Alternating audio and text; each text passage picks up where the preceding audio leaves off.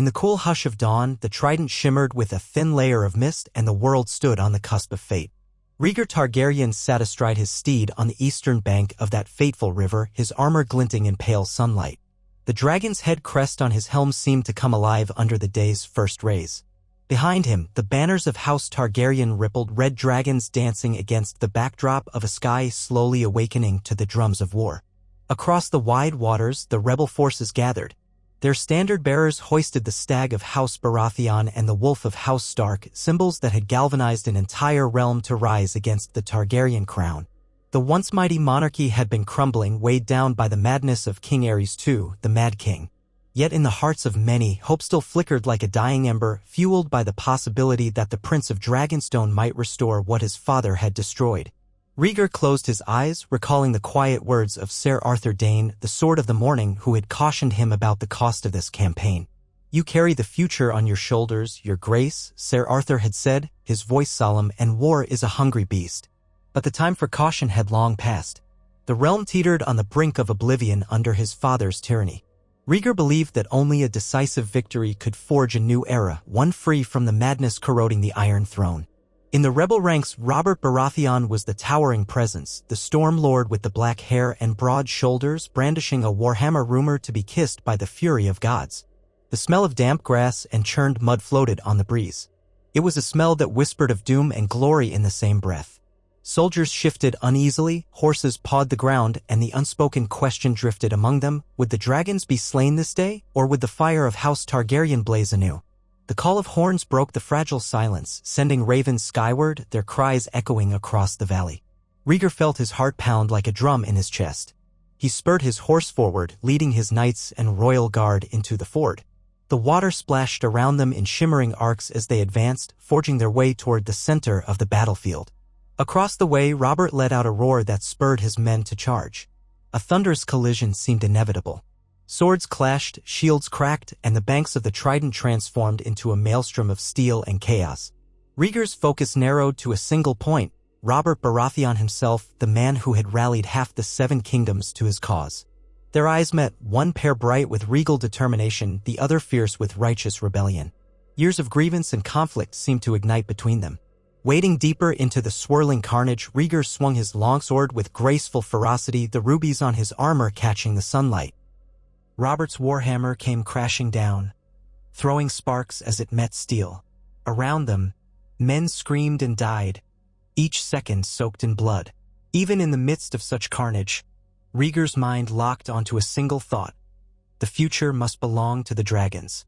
A king must rise who could unite the realm rather than tear it apart. The battle stretched on. Rhaegar's arms burned from the unrelenting clash, but he found himself driven by something that transcended the physical: a purpose. Blow after blow rained down upon him, but he refused to yield. Behind him, the Kingsguard fought with unparalleled skill, cutting swaths through the rebel lines. Ser Barristan Selmy, tireless and grim, dispatched foes with a lethal dance of steel, while Ser Arthur Dayne moved like a ghost, pale blade gleaming, bringing entire formations to their knees. Robert's savage strikes battered Rhaegar's shield, each one echoing like thunder.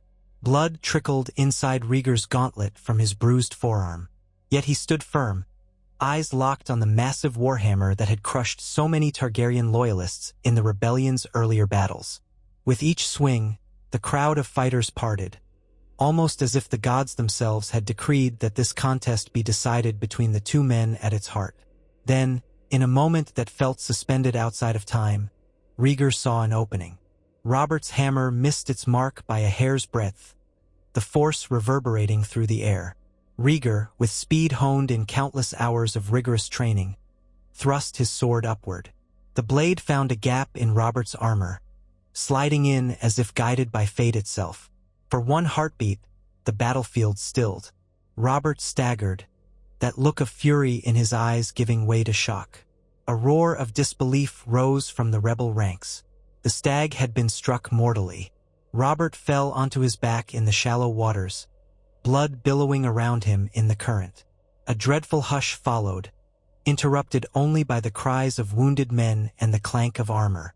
For a second, even the skies seemed to hold their breath. Then came the outburst of renewed fury. The rebels, seeing their leader fall, let out screams of desperation and renewed their onslaught with a ferocious intensity. But the discipline and might of the Targaryen forces, steeled by the unwavering skill of the Kingsguard, held strong. Bit by bit, the rebels were pushed back, their morale crumbling as quickly as their lines. Those who did not flee were cut down where they stood. At last, the waters of the Trident ran red with the blood of the fallen. Rhaegar Targaryen remained in the river, chest heaving, the last echoes of his victory ringing in his ears. He could not fully believe that Robert Baratheon lay dead at his feet. The rebels were broken, scattered to the winds, and the rightful Prince of Dragonstone was the last man standing. The swirling waters tugged at his boots, as though seeking to cleanse the battlefield of blood, but no current could ever wash away the memory of what had transpired. Victory, however, did not bring elation. Instead, a terrible weight settled upon Rhaegar's shoulders. This was the beginning of a new chapter, not merely for him but for all of Westeros. The realm needed more than just a conqueror.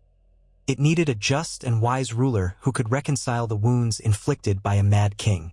The drums of war might have momentarily quieted, but the echoes of rebellion remained. And Rhaegar knew, in the depths of his soul, that the hardest battle was yet to come. Dusk settled over the victorious camp like a soft gray shroud, muting the raucous clamor of knights and infantrymen. The Targaryen host had pitched its tents near the river's edge, where the water still bore faint traces of churned-up silt stained red. Rhaegar could feel the exhaustion tugging at his very bones, but he could not afford to rest. Not yet. Inside his tent, lit by a single lantern, he stood with his armor partially removed, his undershirt clinging to his damp skin. A shallow cut sliced across his bicep, a sharp reminder of Robert's near-miss with that enormous warhammer. The tent flap rustled, and Ser Barristan Selmy stepped inside, bowing briefly. Rhaegar's trusted Kingsguard wore splatters of dried blood on his breastplate, the evidence of unrelenting combat. "Your Grace," Ser Barristan began, his voice quiet, measured. "We have our wounded, but many more men survived than we first feared. Our scouts report the rebels have scattered. Some are attempting to regroup under Lord Eddard Stark, who retreated northward. Others have fled toward Riverrun." Rhaegar nodded, wincing slightly as he flexed his wounded arm. "And Lord Tywin? Has he declared himself yet?" "Not yet, but word from the west suggests that the Lannisters remain uncertain. They observe, as they often do, waiting to see which way the wind blows before they commit." A flicker of anger sparked in Rhaegar's gaze. The Lannisters, with their golden lions and unimaginable wealth, had the power to tip the scales. But their loyalty had always been transactional. If they had arrived sooner, if they had chosen to champion the crown instead of lurking in the wings, Robert Baratheon's rebellion might have been snuffed out long ago. Now, with Robert gone, Rhaegar could only guess where Tywin Lannister might steer his ambitions next. "And my father?" Rhaegar asked quietly, though he knew the question weighed heavier than any sword in his hand. "Has there been any word from King's Landing?" Ser Barristan's expression flickered with discomfort. "We have little news, only that your father remains behind the walls of the Red Keep. Some say he has locked himself away for days, speaking only to his pyromancers." A cold dread seeped into Rhaegar's veins. Aerys's obsession with wildfire was known to all. The rumor that he might incinerate King's Landing if the rebels reached its gates was not just an idle threat but a distinct possibility. Yet Rhaegar's victory had at least forestalled the rebel approach. Now the question was, how would Aerys respond to his son's triumph? With a heavy sigh, Rhaegar sank onto a wooden stool, leaning forward so the lantern's glow caught the silver-gold strands of his hair. "The realm has no future under my father's madness," he said, more to himself than to Ser Barristan. "Yet I cannot let the realm collapse into anarchy, nor can I allow the wildfire to burn our people alive. We must tread carefully." Barristan nodded. "Prince Rhaegar, if I may speak freely." "Always, Ser Barristan. You've earned that right." The Kingsguard's voice was tinged with sorrow. The king grows more dangerous with each passing day. I have guarded him for years, and in that time I have seen him order the most unspeakable acts. I swore an oath to protect the crown, but I cannot stand by if he orders the destruction of King's Landing. Rhaegar felt the burden of that oath as keenly as if it were his own. Each knight of the Kingsguard was sworn to defend the king with his life, but also to protect the realm. What happened when those oaths came into conflict? The code of honor they all lived by had never anticipated a king as mad as Aerys. Ser Barristan continued, "But there are some in your father's court, Lord Varys, for instance, who may yet help us prevent the worst. We must act decisively, but with caution. The realm needs the rightful king, an heir who can heal these wounds." He did not say it, but Rhaegar heard the unspoken words echo in the tent. "The realm needs you." Rhaegar's gaze shifted to the tent's entrance as another figure appeared. Ser Arthur Dayne, pale-haired and lean as a drawn blade, stepped through, glancing at Ser Barristan in greeting. The sword of the morning carried himself with that effortless grace that set him apart from nearly every other knight in the land. "Your Grace," Ser Arthur said, inclining his head, "I have news from Dorne. Prince Doran Martell is mobilizing his forces in celebration of your victory. They're eager to see justice served for Elia and her children. They stand ready to support you in whatever moves come next." A pang struck Rhaegar's heart at the mention of his wife and children, Elia Martell, his princess of Dorne, and their two small children, Rhaenys and Aegon. He had risked everything for the promise of a prophecy, for the child of Lyanna Stark, for the notion of a prince who was promised. But in doing so, he had torn the realm apart. His devotion to a higher calling had cost him dearly. He could see the heartbreak etched in Elia's eyes whenever she looked at him, though she tried valiantly to hide it. That heartbreak had extended to her family, to all of Dorne. Now they were poised to stand by him, even after the grief he had caused. He rubbed the bridge of his nose. "Send word to Prince Doran that I'm grateful. We will need Dorne's support in the days to come. There is much to mend." Both Kingsguard knights exchanged a look, their unspoken loyalty enveloping him like a shield. Rhaegar rose to his feet, determination sparking in his violet eyes. "Tomorrow, at first light, we march to Harrenhal. It's the largest fortress near the Trident, and we can regroup there. From Harrenhal, I will send riders to every corner of the 7 kingdoms, commanding the lords to bend the knee or face the might of House Targaryen." He allowed the words to settle, heavy with the authority of a man who had just defeated the realm's most formidable rebel leader. "And from Harrenhal, we will send an envoy to my father, informing him that his son, and rightful heir, will soon return to King's Landing." Ser Arthur opened his mouth as if to speak, then closed it, nodding his agreement. Rhaegar caught a flicker of concern in his storm-gray eyes, but neither knight dared question the prince. They both knew as well as he did that King's Landing was a tinderbox. But if they did nothing, the entire realm might be consumed. "That is the path we must walk," Rhaegar said softly, as though convincing himself. "We must ensure that the Iron Throne does not sit upon a mountain of ashes." Outside, a chill wind rustled the camp. The men drank to celebrate their victory, but the wine tasted bitter for many who had lost friends or kinsmen on the bloody banks of the Trident. In the darkness, the ghosts of war still lingered, haunting the survivors, whispering the price that had yet to be fully paid. When Rhaegar finally dismissed his Kingsguard, he was left alone to tend his wound and his thoughts. He pressed a clean cloth to the cut on his bicep, wincing at the sting. The cool air of night kissed his sweat-drenched skin. Closing his eyes, he allowed his mind to drift to Lyanna Stark, the woman he had spirited away. For her, and for the child she bore within her womb, he had risked setting half the realm ablaze. Had the gods truly demanded such sacrifice? In the quiet, he could almost hear her voice, a soft plea for understanding. If she could see him now, battered and bloodied, would she understand the weight he carried, the decisions he had made? Would she curse him for bringing war to her family's doorstep? Or would she accept that for the sake of prophecy and destiny, they had no other choice? He sighed, allowing the sounds of the camp to lull him. A distant laugh, the jingle of horse tack, the crackle of torches in the wind. Dawn would bring marching orders, the forging of new alliances, and the threat of confronting his father's madness. Yet for this one moment, the prince found a sliver of peace in the knowledge that the Targaryen banner had not fallen. The realm still had a dragon to believe in. Sleep claimed him with the soft insistence of a mother's lullaby, carrying him into dreamless rest. And the night passed on, the flickering lantern in his tent eventually guttering out as if acknowledging that tomorrow would demand an even brighter flame to guide them through the darkness. The morning sky over the Riverlands was an ashen gray when the Targaryen army began its march. Thick clouds drifted overhead, threatening rain that never quite fell. The men were weary, but Rhaegar's presence seemed to infuse them with renewed determination. Trumpets sounded, and the columns of soldiers, knights in polished armor, archers with newly fletched arrows, and footmen bearing the dragon sigil set forth along the winding roads toward Harrenhal. Harrenhal, that ill-fated castle, stood as a looming specter on the horizon.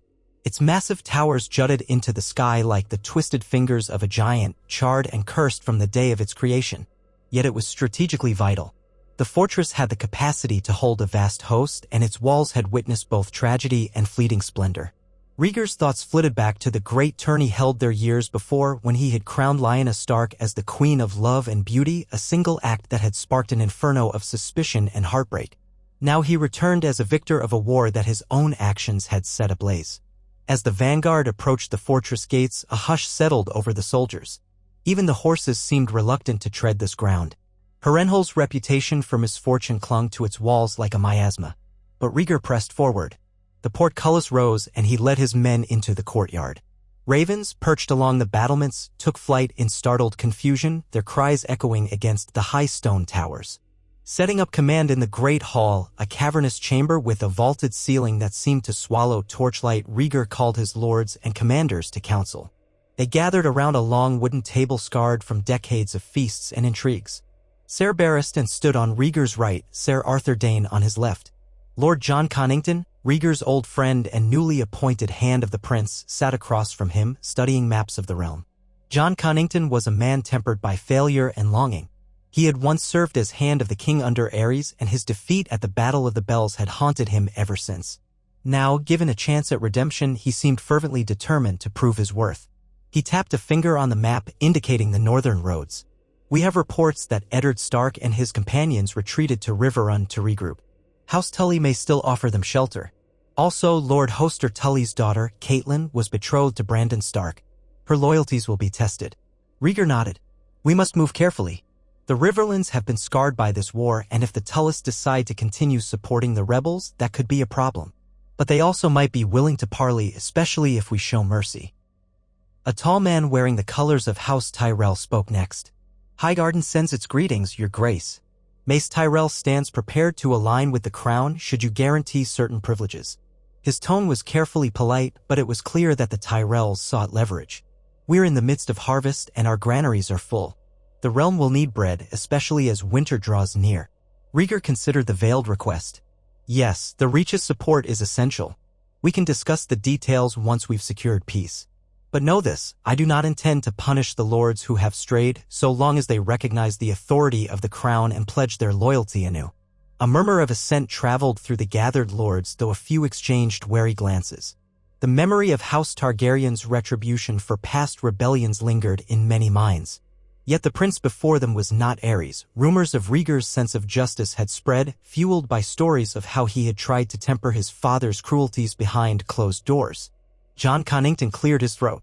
There remains the question of the royal fleet. Much of it is in disarray, docked in King's Landing or Dragonstone. We have no immediate threat from the Iron Islands, it seems, but their unpredictability is never to be underestimated. Rhaegar exhaled slowly. Balancing the myriad threats and alliances of the Seven Kingdoms felt like juggling knives in a storm. The realm was fractured north against south, rebellious lords nursing old wounds, foreign powers waiting to see who claimed the Iron Throne. And overshadowing it all was the looming threat of Aerys' madness in King's Landing. He glanced at Ser Arthur Dayne, who understood the silent question. Shall we discuss the approach to the capital, Your Grace? Yes. It's time. Rhaegar faced the men gathered. My father will not welcome the news of my success in the same spirit as the realm. He might see it as a threat to his authority. Nonetheless, I will send an envoy bearing my seal, informing the king that the rebels have been defeated and that his son rides to restore peace. If the K&G is wise, he will prepare a triumphal entry. If not..." His voice trailed off, leaving the room heavy with foreboding. "We proceed carefully," John Connington added, sensing the tension. "If the king suspects treachery, he may use wildfire to destroy the city and everyone in it." Rhaegar's fist clenched at the mere thought. He had walked the streets of King's Landing as a child, played in the Red Keep's courtyards, and breathed in the salt air from Blackwater Bay. That city was home to countless innocents who had no defense against a king's madness. "Which is why," Rhaegar continued, "we must gather enough force to deter him from taking such extreme measures. The king must understand that this is not an overthrow, but a return of the rightful heir, who wishes only to secure the peace." A scoff came from the far end of the table. It was a lord of middling stature, wearing the sigil of a minor crownland's house. He offered Rhaegar a thin smile. "And if his grace demands that your rebel supporters be executed, those who once opposed him, if he orders more burnings, will you comply?" Silence coiled like a serpent around the hall. Rhaegar's gaze was flinty. "I am not my father's headsman. Any who swore rebellion must be judged fairly, according to the laws of the realm. If my father cannot understand that, then we shall persuade him." He did not elaborate on what persuade might entail, but the men around the table seemed to grasp the meaning. The lines were being drawn. A war that had been waged to unseat House Targaryen might now culminate in a confrontation between father and son. Rhaegar closed the council with a directive for each lord to ready his men for potential conflict. They would remain encamped at Harrenhal for a fortnight, sending out ravens to call the realm's lords to bend the knee. Rhaegar's envoys would ride for King's Landing within the day, carrying sealed letters and a cautious hope that the city would not be turned to ash. After the council, Rhaegar wandered through Harrenhal's courtyards, his steps echoing on the cracked stones. Memories of the grand tourney haunted him, and with them visions of Lyanna Stark, her laughter bright enough to chase away the castle's cursed gloom. Was she safe now, hidden away in the Tower of Joy? The mere thought of her conjured a swirl of longing and guilt. He had promised her a world where their child could live free of the burdens of prophecy and war. His musings were interrupted by the sound of steel ringing on steel. Intrigued, he followed the noise to one of the castle's old training yards, where Ser Arthur Dayne sparred with a pair of young knights, each taking turns trying to land a blow on the sword of the morning. It was a hopeless endeavor. Arthur moved like a wraith, and in the space of a heartbeat, disarmed one knight and knocked the other off balance. At the sight of Rhaegar, Arthur bowed. The two knights, breathing hard, also hastily bowed, cheeks flushed with exertion. "Your Grace," Arthur said, handing back a sword to one of the knights. "Just keeping my reflexes sharp. There may be greater duels ahead." Rhaegar folded his arms, studying the famed knight. "I pray it does not come to bloodshed in the streets of King's Landing." Arthur's voice was quiet. "We all pray for that." They exchanged a meaningful look. Both knew the danger. Ares was unpredictable, and the city swarmed with his loyal gold cloaks, pyromancers, and informants. The horrors that had befallen Lord Rhaegar and Brandon Stark in the Red Keep's throne room still simmered in the realm's collective memory. If Ares believed himself cornered, there was no telling what final cruelty he might unleash. Yet, as Rhaegar surveyed the training yard, filled with knights in Targaryen livery, a flame of hope kindled within him. These men had fought bravely under his command, not for the Mad King, but for the vision of a better realm. If it came to a confrontation, they would stand with Rhaegar, not Ares. He placed a hand on Arthur's shoulder. "We will do what must be done, but let us not forget why we fight. The realm deserves peace. The children deserve a future without fear." Arthur inclined his head. "I follow you, my prince, wherever this path leads." A ghost of a smile touched Rhaegar's lips. "Then let us see it through." Rain began to patter softly in the courtyard, droplets that glistened on the blackened stones of Harrenhal. Rhaegar pulled up the hood of his cloak, gazing at the forbidding walls around him. If these stones could speak, They would tell tales of treachery, heartbreak, and shattered ambitions. Yet perhaps, under his leadership, Harrenhal could host a tale of redemption, an end to the war, and the promise of a realm united under a king worthy of the name. Returning to the great hall, he caught sight of Jon Connington hastily penning letters. Stack after stack of sealed scrolls piled up, each addressed to a different corner of the Seven Kingdoms. The hand of the prince was ensuring no lord or lady could claim ignorance of Rhaegar's intent. It was a delicate dance. Offer mercy, remind them of duty, and subtly convey that resistance would be crushed. Let us hope they see reason, Jon muttered, giving Rhaegar a wry look. Or else we'll see more blood. Far too much has already been spilled, Rhaegar replied, taking a scroll to sign his name. We must be a beacon of justice. That is our duty. As day slipped into night, and the torches lit Harrenhal's corridors with flickering light, Rhaegar could feel the tension coiling, ready to spring. The real test of his leadership, and of the resilience of House Targaryen, was yet to come. For the next 14 nights, while the ravens flew and the world held its breath, Harrenhal would serve as the crucible where alliances were formed and loyalties tested. The victor at the Trident now prepared for a contest that could reshape the realm more profoundly than any battle could. In his private chamber overlooking the waters of the God's Eye, Rhaegar stood by the window listening to the rain mingle with the night. Each drop felt like a promise or perhaps a warning. He whispered a silent prayer to the old gods and knew that the madness-consuming House Targaryen would be cleansed and that his sons, if the prophecy held true, would inherit a realm unscarred by the sins of its rulers. He thought of Elia, of Rhaenys and Aegon, of Lyanna and the unborn child. In the silence, he could almost hear the distant thunder. It sounded like an echo of dragon wings beating in the sky, heralding not doom, but a new dawn. The fortnight at Harrenhal unraveled like a tapestry of diplomatic courtesies, tense negotiations, and quiet dread. The ravens bore Rhaegar's letters across the Seven Kingdoms, summoning lords great and small to reaffirm their oaths of fealty to House Targaryen. Some answered with immediate compliance, grateful to place their fate under Rhaegar's seemingly merciful hand rather than risk further bloodshed. Others remained silent, watchful, hedging their bets. Within the labyrinthine corridors of the castle, the air buzzed with whispered speculations.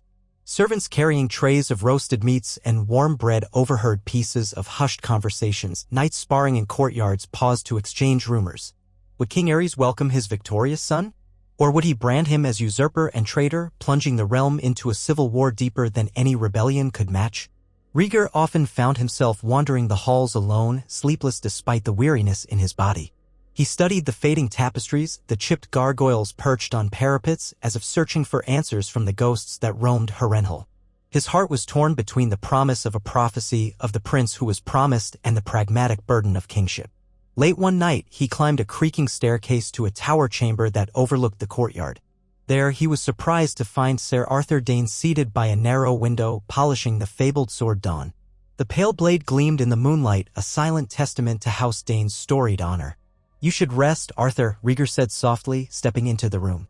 The wind rattled the shutters, carrying a hint of autumn's chill. Ser Arthur looked up, his gray eyes reflecting both devotion and fatigue. So should you, my prince. He carefully set aside the polishing cloth. You carry too many burdens alone. Let your Kingsguard share them. Rhaegar moved to the window, gazing over the courtyard where only a few torches flickered.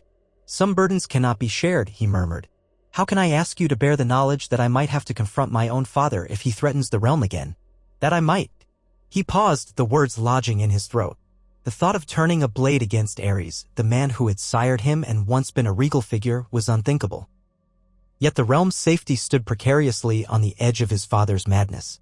I once believed, Rhaegar continued, his voice hushed, that my role was to usher in a new age, to fulfill some grand destiny hinted at in the scrolls and prophecies. But I never envisioned it would cost so many lives, nor that I would be forced to confront the father I was sworn to obey.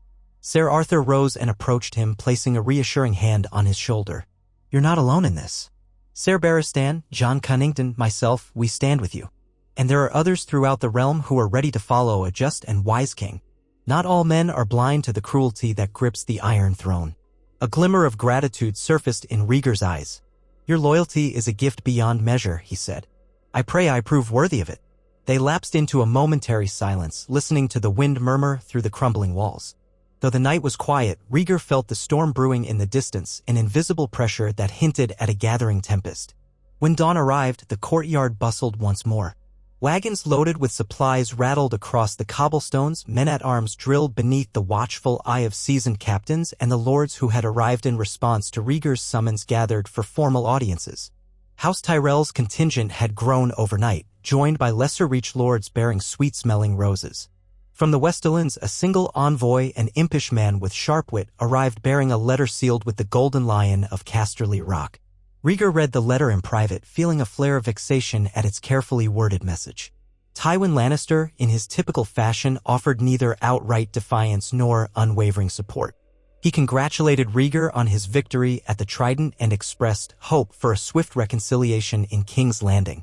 There was no promise of swords or gold, merely the political equivalent of polite applause. "So the lion waits still," Jon Connington observed, drumming his fingers against the table where the letter lay. "He will not pick a side until he is certain which side prevails." Rhaegar exhaled. "If I force him to bend the knee too soon, he might turn against me. But if I leave him room to maneuver, he may yet choose to support the crown. Without the Lannisters, the realm risks more turmoil, especially in the wake of Robert's death. He was a dear friend to Tywin's daughter, after all." Jon nodded, though a cynical smirk touched his lips. "I doubt Tywin truly laments Robert's passing, but he will use it as a bargaining chip. You can be sure of that." Outside, the horns sounded the arrival of another delegation. This time, the banners of House Tully appeared, flanked by smaller sigils of lesser river lords. Rhaegar donned his cloak and made his way to the courtyard to greet them, the sense of anticipation mounting with every step. Lord Hoster Tully, a barrel-chested man with thinning hair, dismounted. His face was grave as he offered a measured bow. Behind him, Eddard Stark stood with the quiet dignity of a wounded wolf. Though Stark wore no chains, the tension in the air made it clear he had come as a reluctant guest.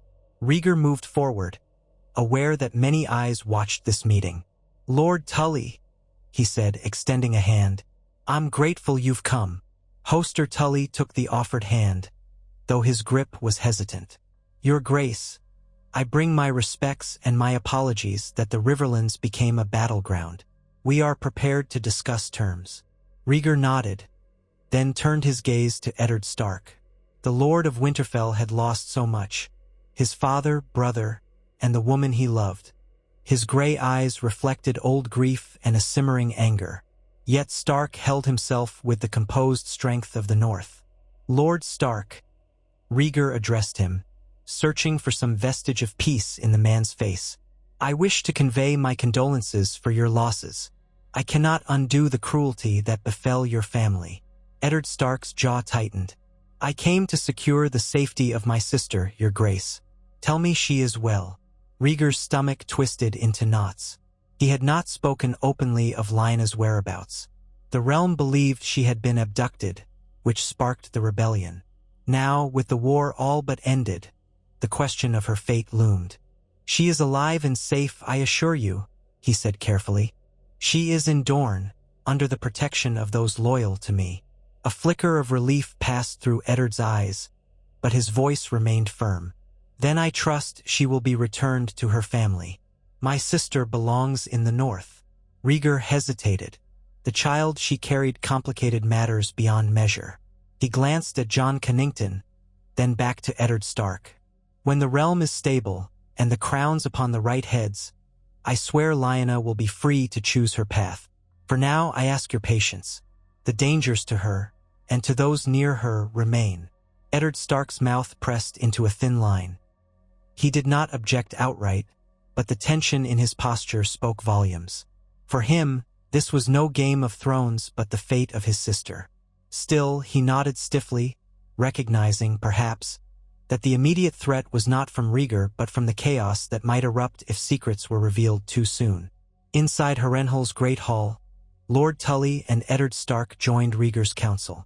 The negotiations were careful, halting, as each side danced around raw wounds. The Tullys desired reparations for the ravages visited upon their lands. The Starks demanded recognition of the North's sacrifices, along with amnesty for those who had followed Robert Baratheon in good faith. Rhaegar listened attentively, offering conciliatory measures where he could. He promised that the North would not be penalized for the rebellion, emphasizing that he aimed to reunite the Seven Kingdoms. Eddard Stark, distrustful but pragmatic, pressed for concrete assurances. Reduction of taxes, guaranteed positions in the royal administration for Northerners, and a formal statement exonerating his bannermen. In return, Rhaegar asked for a public acknowledgement of his right to the Iron Throne. He requested that the lords of the North reaffirm their fealty to House Targaryen. The words did not come easily to Lord Stark, but he saw that continuing to oppose Rhaegar would only lead to further devastation. With Robert dead, Stannis Baratheon isolated on Dragonstone, and the realm gravitating toward Rhaegar's promise of mercy, there was little choice. On the second day of negotiations, Eddard Stark stood before the assembled lords in Harrenhal's Great Hall. His voice rang clear and resolute. "I, Eddard Stark, Lord of Winterfell and Warden of the North, do hereby declare my fealty to Prince Rhaegar Targaryen, rightful heir to the Iron Throne. May the realm find peace under his guidance." A hush fell over the hall. To Rhaegar, that moment crystallized the fragile alliance he sought to build. Stark's words carried weight, for the North was a proud land that seldom bent easily. If Eddard Stark could kneel, others might follow. After a tense silence, the lords of the Riverlands added their voices, murmuring assent and bowing their heads to the prince. Relief and gravity settled in Rhaegar's chest. He knew the cost of these oaths, the memories of the war that had been waged, and the blood spilt along the Trident. Yet this was a step toward healing. The realm needed unity, not endless vengeance. He bowed his head to Eddard Stark, a gesture of respect. "The crown thanks you, my lord. I shall endeavor to prove worthy of your faith." In the aftermath, Eddard Stark approached Rhaegar quietly, his expression still guarded. "I have done my duty to my people. I only hope your word holds true, for if any harm comes to my sister, it will not," Rhaegar vowed, meeting Stark's eyes. "Whatever differences lie between us, Lyanna's safety remains paramount. I will not break my oath." Stark searched Rhaegar's face for a long moment before giving a curt nod. Rhaegar sensed that while a fragile truce had been forged, true trust would take longer to bloom, if it ever could. But for now, the North and the Crown shared a tenuous peace. Throughout it all, the shadow of King Aerys lingered. Messengers had been dispatched to King's Landing, but no reply came. Not a single raven bearing the royal seal arrived at Harrenhal. Whispers spread that the king had taken to locking himself in the throne room, muttering about traitors and watching flames dance in braziers. Despite the swirl of apprehension, Rhaegar pressed forward. The day after Lord Stark's declaration, he announced to the assembled lords that they would march on King's Landing, peaceably if possible, and that he expected them to accompany him as a sign of unity. Some faces paled, others looked resigned, but none openly objected, for to do so would be to court suspicion. When the dawn broke over Harrenhal, Rhaegar led his host out of the cursed fortress gates. House Targaryen's banners flew high alongside the wolfshed of House Stark and the trout of House Tully. Farther in the columns marched the rows of House Tyrell and the scattered sigils of lesser lords who had come to pledge their fealty.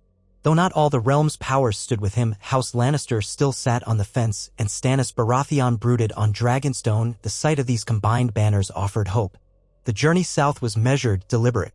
Rhaegar wanted time to send scouts ahead to ensure that King's Landing would not be taken by surprise or rigged with wildfire. Ser Barristan and Selmy took command of the vanguard, instructing them to secure each village and town they passed, ensuring safe passage for the rest of the army. Along the way, Rhaegar made a point of dispensing what food and supplies he could spare to the small folk, hoping to show them a kinder face of House Targaryen than they had known under Aerys. He rode often beside Eddard Stark, and though their words were few, each conversation carried a subtle shift in tone. They spoke of the coming winter, of harvests in the north, of the training of young squires. It was small talk, overshadowed by the gravity of their shared task, but it was a beginning, a bridge of sorts. After many days, the spires of King's Landing appeared on the horizon, silhouetted against the morning sky. The city's walls stretched out like a vigilant sentinel, and beyond them, the Red Keep perched on Aegon's high hill, tinted crimson by the first rays of the sun. Rhaegar paused on a rise overlooking the city. He could see smoke drifting from chimneys and hearth fires, a sign of daily life continuing in ignorance or denial of the approaching storm. The column of armed men and fluttering banners behind him was a visible testament to the realm's fragile unity and to the Thr. Eat that lay at the heart of the capital. Quietly, he addressed his companions. We have come home, yet we do not know what reception awaits us. Let us hope it is a peaceful one. Eddard Stark's expression was unreadable as he gazed at the distant walls. May the gods grant us all wisdom. Rhaegar took a breath, steadying his heart. This was the city of his birth, the seat of House Targaryen's power, and the stage upon which his father's madness had wrought unspeakable horrors.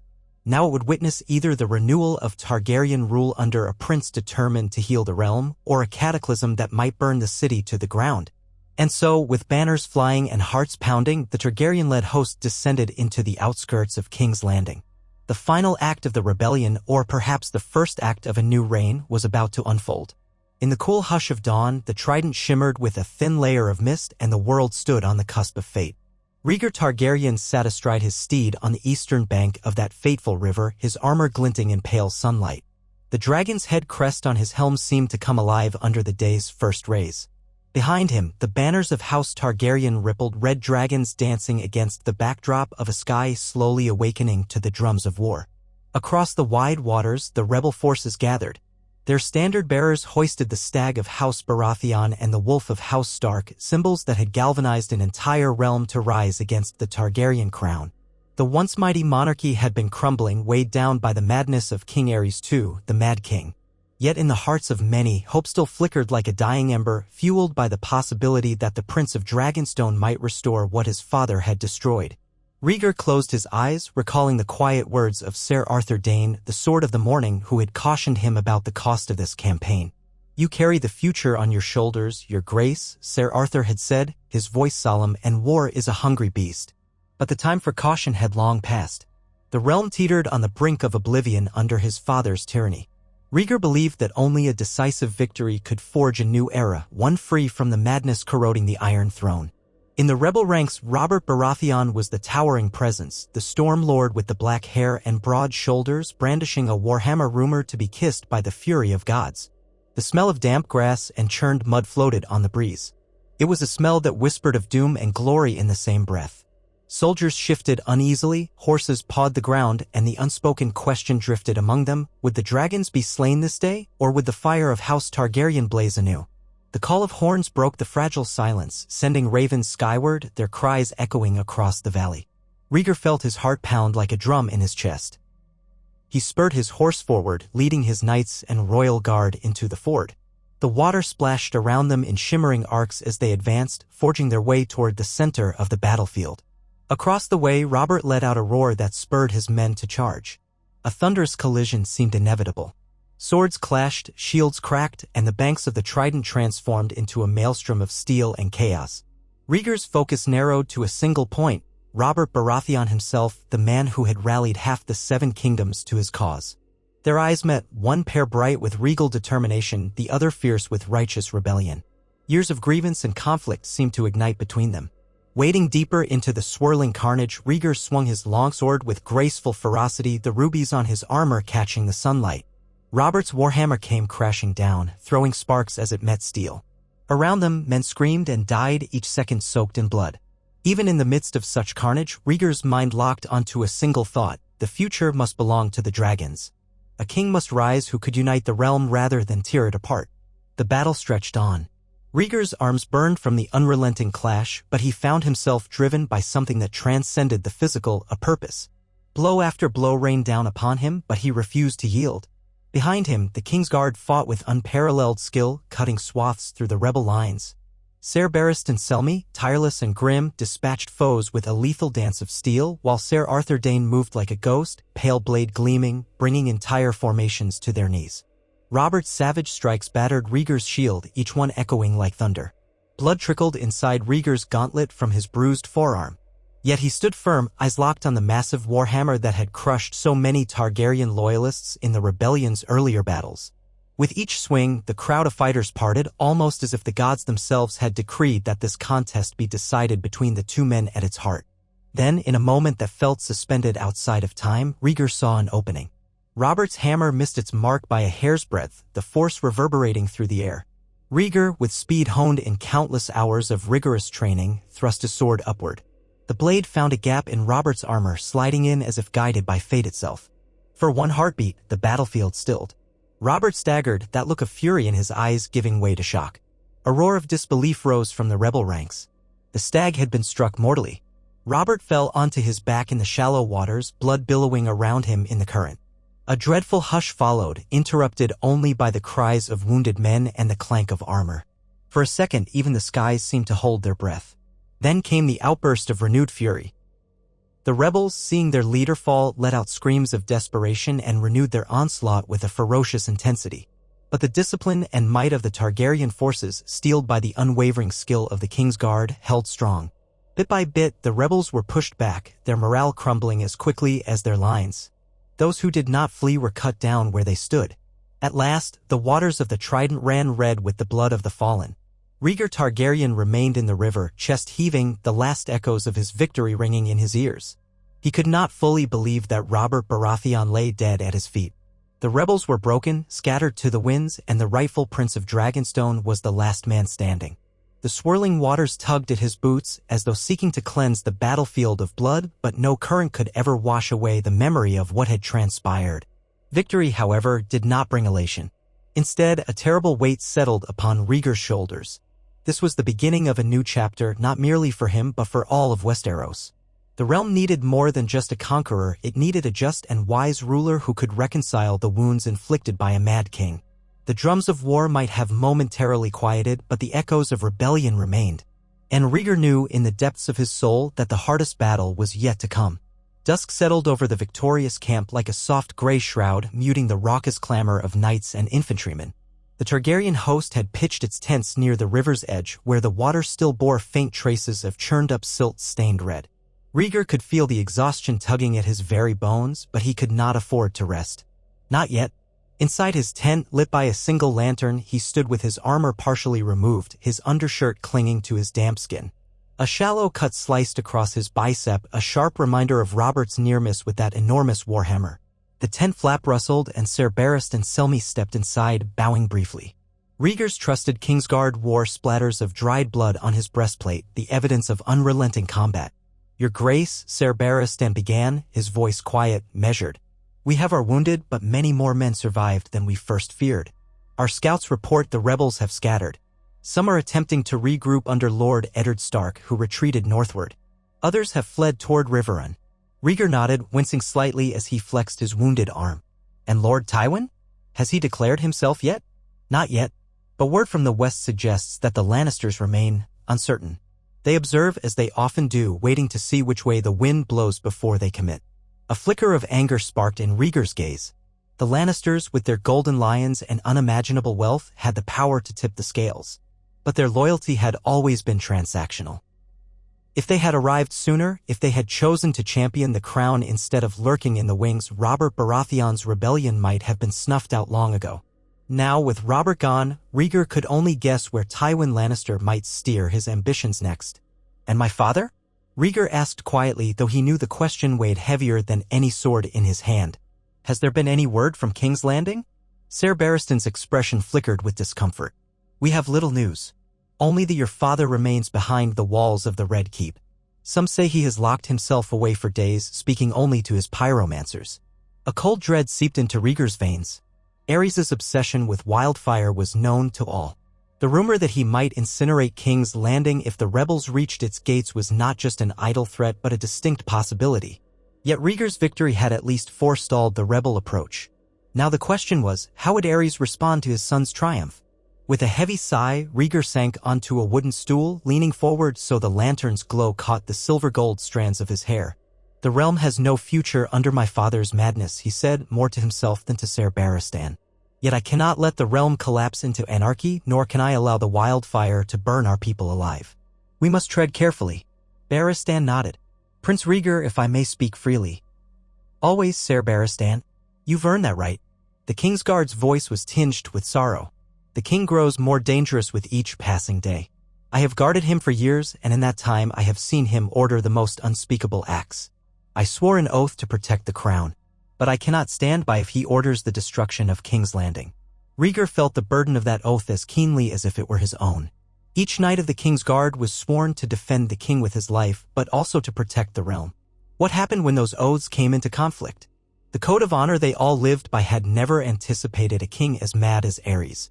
Ser Barristan continued, "But there are some in your father's court, Lord Varys, for instance, who may yet help us prevent the worst. We must act decisively, but with caution. The realm needs the rightful king and heir who can heal these wounds." He did not say it, but Rhaegar heard the unspoken words echo in the tent. "The realm needs you." Rhaegar's gaze shifted to the tent's entrance as another figure appeared. Ser Arthur Dayne, pale-haired and lean as a drawn blade, stepped through, glancing at Ser Barristan in greeting. The Sword of the Morning carried himself with that effortless grace that set him apart from nearly every other knight in the land. "Your Grace," Ser Arthur said, inclining his head. "I have news from Dorne. Prince Doran Martell is mobilizing his forces in celebration of your victory. They're eager to see justice served for Elia and her children. They stand ready to support you in whatever moves come next." A pang struck Rhaegar's heart at the mention of his wife and children, Elia Martell, his Princess of Dorne, and their two small children, Rhaenys and Aegon. He had risked everything for the promise of a prophecy, for the child of Lyanna Stark, for the notion of a prince who was promised. But in doing so, he had torn the realm apart. His devotion to a higher calling had cost him dearly. He could see the heartbreak etched in Elia's eyes whenever she looked at him, though she tried valiantly to hide it. That heartbreak had extended to her family, to all of Dorne. Now they were poised to stand by him, even after the grief he had caused. He rubbed the bridge of his nose. "Send word to Prince Doran that I'm grateful.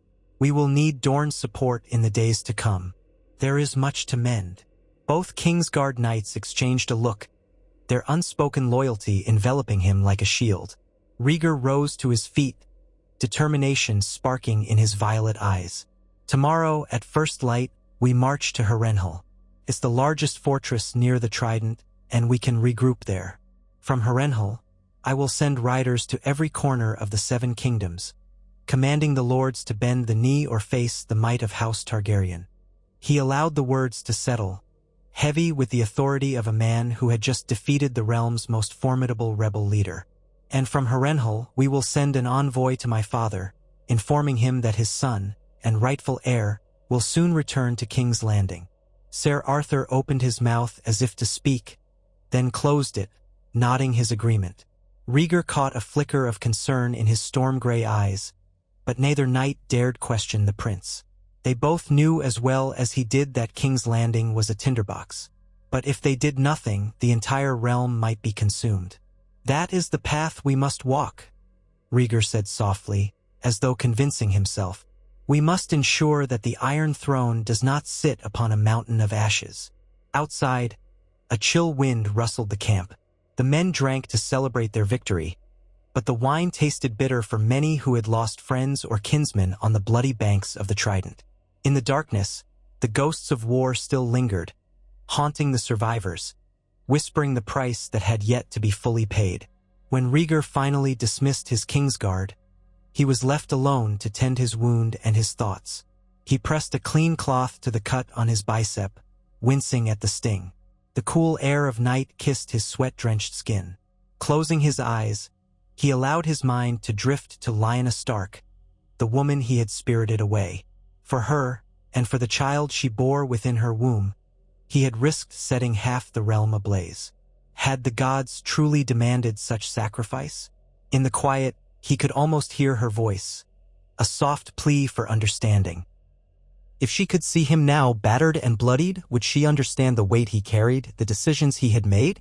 Would she curse him for bringing war to her family's doorstep? Or would she accept that for the sake of prophecy and destiny they had no other choice?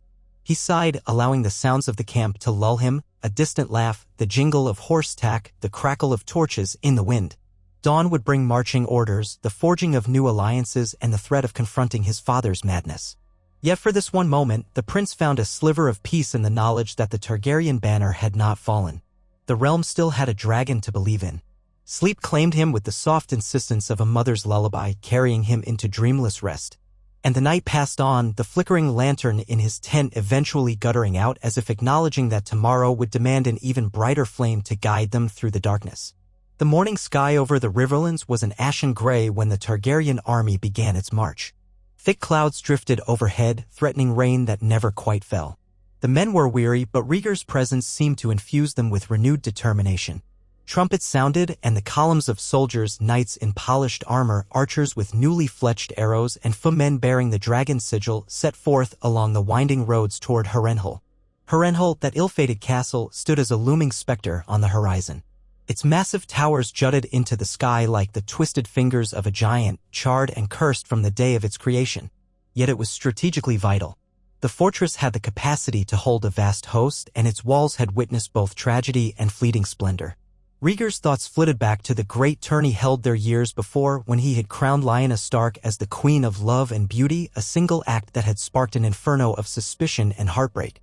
Now he returned as a victor of a war that his own actions had set ablaze. As the vanguard approached the fortress gates, a hush settled over the soldiers. Even the horses seemed reluctant to tread this ground. Harrenhal's reputation for misfortune clung to its walls like a miasma. But Rhaegar pressed forward. The portcullis rose, and he led his men into the courtyard. Ravens, perched along the battlements, took flight in startled confusion, their cries echoing against the high stone towers. Setting up command in the great hall, a cavernous chamber with a vaulted ceiling that seemed to swallow torchlight, Rhaegar called his lords and commanders to council. They gathered around a long wooden table scarred from decades of feasts and intrigues. Ser Barristan stood on Rhaegar's right, Ser Arthur Dayne on his left. Lord Jon Connington, Rhaegar's old friend and newly appointed hand of the prince, sat across from him, studying maps of the realm. Jon Connington was a man tempered by failure and longing. He had once served as hand of the king under Aerys, and his defeat at the Battle of the Bells had haunted him ever since. Now, given a chance at redemption, he seemed fervently determined to prove his worth. He tapped a finger on the map, indicating the northern roads. We have reports that Eddard Stark and his companions retreated to Riverrun to regroup. House Tully may still offer them shelter. Also, Lord Hoster Tully's daughter, Catelyn, was betrothed to Brandon Stark. Her loyalties will be tested. Rhaegar nodded. We must move carefully. The Riverlands have been scarred by this war, and if the Tullys decide to continue supporting the rebels, that could be a problem. But they also might be willing to parley, especially if we show mercy. A tall man wearing the colors of House Tyrell spoke next. Highgarden sends its greetings, Your Grace. Mace Tyrell stands prepared to align with the crown should you guarantee certain privileges.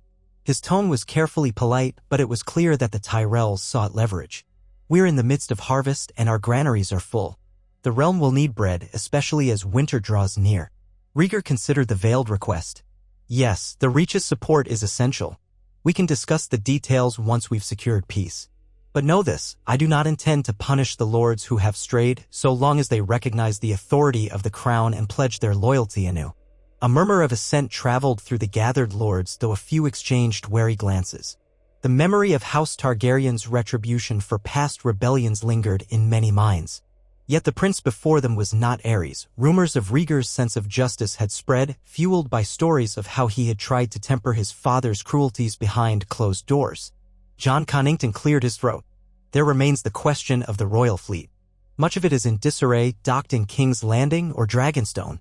We have no immediate threat from the Iron Islands, it seems, but they're you. Unpredictability is never to be underestimated. Rhaegar exhaled slowly. Balancing the myriad threats and alliances of the Seven Kingdoms felt like juggling knives in a storm. The realm was fractured, north against south. Rebellious lords nursing old wounds. Foreign powers waiting to see who claimed the Iron Throne. And overshadowing it all was the looming threat of Aerys' madness in King's Landing. He glanced at Ser Arthur Dayne, who understood the silent question. Shall we discuss the approach to the capital, Your Grace? Yes, it's time. Rhaegar faced the men gathered. My father will not welcome the news of my success in the same spirit as the realm. He might see it as a threat to his authority.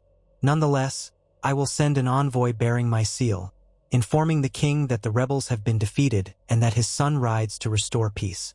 If the king is wise, he will prepare a triumphal entry. If not, his voice trailed off, leaving the room heavy with foreboding. We proceed carefully, Jon Connington added, sensing the tension. If the king suspects treachery, he may use wildfire to destroy the city and everyone in it. Rhaegar's fist clenched at the mere thought.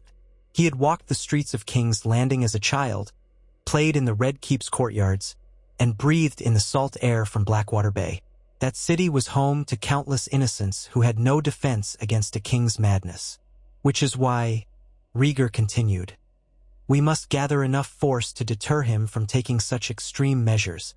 The king must understand that this is not an overthrow, but a return of the rightful heir, who wishes only to secure the peace. A scoff came from the far end of the table. It was a lord of middling stature, wearing the sigil of a minor crownland's house. He offered Rhaegar a thin smile. And if his grace demands that your rebel supporters be executed, those who once opposed him, if he orders more burnings, will you comply? Silence coiled like a serpent around the hall. Rhaegar's gaze was flinty. I am not my father's headsman. Any who swore rebellion must be judged fairly, according to the laws of the realm. If my father cannot understand that, then we shall persuade him. He did not elaborate on what persuade might entail, but the men around the table seemed to grasp the meaning. The lines were being drawn. A war that had been waged to unseat House Targaryen might now culminate in a confrontation between father and son. Rhaegar closed the council with a directive for each lord to ready his men for potential conflict. They would remain encamped at Harrenhal for a fortnight, sending out ravens to call the realm's lords to bend the knee. Rhaegar's envoys would ride for King's Landing within the day, carrying sealed letters and a cautious hope that the city would not be turned to ash. After the council, Rhaegar wandered through Harrenhal's courtyards, his steps echoing on the cracked stones. Memories of the grand tourney haunted him, and with them visions of Lyanna Stark, her laughter bright enough to chase away the castle's cursed gloom. Was she safe now, hidden away in the Tower of Joy? The mere thought of her conjured a swirl of longing and guilt. He had promised her a world where their child could live free of the burdens of prophecy and war. His musings were interrupted by the sound of steel ringing on steel. Intrigued, he followed the noise to one of the castle's old training yards where Ser Arthur Dayne sparred with a pair of young knights, each taking turns trying to land a blow on the sword of the morning. It was a hopeless endeavor. Arthur moved like a wraith and in the space of a heartbeat disarmed one knight and knocked the other off balance. At the sight of Rhaegar, Arthur bowed. The two knights, breathing hard, also hastily bowed, cheeks flushed with exertion. Your Grace, Arthur said, handing back a sword to one of the knights. Just keeping my reflexes sharp. There may be greater duels ahead. Rhaegar folded his arms, studying the famed knight. I pray it does not come to bloodshed in the streets of King's Landing. Arthur's voice was quiet. We all pray for that. They exchanged a meaningful look. Both knew the danger. Ares was unpredictable, and the city swarmed with his loyal gold cloaks, pyromancers, and informants. The horrors that had befallen Lord Rhaegar and Brandon Stark in the Red Keep's throne room still simmered in the realm's collective memory. If Ares believed himself cornered, there was no telling what final cruelty he might unleash. Yet, as Rhaegar surveyed the training yard filled with knights in Targaryen livery, a flame of hope kindled within him. These men had fought bravely under his command, not for the Mad King, but for the vision of a better realm. If it came to a confrontation, they would stand with Rhaegar, not Ares. He placed a hand on Arthur's shoulder. We will do what must be done, but let us not forget why we fight. The realm deserves peace. The children deserve a future without fear. Arthur inclined his head. I follow you, my prince. Wherever this path leads. A ghost of a smile touched Rhaegar's lips. Then let us see it through. Rain began to patter softly in the courtyard, droplets that glistened on the blackened stones of Harrenhal. Rhaegar pulled up the hood of his cloak, gazing at the forbidding walls around him. If these stones could speak, they would tell tales of treachery, heartbreak, and shattered ambitions. Yet perhaps, under his leadership, Harrenhal could host a tale of redemption, an end to the war, and the promise of a realm united under a king worthy of the name. Returning to the great hall, he caught sight of John Connington hastily penning letters. Stack after stack of sealed scrolls piled up, each addressed to a different corner of the Seven Kingdoms. The hand of the prince was ensuring no lord or lady could claim ignorance of Rhaegar's intent. It was a delicate dance, offer mercy, remind them of duty, and subtly convey that resistance would be crushed. Let us hope they see reason, John muttered, giving Rhaegar a wry look. Or else we'll see more blood. Far too much has already been spilled, Rhaegar replied, taking a scroll to sign his name. We must be a beacon of justice. That is our duty. As day slipped into night and the torches lit Harrenhal's corridors with flickering light, Rhaegar could feel the tension coiling, ready to spring. The real test of his leadership and of the resilience of House Targaryen was yet to come. For the next 14 nights, while the ravens flew and the world held its breath, Harrenhal would serve as the crucible where alliances were formed and loyalties tested. The victor at the Trident now prepared for a contest that could reshape the realm more profoundly than any battle could. In his private chamber, overlooking the waters of the God's Eye, Rhaegar stood by the window, listening to the rain mingle with the night. Each drop felt like a promise or perhaps a warning. He whispered a silent prayer to the old gods and knew that the madness-consuming House Targaryen would be cleansed and that his sons, if the prophecy held true, would inherit a realm unscarred by the sins of its rulers. He thought of Elia, of Rhaenys and Aegon, of Lyanna and the unborn child. In the silence, he could almost hear the distant thunder. It sounded like an echo of dragon wings beating in the sky, heralding not doom, but a new dawn. The fortnight at Harrenhal unraveled like a tapestry of diplomatic courtesies, tense negotiations, and quiet dread. The ravens bore Rhaegar's letters across the 7 kingdoms, summoning lords great and small to reaffirm their oaths of fealty to House Targaryen. Some answered with immediate compliance, grateful to place their fate under Rhaegar's seemingly merciful hand rather than risk further bloodshed. Others remained silent, watchful, hedging their bets. Within the labyrinthine corridors of the castle, the air buzzed with whispered speculations. Servants carrying trays of roasted meats and warm bread overheard pieces of hushed conversations. Knights sparring in courtyards paused to exchange rumors. Would King Aerys welcome his victorious son? Or would he brand him as usurper and traitor, plunging the realm into a civil war deeper than any rebellion could match? Rhaegar often found himself wandering the halls alone, sleepless despite the weariness in his body. He studied the fading tapestries, the chipped gargoyles perched on parapets, as if searching for answers from the ghosts that roamed Harrenhal. His heart was torn between the promise of a prophecy of the prince who was promised and the pragmatic burden of kingship. Late one night, he climbed a creaking staircase to a tower chamber that overlooked the courtyard. There, he was surprised to find Ser Arthur Dayne seated by a narrow window, polishing the fabled sword Dawn. The pale blade gleamed in the moonlight, a silent testament to House Dayne's storied honor. "You should rest, Arthur," Rhaegar said softly, stepping into the room. The wind rattled the shutters, carrying a hint of autumn's chill. Ser Arthur looked up, his gray eyes reflecting both devotion and fatigue. "So should you, my prince." He carefully set aside the polishing cloth. "You carry too many burdens alone.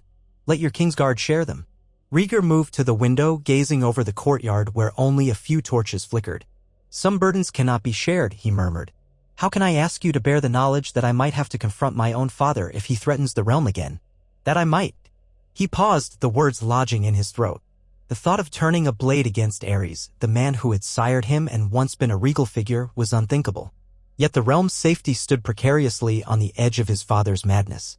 "I once believed," Rhaegar continued, his voice hushed, "that my role was to usher in a new age, to fulfill some grand destiny hinted at in the scrolls and prophecies. But I never envisioned it would cost so many lives, nor that I would be forced to confront the father I was sworn to obey." Ser Arthur rose and approached him, placing a reassuring hand on his shoulder. "You're not alone in this. Ser Barristan, Jon Cunnington, myself, we stand with you. And there are others throughout the realm who are ready to follow a just and wise king. Not all men are blind to the cruelty that grips the Iron Throne." A glimmer of gratitude surfaced in Rhaegar's eyes. "Your loyalty is a gift beyond measure," he said. "I pray I prove worthy of it." They lapsed into a momentary silence, listening to the wind murmur through the crumbling walls. Though the night was quiet, Rhaegar felt the storm brewing in the distance, an invisible pressure that hinted at a gathering tempest. When dawn arrived, the courtyard bustled once more. Wagons loaded with supplies rattled across the cobblestones, men-at-arms drilled beneath the watchful eye of seasoned captains, and the lords who had arrived in response to Rhaegar's summons gathered for formal audiences. House Tyrell's contingent had grown overnight, joined by lesser-reached lords bearing sweet-smelling roses. From the Westerlands, a single envoy, an impish man with sharp wit, arrived bearing a letter sealed with the golden lion of Casterly Rock. Rhaegar read the letter in private, feeling a flare of vexation at its carefully worded message.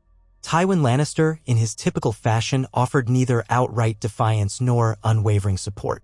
He congratulated Rhaegar on his victory at the Trident and expressed hope for a swift reconciliation in King's Landing. There was no promise of swords or gold, merely the political equivalent of polite applause. So the lion waits still, John Connington observed, drumming his fingers against the table where the letter lay. He will not pick a side until he is certain which side prevails. Rhaegar exhaled. If I force him to bend the knee too soon, he might turn against me. But if I leave him room to maneuver, he may yet choose to support the crown. Without the Lannisters, the realm risks more turmoil, especially in the wake of Robert's death. He was a dear friend to Tywin's daughter, after all. John nodded, though a cynical smirk touched his lips. I doubt Tywin truly laments Robert's passing, but he will use it as a bargaining chip. You can be sure of that. Outside, the horns sounded the arrival of another delegation. This time, the banners of House Tully appeared, flanked by smaller sigils of lesser riverlords. Rhaegar donned his cloak and made his way to the courtyard to greet them, the sense of anticipation mounting with every step. Lord Hoster Tully, a barrel-chested man with thinning hair, dismounted. His face was grave as he offered a measured bow. Behind him, Eddard Stark stood with the quiet dignity of a wounded wolf. Though Stark wore no chains, the tension in the air made it clear he had come as a reluctant guest. Rhaegar moved forward, aware that many eyes watched this meeting. Lord Tully, he said, extending a hand. I'm grateful you've come. Hoster Tully took the offered hand, though his grip was hesitant. Your Grace, I bring my respects and my apologies that the Riverlands became a battleground. We are prepared to discuss terms. Rhaegar nodded, then turned his gaze to Eddard Stark. The Lord of Winterfell had lost so much, his father, brother, and the woman he loved. His gray eyes reflected old grief and a simmering anger. Yet Stark held himself with the composed strength of the North. Lord Stark, Rhaegar addressed him, searching for some vestige of peace in the man's face. I wish to convey my condolences for your losses. I cannot undo the cruelty that befell your family. Eddard Stark's jaw tightened. I came to secure the safety of my sister, your Grace. Tell me she is well. Rhaegar's stomach twisted into knots. He had not spoken openly of Lyanna's whereabouts. The realm believed she had been abducted, which sparked the rebellion. Now, with the war all but ended, the question of her fate loomed. She is alive and safe, I assure you, he said carefully. She is in Dorne, under the protection of those loyal to me. A flicker of relief passed through Eddard's eyes, but his voice remained firm. Then I trust she will be returned to her family. My sister belongs in the North. Rhaegar hesitated. The child she carried complicated matters beyond measure. He glanced at John Connington, then back to Eddard Stark. When the realm is stable and the crown's upon the right heads, I swear Lyanna will be free to choose her path. For now, I ask your patience. The dangers to her and to those near her remain. Eddard Stark's mouth pressed into a thin line. He did not object outright, but the tension in his posture spoke volumes. For him, this was no Game of Thrones, but the fate of his sister. Still, he nodded stiffly, recognizing, perhaps, that the immediate threat was not from Rhaegar, but from the chaos that might erupt if secrets were revealed too soon. Inside Harrenhal's great hall, Lord Tully and Eddard Stark joined Rhaegar's council. The negotiations were careful, halting as each side danced around raw wounds. The Tullys desired reparations for the ravages visited upon their lands.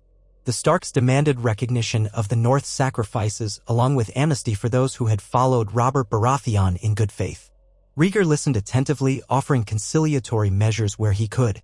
He promised that the North would not be penalized for the rebellion, emphasizing that he aimed to reunite the Seven Kingdoms. Eddard Stark, distrustful but pragmatic, pressed for concrete assurances, reduction of taxes, guaranteed positions in the royal administration for Northerners, and a formal statement exonerating his bannermen. In return, Rhaegar asked for a public acknowledgement of his right to the Iron Throne. He requested that the Lords of the North reaffirm their fealty to House Targaryen. The words did not come easily to Lord Stark, but he saw that continuing to oppose Rhaegar would only lead to further devastation. With Robert dead, Stannis Baratheon isolated on Dragonstone, and the realm gravitating toward Rhaegar's promise of mercy, there was little choice. On the second day of negotiations, Eddard Stark stood before the assembled lords in Harrenhal's great hall. His voice rang clear and resolute. I, Eddard Stark, Lord of Winterfell and Warden of the North, do hereby declare my fealty to Prince Rhaegar Targaryen, rightful heir to the Iron Throne. May the realm find peace under his guidance. A hush fell over the hall. To Rhaegar, that moment crystallized the fragile alliance he sought to build.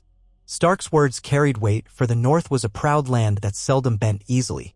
If Eddard Stark could kneel, others might follow.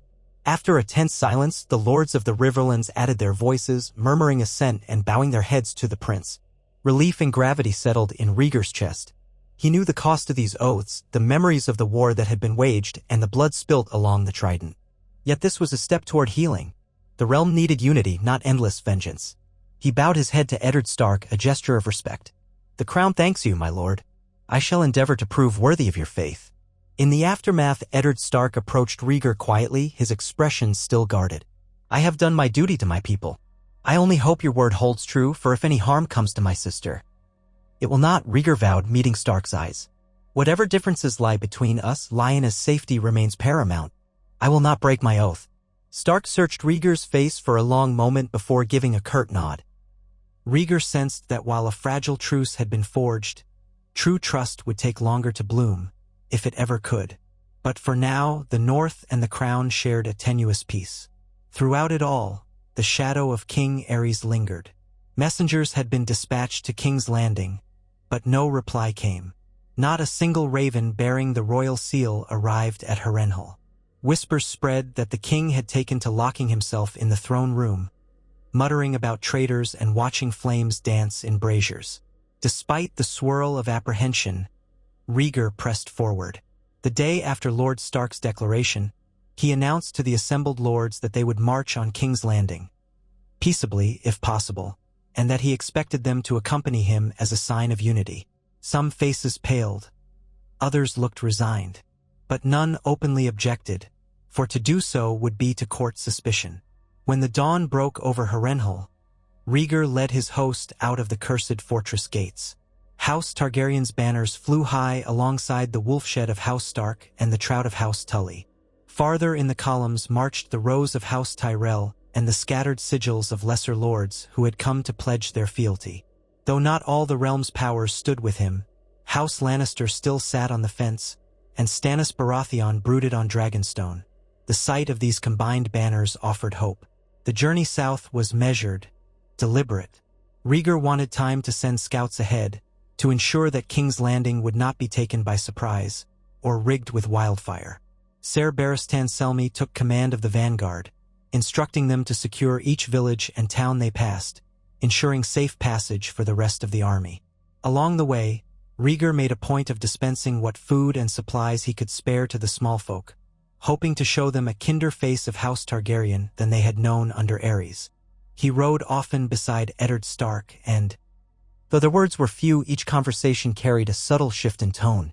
They spoke of the coming winter, of harvests in the north, of the training of young squires. It was small talk overshadowed by the gravity of their shared task, but it was a beginning, a bridge of sorts. After many days, the spires of King's Landing appeared on the horizon, silhouetted against the morning sky. The city's walls stretched out like a vigilant sentinel, and beyond them the Red Keep perched on Aegon's high hill, tinted crimson by the first rays of the sun. Rhaegar paused on a rise overlooking the city. He could see smoke drifting from chimneys and hearth fires, a sign of daily life continuing in ignorance or denial of the approaching storm.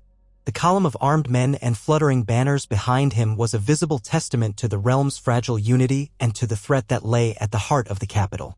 Quietly, he addressed his companions. "We have come home, yet we do not know what reception awaits us. Let us hope it is a peaceful one." Eddard Stark's expression was unreadable as he gazed at the distant walls. "May the gods grant us all wisdom." Rhaegar took a breath, steadying his heart.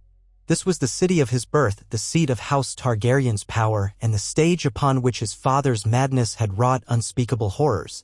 Now it would witness either the renewal of Targaryen rule under a prince determined to heal the realm, or a cataclysm that might burn the city to the ground. And so, with banners flying and hearts pounding, the Targaryen-led host descended into the outskirts of King's Landing. The final act of the rebellion, or perhaps the first act of a new reign, was about to unfold. The city's outskirts were a patchwork of fields and hovels, roads branching in every direction like veins funneling life into the heart of the realm. Rhaegar guided his horse along the main approach, ever mindful of the large host that followed. Dust rose beneath the hooves of thousands of mounts, and armor glinted in the sun. The smell of sweat, leather, and the latent fear of an uncertain future saturated the air. Men and women peered from their doors and windows as the army passed, awed and apprehensive at the sight of so many banners, wolves and trouts and roses intermingled with the fearsome red dragon. Most had only ever known King Aerys II as their ruler, even if they seldom saw him or benefited from his reign. Rhaegar wondered if these small folk recalled the days of Aerys' youth, when he had been dubbed the Illustrious, before madness gripped him. Likely not. The memory of a merciful time had been all but erased by cruelty and rumor. As the vanguard approached the city gates, a hush settled over the column. Rhaegar raised a hand, bringing his line to a gradual halt. The portcullis was down, and a row of gold cloaks stood watch, spears in hand, uncertain whether to open the gates for the returning heir or bar him from entering his own capital. Rhaegar could feel the tension coiling in his chest. Every breath a weighted thing. From the ranks, Ser Barristan Selmy rode forward, gilded armor bright in the midday sun. With him were a few knights bearing the Targaryen sigil, their posture stiff but resolute. Rhaegar watched carefully as Ser Barristan approached the captain of the gold cloaks. Their exchange was too low for him to hear, but he saw the flicker of doubt in the captain's face. The man glanced uneasily at the expanse of the combined host stretched along the road. It was a force like none other, Northmen, Riverlords, Reachmen, and Targaryen loyalists standing side by side. Even if the gold cloaks had been given orders from the king, they would have to think twice about defying such a force. After a moment's deliberation, the captain gave a curt nod. The portcullis began to rise, chains rattling as the heavy iron grate lifted. A collective exhalation seemed to ripple through the men. Rhaegar allowed himself a small, cautious relief. It was a first step, one that did not begin with blood. He spurred his horse forward, leading the host into King's Landing. The capital streets were choked with onlookers. Some pressed themselves against the walls, eyes wide with curiosity and fear, while others clutched children to their skirts. Whispers moved through the crowds like a wind through tall grass. Many had heard the rumors. Robert Baratheon was dead. The rebellion was in tatters. The crown prince had returned victorious. But where was the king? Rhaegar pressed on, determined to show no sign of hesitation. He led the procession through the city's winding roads, the Red Keep looming ahead on Aegon's high hill like a crimson sentinel. At intervals, lords within his host branched off in smaller formations, establishing order along the streets to prevent looting or panic. Eddard Stark and a contingent of Northmen took a position in one of the major squares to keep the peace, while the Tyrell banners streamed toward the bustling markets to guard against opportunists. Rhaegar wanted no pillaging under his banner. King's Landing had suffered enough. Let the small folk see that a new era, or at least a new attempt at justice, had arrived. At the foot of the Red Keep's walls, the gates stood shut, the portcullis lowered once more. On the battlements above, a larger contingent of gold cloaks was assembled. Their captain stepped forward, calling down, "In the name of King Aerys, the second of his name, I demand to know your purpose here, your highness." Rhaegar steadied his horse. "Open the gates," he commanded, voice steady, carrying over the cobblestones. "I come not as an enemy of the city, but as Prince of the Seven Kingdoms, having ended the rebellion. I seek an audience with my father." Silence. The gold cloaks shifted uneasily. Finally, the captain turned to confer with a figure out of sight. Moments later, the gate rumbled upward. Rhaegar motioned for his nearest companions. Ser Barristan, Ser Arthur Dayne, Jon Cunnington, and several highborn lords to follow. He left Eddard Stark outside with a sizable force, a deliberate choice to keep potential hostilities contained. If the king was indeed furious or paranoid, it would serve no purpose for half the realm's nobility to crowd into the Red Keep and risk a sudden conflagration. The rest of the men would remain on standby in the outer wards and beyond, ensuring no one dared spring a trap. Rhaegar led his contingent through the fortress gate. The Red Keep's courtyard was strangely quiet. Guards stood at their posts, but they made no move to halt him. Targaryen banners hung limp in the still air. Despite the bright midday sun overhead, a pall seemed to hang over the entire keep. He dismounted near the steps leading up to Maegor's holdfast, handing the reins to a stable boy who looked about ready to faint from nerves. Surrounding him, his loyal knights and lords formed a small guard of their own, bracing for any potential threat. "Barristan, Arthur," he said quietly, "stay close. Jon, you too." A cluster of courtiers and officials emerged from the inner corridors, their faces a study in anxiety. Among them was Grand Maester Pycelle, fingers twisting in his robe. "Prince Rhaegar," Pycelle said, forcing a trembling sort of smile. "You have returned." Rhaegar inclined his head. "I would speak with the king. Where's my father?" The maester exchanged a glance with several others, ministers of the king, lesser lords who had remained in the capital. His Grace is in the throne room, my prince, said Pycelle in a voice that quavered only slightly. He has not left it for days. I have tried to counsel him to rest, but he insists on waiting for the traitors to appear at his gates? Rhaegar finished, a wry hint of bitterness creeping into his tone. Well, here I am. Show me to him. Pycelle nodded, the folds of his chain clinking with emotion. Yes, this way. Please. He led them across the courtyard, through looming doors, and into the echoing corridors of the Red Keep. Servants bowed hastily as the group passed, eyes lowered. Some risked curious glances at the tall, silver-haired prince at the center of it all. Rhaegar could practically feel their unasked questions thrumming in the tense hush. At last, they reached the grand doors that led into the throne room. 2 Kingsguard knights stood watch, wearing the snow-white cloaks and glimmering armor that were the hallmark of their station. Yet these were not Barristan Selmy or Arthur Dayne, men Rhaegar trusted. No, these two were Mandon Moore and Jonathan Darry, both staunchly loyal to the king's commands above all else. Rhaegar noted the guarded look in their eyes, the flicker of uncertainty when they recognized him accompanied by Ser Arthur and Ser Barristan, who outranked them in skill and renown. Without a word, the 2 knights pushed open the doors and Rhaegar stepped inside. The throne room stretched before him, an expanse of polished floor that reflected the glimmer of torches set in the walls. Empty benches flanked a long aisle leading up to the Iron Throne itself, a mass of melted and twisted swords that cast jagged shadows in the flickering light. And there, hunched forward on the throne's cruel metal seat, was King Aerys II Targaryen. He looked thinner than Rhaegar remembered, his nails grown long and ragged, his silver hair and beard unkempt. Yet Aerys' eyes still burned with a fierce, paranoid light. He gazed down at his son, not with relief or pride, but with a searching kind of suspicion that made Rhaegar's skin crawl. So, the king said, voice low, the prodigal son returns. He shifted, and the Iron Throne's sharp edges scraped against his robes. Come to claim what you believe is yours? Rhaegar advanced slowly, each step echoing in the silence. He paused a respectful distance from the throne, bowing his head just enough to show deference but not subservience. Father, he said, I have come to tell you that the rebellion is ended. Robert Baratheon lies dead on the Trident. The realm bends the knee once more. Aerys' lips twitched, perhaps in something approximating a smile. Does it? He gestured vaguely at the empty space around them. You speak of realms and rebellions. I have heard the ravens, you know? Yes, Varys has told me of your deals with the Starks, with the Tullys and Tyrells. Rebellion ended, you say? He leaned forward, spittle collecting in the corner of his mouth. Or replaced by another rebellion, one that dares to call itself loyal. Rhaegar's jaw tightened. He forced his tone to remain calm. The lords of the North and Riverlands have sworn allegiance to House Targaryen. House Tyrell stands with us as well. They understand that we fight not for the Mad King, but for the good of Westeros, for the crown as it should be. Aerys' laughter crackled through the hall, devoid of warmth. You speak of madness as if it belongs only to me. Have you considered your own? Running off with that Stark girl, fomenting the war that threatened our very capital? War is madness, Rhaegar. His voice rose, echoing among the vaulted rafters.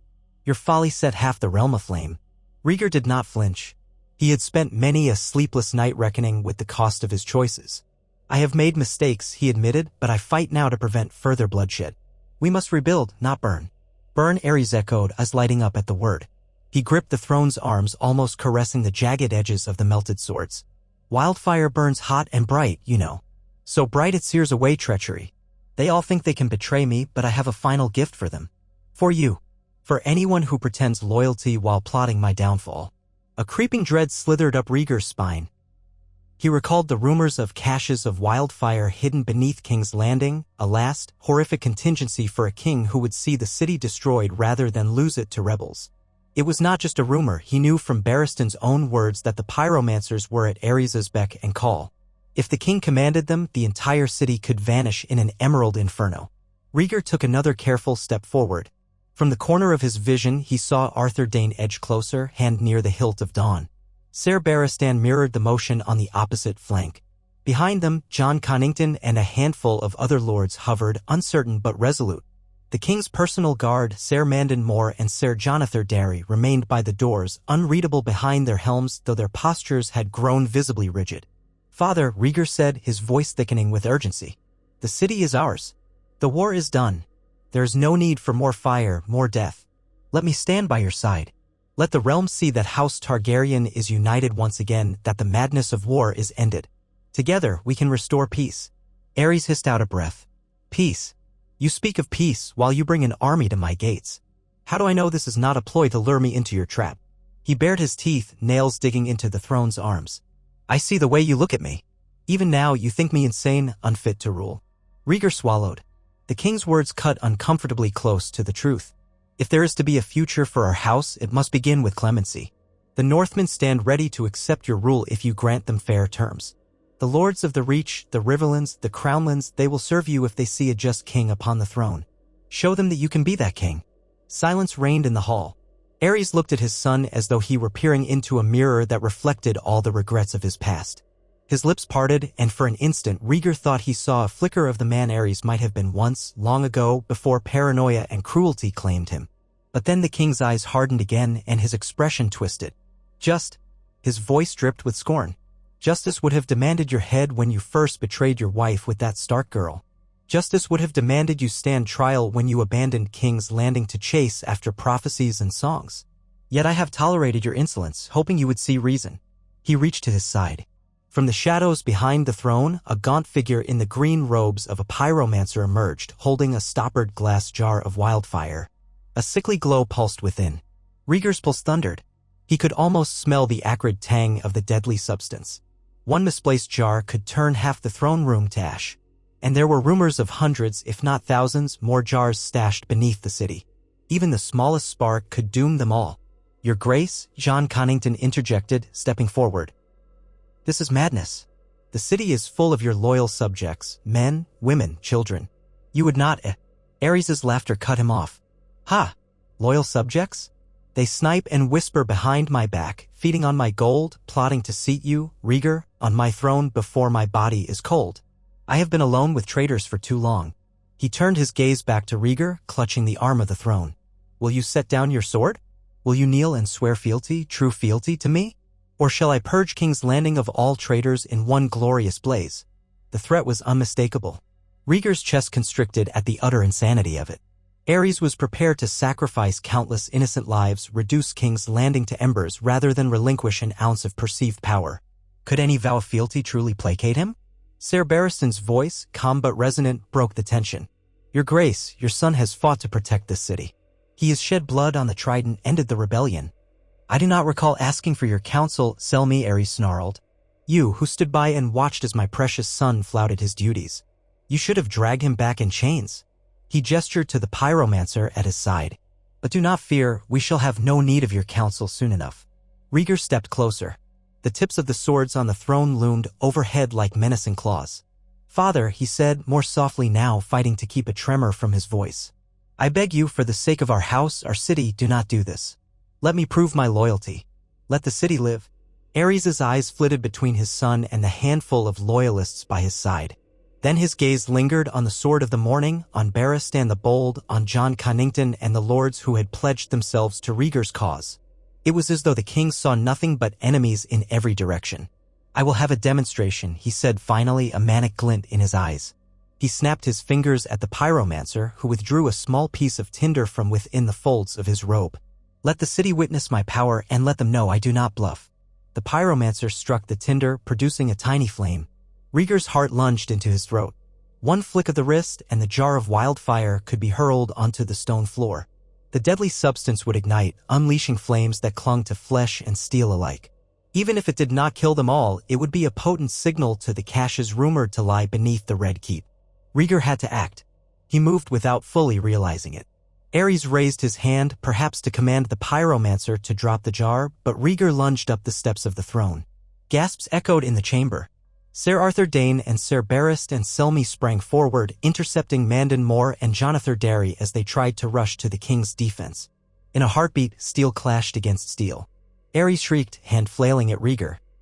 The jar of wildfire teetered in the pyromancer's grip.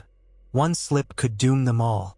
Rhaegar slammed the man's arm aside, forcing the jar to drop onto the narrow stone step rather than the broad floor. An acrid hiss escaped as the glass cracked, but the angle spared them a catastrophic spill. A vile green liquid seeped out, but it did not burst into flames. Yet, the king, in blind panic, clawed at Rhaegar's face.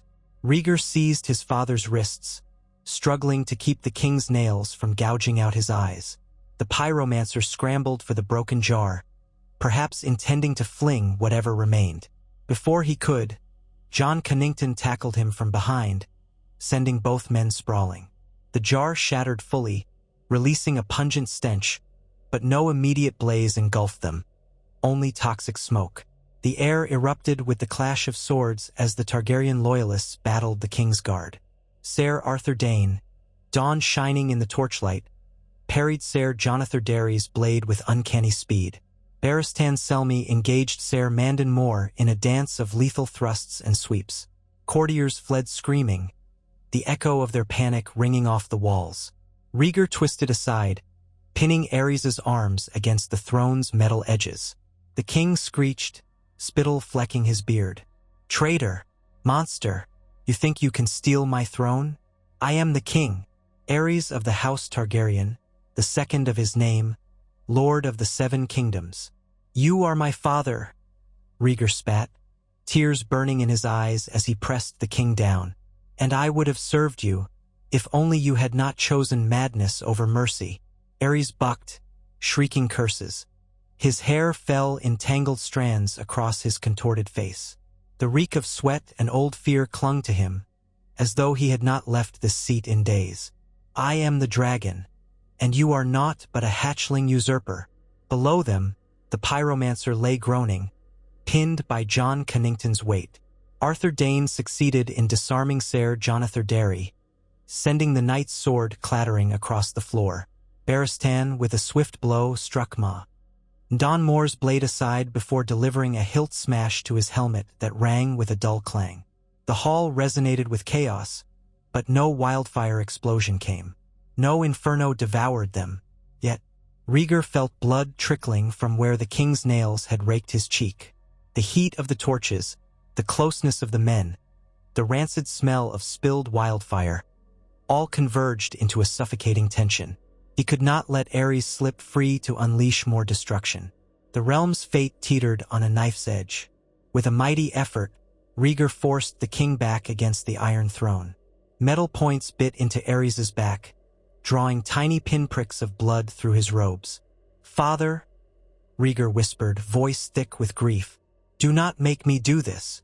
Aerys responded with a wordless scream, spittle flying. He thrashed once more, but his strength was that of desperation, no match for Rhaegar's hardened arms.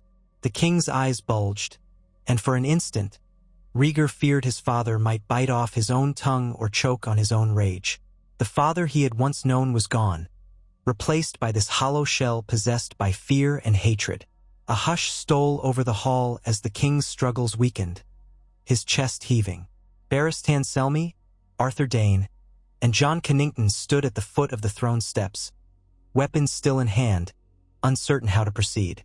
The king's men lay subdued, groaning, or unconscious.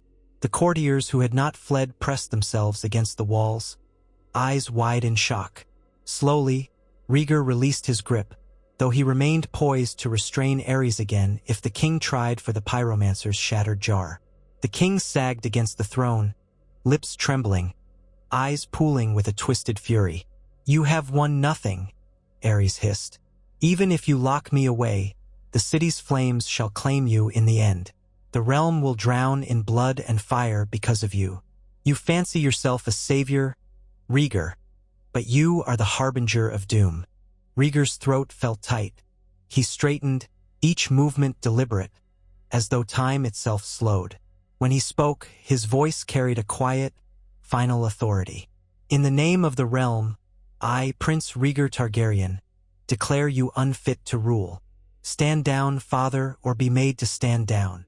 Aerys only stared at him, rancor twisting his features. The king opened his mouth to spew another curse, but before he could speak, Ser Barristan Selmy stepped forward, sword raised in a silent vow of protection.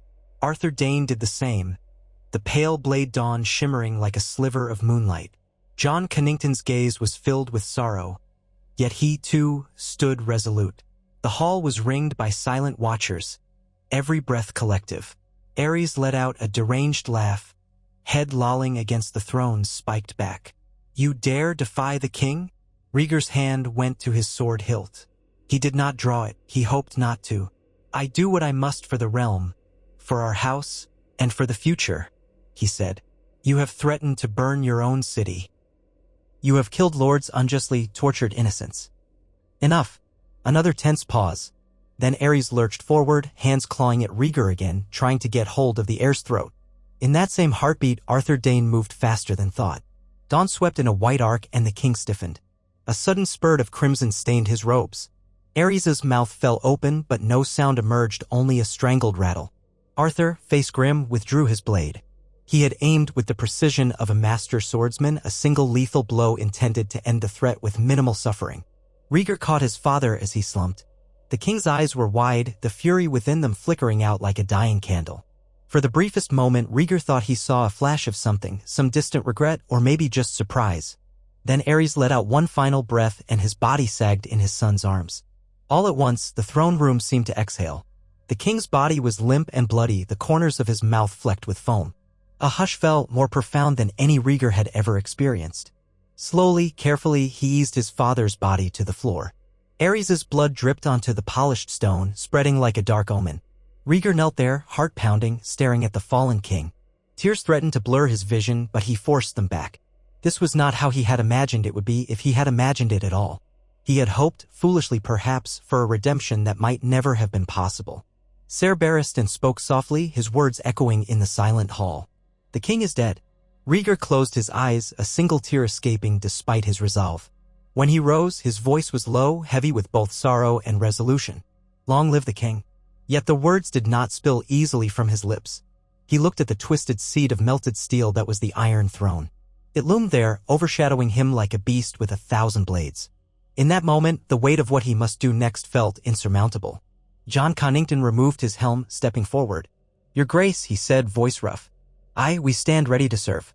The throne room's doors opened from behind, revealing a cluster of men, Eddard Stark among them, who had come in haste upon hearing commotion within. They saw the bloody scene, the dead king, and Rhaegar standing over him. Ned Stark's eyes flicked from the lifeless form of Aerys to the tears streaking Rhaegar's face. No accusation rose to Ned's lips this time, only a measured acceptance and perhaps an unexpected sympathy. Rhaegar looked at the assemblage, the lords, the knights, the courtiers, the guards. His father's blood still stained his hands. He felt numb, yet acutely aware that the realm's next chapter depended on what he said. The final notes of the rebellion had culminated in regicide, yet it might also be the first note of a song of renewal if he proved worthy.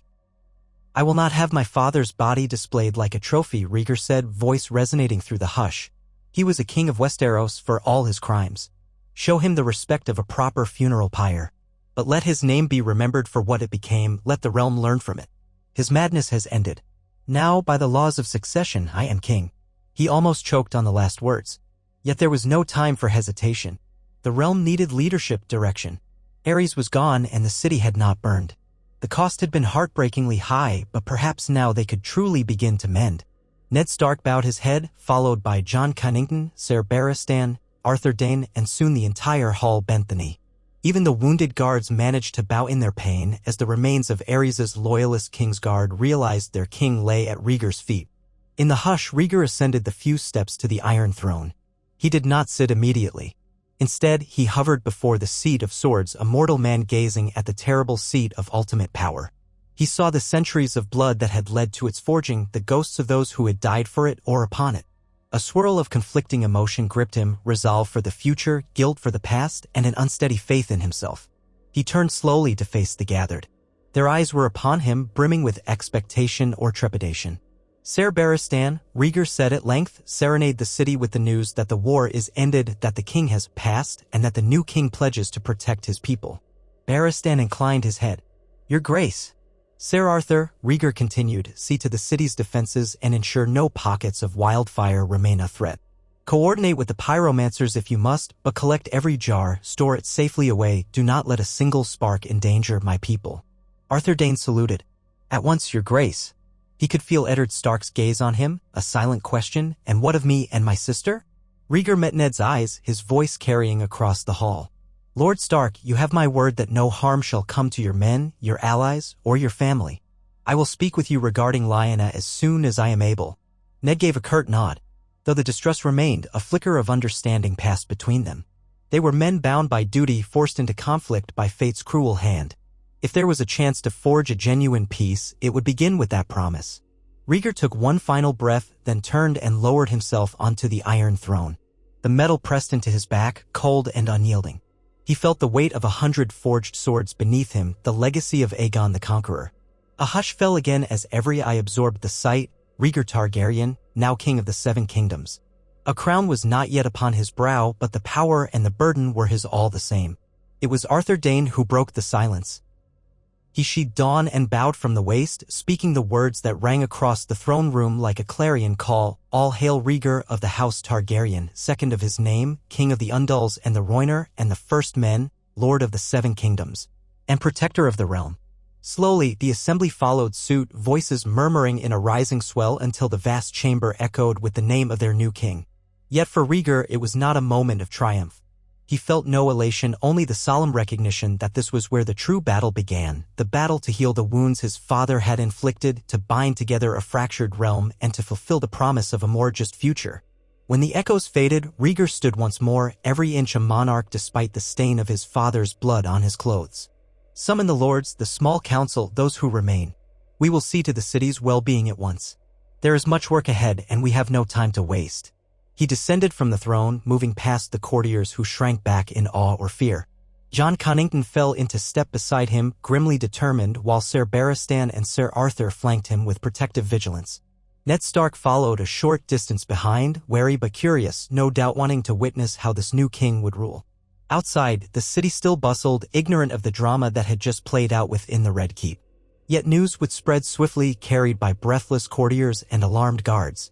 Before dusk, every district of King's Landing would know that Aerys Targaryen was dead, that Rhaegar Targaryen had claimed the throne. Some would rejoice, others would lament or fear. The realm would tremble with the realization that a great pivot in history had just occurred. Moving through the corridors of the Red Keep, Rhaegar directed his men to contain any immediate threats, to ensure no loyalist pockets were plotting to detonate any hidden wildfire. Pyromancers were rounded up under the watchful eye of Ser Arthur Dayne, their jars and caches seized or destroyed in safe, controlled conditions. Barristan Selmy sought out any members of the council still within the castle's walls. Grand Maester Pycelle, trembling and frail, was summoned to meet with the new king. In a private solar overlooking Blackwater Bay, Rhaegar finally paused, leaning against the cool stone of the window embrasure. Beyond the bay, faint sunlight glimmered off the water. 1,000 ships could one day fill that harbor, bringing trade and prosperity or an invading army. The responsibilities of the crown pressed upon him like a mountain's weight. Jon Connington entered, shutting the door behind him. "Your Grace," he began quietly, "the city is quiet enough. Word spreads quickly. There's no sign of an immediate uprising. Most are relieved that Aerys is gone. But we have only a tenuous peace." Rhaegar ran a hand over his face, exhaustion nipping at his every nerve. "Thank you, Jon. You speak truly. Tenuous indeed. House Lannister remains silent. The Stormlands are fractured after Robert's death, and the Tyrells will demand certain considerations for their loyalty." He exhaled. "And then there is the matter of Lyanna Stark and Elia Martell." Jon's gaze flickered. "Doran Martell will want assurances that Elia and her children remain favored in the line of succession. The North will demand that Lyanna's honor be restored, and the rest of the realm will watch how you resolve this triangle." Rhaegar closed his eyes briefly. The prophecy that had driven him to seek out Lyanna seemed a distant dream now, overshadowed by the horror of recent events. "I must do right by them both," he said softly. "Elia has been a loyal wife. She bore me 2 beautiful children. Lyanna carries another child, my child, and we are bound by love as well as prophecy. Yet the realm will not easily accept 2 queens. Nor will Dorne," Jon added with a trace of warning. "They have endured enough insults." A bitter taste filled Rhaegar's mouth. "I know. Yet I believe an accord can be reached if we move with care. I will not cast Elia aside, nor will I forsake Lyanna. Perhaps there is a path, though it may defy tradition. A royal decree, multiple official consorts. In Dorne, such arrangements are not unheard of, but the rest of the realm clings to old customs." He turned toward the window. "One crisis at a time. First, we secure the city and the throne. Then we bring the realm's great houses into peace. Only then can I address the matter of my family. By the gods, I pray for wisdom." John Connington nodded, though concern lined his features. "The small folk will judge you by what you do in these first days of your reign. If you are generous and firm, if you restore order without cruelty, they may come to see you as the king we hoped you would be. But if you falter, if you allow Ares's ghosts to haunt your rule," Rhaegar grimaced, "I will not be that king. No more burnings, no more terror. We shall begin by feeding the hungry, repairing the city's defenses, and removing the stench of wildfire from every cellar and tunnel. Let it be known that we reward loyalty and show mercy where we can." A soft knock came at the door. Ser Barristan entered, sheathing his sword. "Your Grace, the lords have assembled in the throne room, awaiting your command. Grand Maester Pycelle is among them, as well as what remains of the King's Council. Also, Lord Stark wishes to speak with you privately regarding his sister." Rhaegar sighed. The echoes of the day's events seemed to fill his lungs, making it hard to breathe. "I will see them, all of them, today." He pushed off from the window and squared his shoulders. His clothes still bore dark stains from his father's final moments. Perhaps that was fitting. He would bear the memory of that act for the rest of his life. With measured steps, he left the solar, flanked by Barristan and John Connington. The corridors felt longer somehow, each step carrying him deeper into the labyrinth of kingship. In the throne room, the assembled lords rose as he entered. The Iron Throne loomed in the distance, and Rhaegar forced himself not to look at the spot where his father had bled out. Instead, he focused on the men who stood waiting, some pale with shock, others guarded, and a few with relief shining in their eyes. Pycelle shuffled forward, bowing low. "Your Grace, the city is at your disposal. How shall we proceed?" Rhaegar addressed them in a steady voice. "Grand Maester, see to the wounded, both those loyal to my father and those who fought with me. No man shall be denied healing. That is my first order." Pycelle dipped his head hastily. "Yes, Your Grace. It shall be done." Rhaegar's gaze swept the lords. "My father's final madness has ended. I take the throne with grief, but also with hope that we can rebuild what war has torn apart. The lords of the realm will be summoned to King's Landing to swear fealty anew if they have not done so already.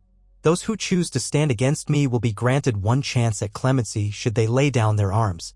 A soft murmur ran through the crowd. Leniency was not what many expected from a new king, especially not after such a tumultuous rebellion. Yet Rhaegar remained firm. If he intended to heal the realm, he could not begin by sowing fresh terror. He lifted a hand, silencing any murmurs. "I name John Connington as Hand of the King. Ser Barristan Selmy shall remain Lord Commander of the King Guard. Ser Arthur Dayne shall oversee the immediate security of King's Landing. We will root out any remnants of wildfire, and we will keep the peace." John stepped forward, bowing deeply. Barristan and Arthur likewise inclined their heads, accepting their charges. A wave of uncertain but eager conversation passed through the remaining lords. They recognized the weight of these appointments. Connington had been exiled once, but Rhaegar's faith in him spoke volumes. Ser Barristan's honor was beyond reproach, and Arthur Dayne's prowess legendary. It was as stable and respected a leadership corps as could be hoped for in these circumstances. "Lord Stark," Rhaegar continued, beckoning Ned forward from where he stood. The Northerner walked with careful deliberation, shoulders taut. "I have given my word regarding your sister. She is safe, but I understand your concerns. I ask that you remain in King's Landing for the time being to advise me and to ensure that your people's interests are heard." Ned's gray eyes flicked to the dais. He seemed torn, as though half his soul belonged in the north. "I will remain," he said quietly. "But I must see Lyanna. I have to know that she truly is unharmed." "She is," Rhaegar replied, "and you shall see her as soon as I can arrange a safe passage or send for her. Her child will be born soon." He paused, letting that truth settle over the hall. "I ask your patience and your honesty in the days to come, Lord Stark. Let us mend what has been broken." Ned bowed, though the movement was stiff. "For my sister's sake, I will do my best." A subtle wave of relief washed over Rhaegar. The presence of the solemn, honorable Stark might serve as a tether, keeping him from succumbing to the same paranoia that had consumed Ares. He would heed Ned's counsel even if their bond was founded on uneasy ground. Then he addressed the rest of the lords with a measured gravity that belied the turmoil in his heart. "A new council shall be formed, one that balances the interests of all the great houses so that the realm is not ruled by fear or whim. I will meet with each of you to hear your grievances, your needs, your proposals. The war is over, now let us earn peace. A hush followed, heavy with the possibilities and perils of this new age. Outside, the sun dipped lower, casting long shadows through the windows. Rhaegar felt the day's exhaustion settling into his bones, but he could not rest yet. Too many tasks lay before him, ensuring the city's safety, comforting his wife and children, deciding how to address Lyanna's position, and convincing the realm to trust a Targaryen king after Aerys's brutal reign. He looked again at the Iron Throne, looming behind him like a silent sentinel of power and tragedy. The swords of his ancestors beckoned him to sit to reign. He climbed the steps, mindful not to catch his leg on a jagged blade, and settled onto the seat. The metal dug into his back, an ever-present reminder of how precarious power could be. The lords assembled below, and in that instant Rhaegar felt the realm itself watching through their eyes. He inhaled slowly and spoke in a voice that aimed to be steady and resolute. "We begin anew. This is the promise of House Targaryen to the Seven Kingdoms. The fires of madness die with my father. From this day forth, the Iron Throne shall serve the realm, rather than the realm serving the throne. May the gods old A.N.D. new bear witness to our intent." A ripple of subdued applause sounded through the hall. Some cheered in earnest, others remained cautious. But all recognized that a page in history had turned. Whether this new chapter would end in triumph or tragedy depended on Rhaegar's ability to keep the realm united and on the realm's willingness to forgive a Targaryen name stained by Aerys's horrors. Night fell upon King's Landing, a dark curtain over a day of violence and upheaval. Yet, for the first time in many years, the city did not tremble under the threat of wildfire or the rants of a mad king. Instead, torches glimmered along the walls and the populace murmured in cramped taverns and narrow streets about a new king, one who might yet redeem the name Targaryen. Within the Red Keep, Rhaegar's coronation would be planned in the days to come. Ravens would fly to all corners of Westeros, carrying news of Aerys's death and the succession of Rhaegar Targaryen, second of his name. Lords would gather, alliances would be forged or reforged, and in the hush of candlelit chambers, the seeds of future intrigue would no doubt be sown. But for this one night, King's Landing was oddly still. In his private quarters, Rhaegar dismissed his attendants and sat alone with a small harp, one of the few comforts he still allowed himself. His fingertips found the strings and a soft melody rose, forlorn yet tinged with hope. He thought of Elia, of Rhaenys and Aegon, and of Lyanna far to the south, bearing a child that prophecy claimed would be significant to the fate of the world. He thought of all the men who had died on the Trident, of his father's final, tortured gaze, of the realm on the brink of ruin. Every chord he played felt like a prayer, or perhaps a penance. His eyes stung, and he allowed his tears to fall unchecked for a moment, the music carrying him to a place where he could grieve without judgment. He grieved for his father, whom he had loved once, despite everything. He grieved for the father he had hoped could be redeemed. He grieved for the realm, scarred and weary. He grieved for his own innocence, lost when he struck the blow that killed Robert Baratheon and sealed the realm's fate. Yet, beneath the sorrow, a slender thread of determination remained. He would try to be the king the realm needed, try to keep faith with his promises, try to heal the wounds he had helped open. If the gods were kind, if the realm was willing, perhaps a day would come when the name Rhaegar Targaryen brought only memories of justice, peace, and a gentle harp's melody echoing through a land at rest.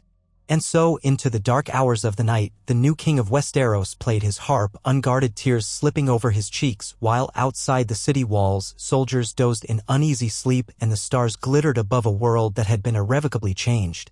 Tomorrow, he would don his crown and attend to the business of ruling a fragile kingdom. Tomorrow, he would face the demands of the lords, the trials of politics, and the uncertain destiny of his house. But for this single, precious moment, he allowed himself the vulnerable space to mourn and to hope, a solitary figure in a quiet chamber, clutching at a melody that seemed, at once, both a lament for what had been lost and a hymn for what might yet be saved. The night still held the Red Keep in its quiet embrace when dawn's first light began to bleed across the sky. A pale glow crept through narrow windows, illuminating the chamber where King Rhaegar Targaryen had at last found fitful rest. He had fallen asleep slumped in a high-backed chair, the silver strings of his harp still beneath his fingertips. The final notes of his sorrowful melody seemed to hover in the hush, echoing in the corners of the room.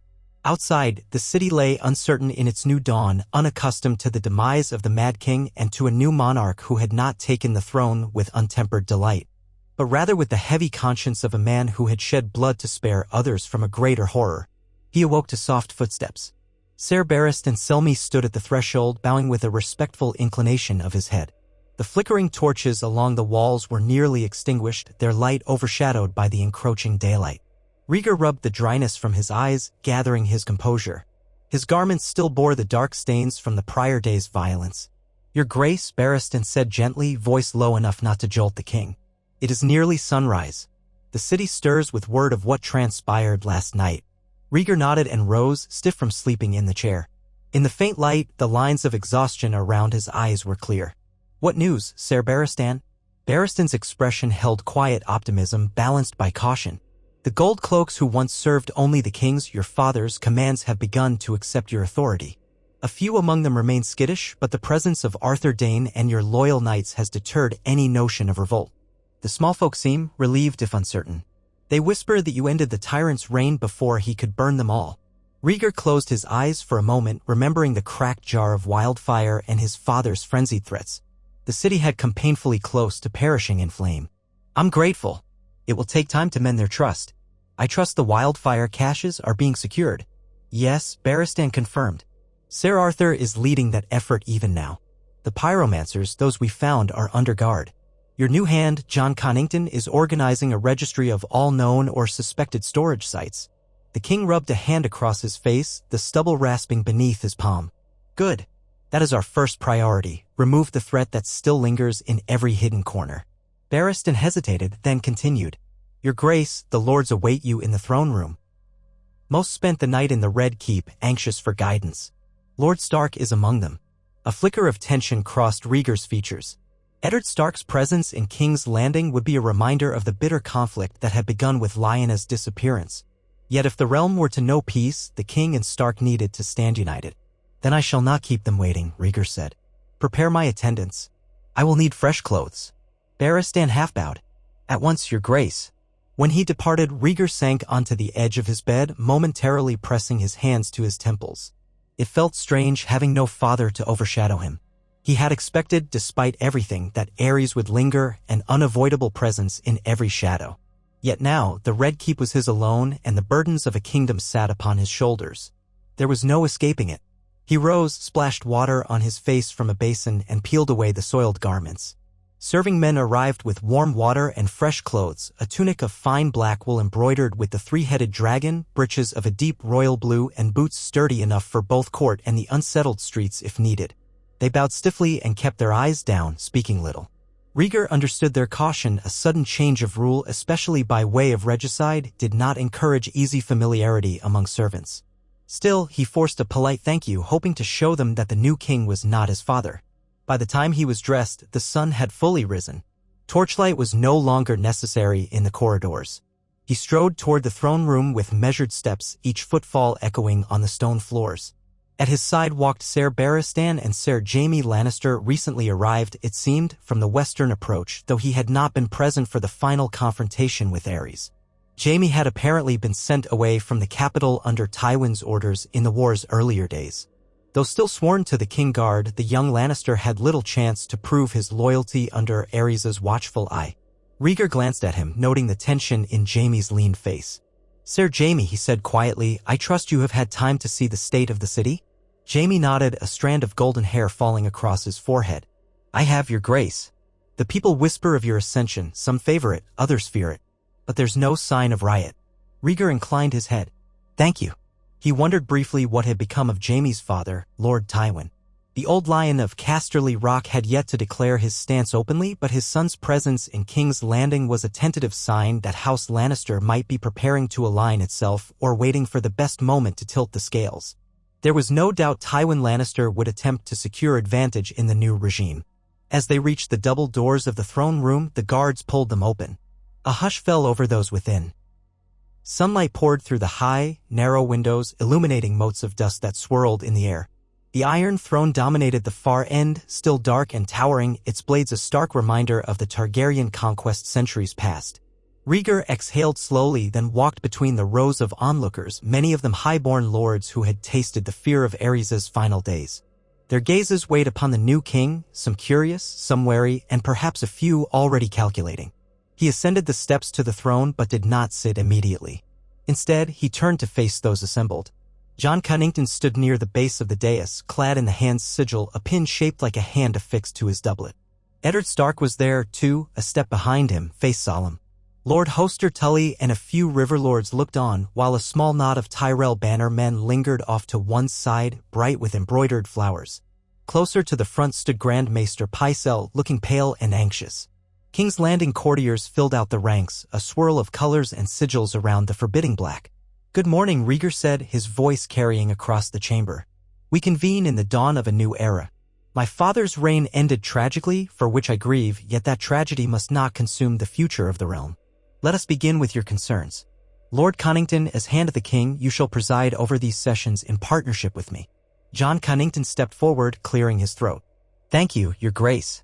Men of the Council, we gather this day to address the immediate needs of King's Landing, the realm's security, and the forging of renewed alliances." He nodded to Eddard Stark, who was first to speak. "Your Grace," said Ned Stark, voice low and unembellished, "you have pledged that no harm will come to my men and that I shall see my sister. I accept your word. But I also ask that we take measures to end the pockets of violence that remain in the Crownlands. There are still roving bands of outlaws, remnants of the rebellion's confusion. They prey upon small folk in your name or in Robert's memory, though Robert is gone." Rhaegar listened intently. "Indeed, I will not have brigands using the war as an excuse to raid and murder. My father's madness is no longer a shield for their crimes.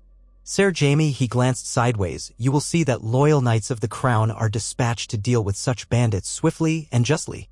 Lord Stark, if you have men willing to aid in this task, we shall welcome them. You know the northern roads better than any, though for the moment, I require your counsel here in the capital." Ned Stark inclined his head. "I will send instructions to my bannermen who are on the outskirts. They will cooperate with Ser Jaime's men." "Thank you." Rhaegar turned next to Grand Maester Pycelle. "How does the city fare, Grand Maester?" Pycelle offered a nervous bow. "Your Grace, the small folk are anxious and exhausted by the war. Grain stores run low. The Tyrell forces brought some supplies, but it will not suffice if winter soon descends.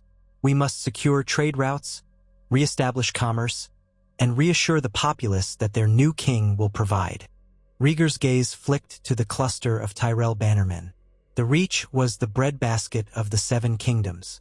"House Tyrell," he said, voice carrying, "has the realm's gratitude for your readiness to supply King's Landing. Will Highgarden continue to do so while we reorganize trade with Dorne and the Westerlands?" One of the Tyrell knights, tall and clad in green and gold, stepped forward with a bow. "Your Grace, Lord Mace Tyrell stands prepared to support the crown, under fair terms, of course." The unspoken request was clear. The Tyrells wanted influence in the new court, perhaps lands or titles. Rhaegar kept his expression neutral. "Send word to Lord Tyrell that I look forward to hosting him in King's Landing. We will settle the details of this arrangement to mutual benefit." The Tyrell knight bowed again, satisfied for the moment. Rhaegar suppressed a weary sigh. The seeds of politics were already sprouting. Bargains, alliances, subtle demands. Mace Tyrell, for all his ostentation, was no fool. He would not grant continuous support without securing a valuable piece of the new regime. It was a puzzle Rhaegar would have to solve carefully, balancing the needs of his other vassals. John Connington then directed attention to the recent search for wildfire. Ser Arthur Dane reports that many hidden caches have been located in the Red Keep's lower vaults and in certain tunnels beneath the city. The pyromancers, some frightened out of their wits, have admitted to stowing jars under the direct orders of King Aerys. There is still the possibility of unknown stashes outside the keep, deeper in the city or even beyond the walls. Ser Arthur requests additional manpower to comb through the labyrinth beneath King's Landing. A murmuring spread at the mention of wildfire.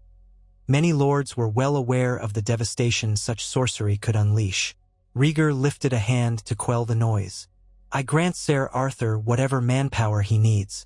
We cannot rest until we ensure no corner of the city is left at risk. If there is a shortage of able knights, we will conscript honest city watchmen and any loyal men who can hold a torch. No domain is more pressing than this." He paused, scanning the assembled faces. Most nodded in agreement. The memory of the Mad King's last threat was too raw for anyone to argue.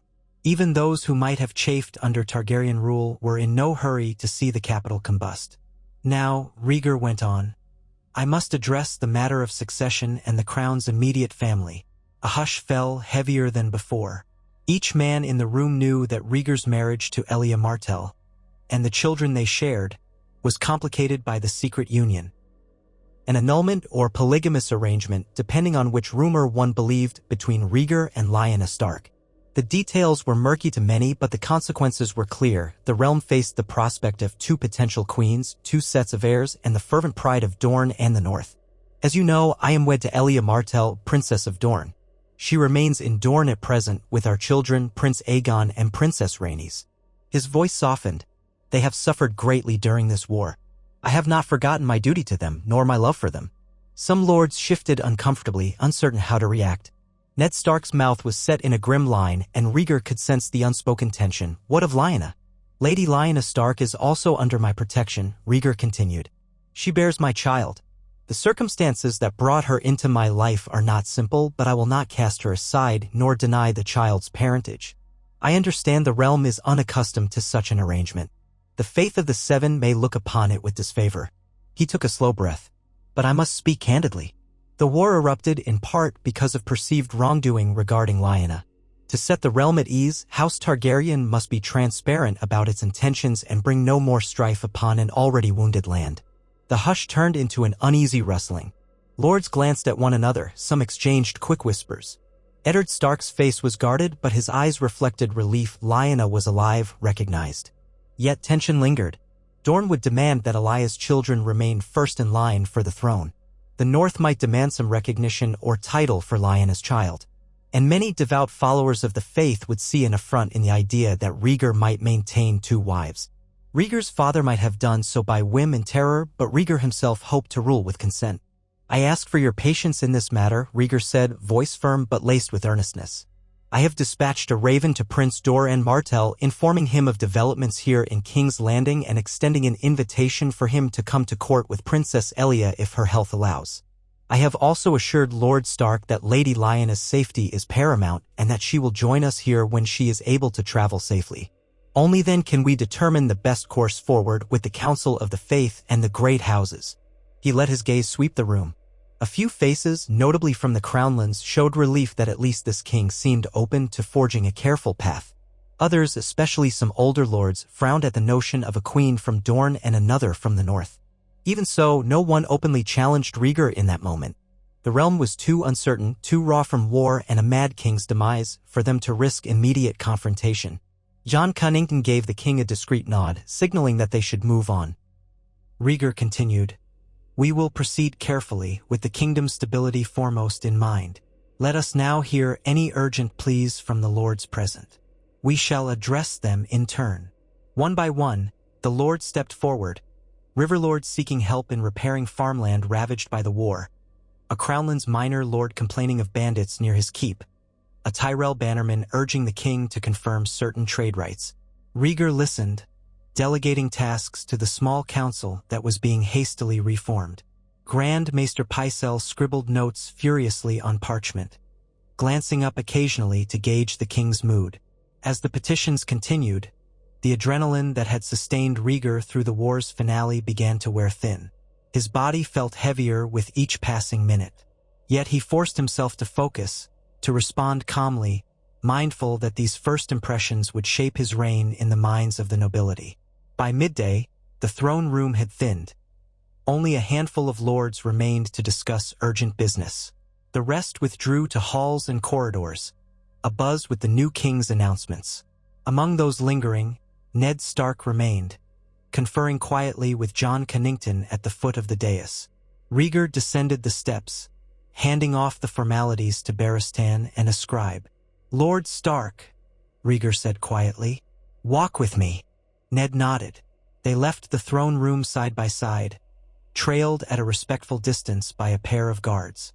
Rhaegar led the way through a narrow passage that opened into a small courtyard, where a modest fountain trickled water into a stone basin. The quiet murmur of the fountain provided a soothing counterpoint to the tension in the air. I know you have concerns, Rhaegar began. I give you leave to speak freely. Ned's posture remained upright, though he seemed less rigid than before. Your Grace, first know that I am grateful you acknowledge Lyanna. Robert's death leaves no easy closure for my house. Brandon is gone, my father is gone, I fear the north stands in mourning for many love. Ones. Rhaegar felt the weight of those names. Brandon and Lord Rhaegar Stark had met a hideous end at Aerys' command. The memory clung to the Red Keep's walls like a stain that could never be fully scrubbed away. I cannot bring them back, he said softly, but I can offer the North justice and fair governance. And for Lyanna, she remains dear to me. I will not see her harmed or neglected. Ned eyed him, an echo of distrust lingering.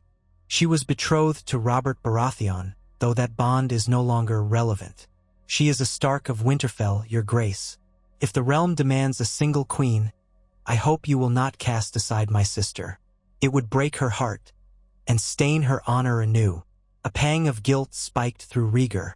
He thought of Elia and the children in Dorne, of Lyanna in the Tower of Joy, longing to be recognized. If I must appease the faith and the lords with a single queen in name, the other shall remain in my care with her own rights and titles. I will not cause Lyanna more suffering. I will not disregard Elia either. It is complicated. Ned's shoulders eased, albeit slightly. I can respect that you do not seek to humiliate either woman. But what of my sister's child? Rhaegar hesitated. If the prophecy is true, the child could have a great role to play in the future of Westeros. He sighed. That aside, I will acknowledge the child's parentage. A boy would rank after Aegon in the line of succession. A girl might be a princess with certain lands or titles. Yet we must tread carefully. Dorne will not surrender Aegon's place, nor should they. Lord Stark, I would see to it that your niece or nephew is raised in both northern and royal traditions. If it is a boy, perhaps he could one day be Warden of the North, bridging our houses in true alliance. He saw Ned's face shift, relief mingling with lingering caution. That is more than I had hoped, your grace. We shall see what the future holds. They spoke for a while longer, the fountain's gentle splashing punctuating their conversation. By the time they returned to the castle's main corridors, the midday sun was high overhead, bathing the Red Keep in summer brightness. Servants bustled with trays of bread and bowls of stew for the lords and knights who had gathered. The entire fortress hummed with a subdued energy, a realm trembling on the threshold of transformation. Before Rhaegar could rejoin the rest, a messenger in Targaryen livery approached, bowing low. Your Grace, you asked to be notified when Ser Arthur Dayne returned. He has just arrived from the lower vaults. Where is he? Rhaegar asked. The royal library, your Grace. Surprised, Rhaegar frowned. Very well. He bid Ned Stark good day and made his way swiftly to the Red Keep's library, a sprawling complex of dusty shelves and vaulted ceilings. Lanterns and thin windows provided light, illuminating thousands of tomes and scrolls. Rhaegar often felt at home here, having spent countless hours poring over prophecies and histories in search of meaning. Yet it was odd that Arthur Dayne would come here so soon after scouring the vaults for wildfire. He found Arthur near a massive oak table, rolling up a chart. Dawn lay sheathed at his side. His silver hair was damp with perspiration, and a trace of soot smeared his cheek. Standing with him was a man in the green robes of the Alchemists' Guild, a pyromancer pressed into service under heavy guard. Arthur, Rhaegar greeted. You have found something? Arthur nodded, his expression sober. We've cleared the largest stashes beneath the keep, your Grace. But there is something else. He unrolled the chart, revealing a rough map of King's Landing's undercity.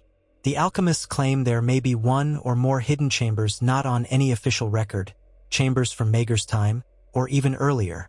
There could be wildfire or other secrets. Rhaegar scanned the map. The labyrinth of tunnels, vaults, and sewers snaked beneath the Red Keep like a labyrinthine beast. We must ensure every chamber is found. Yes, Arthur agreed, but that could take weeks, months even. There are bricked-up passages, sealed doors we found last night, runic markings we cannot decipher. And rumor has it that if we breach one area incorrectly, we might unleash a stored explosion of wildfire. We need a systematic approach, men who can excavate carefully and ward off traps. Rhaegar massaged his temple. Another formidable problem in a mounting list. Coordinate with the masons and builders. I want a specialized team to handle the search, accompanied by trusted knights. The last thing we need is smugglers or saboteurs exploiting these hidden paths. Arthur's gaze slipped to the pyromancer. The guild has offered some assistance, if we promise them clemency. They fear retribution for obeying Ares's orders. Rhaegar gave the robed man a measured look. The Alchemists' Guild had been complicit in his father's madness, eagerly stoking his obsessions. But they also held knowledge that no one else possessed. Very well, they will have their clemency, so long as they do not hide anything.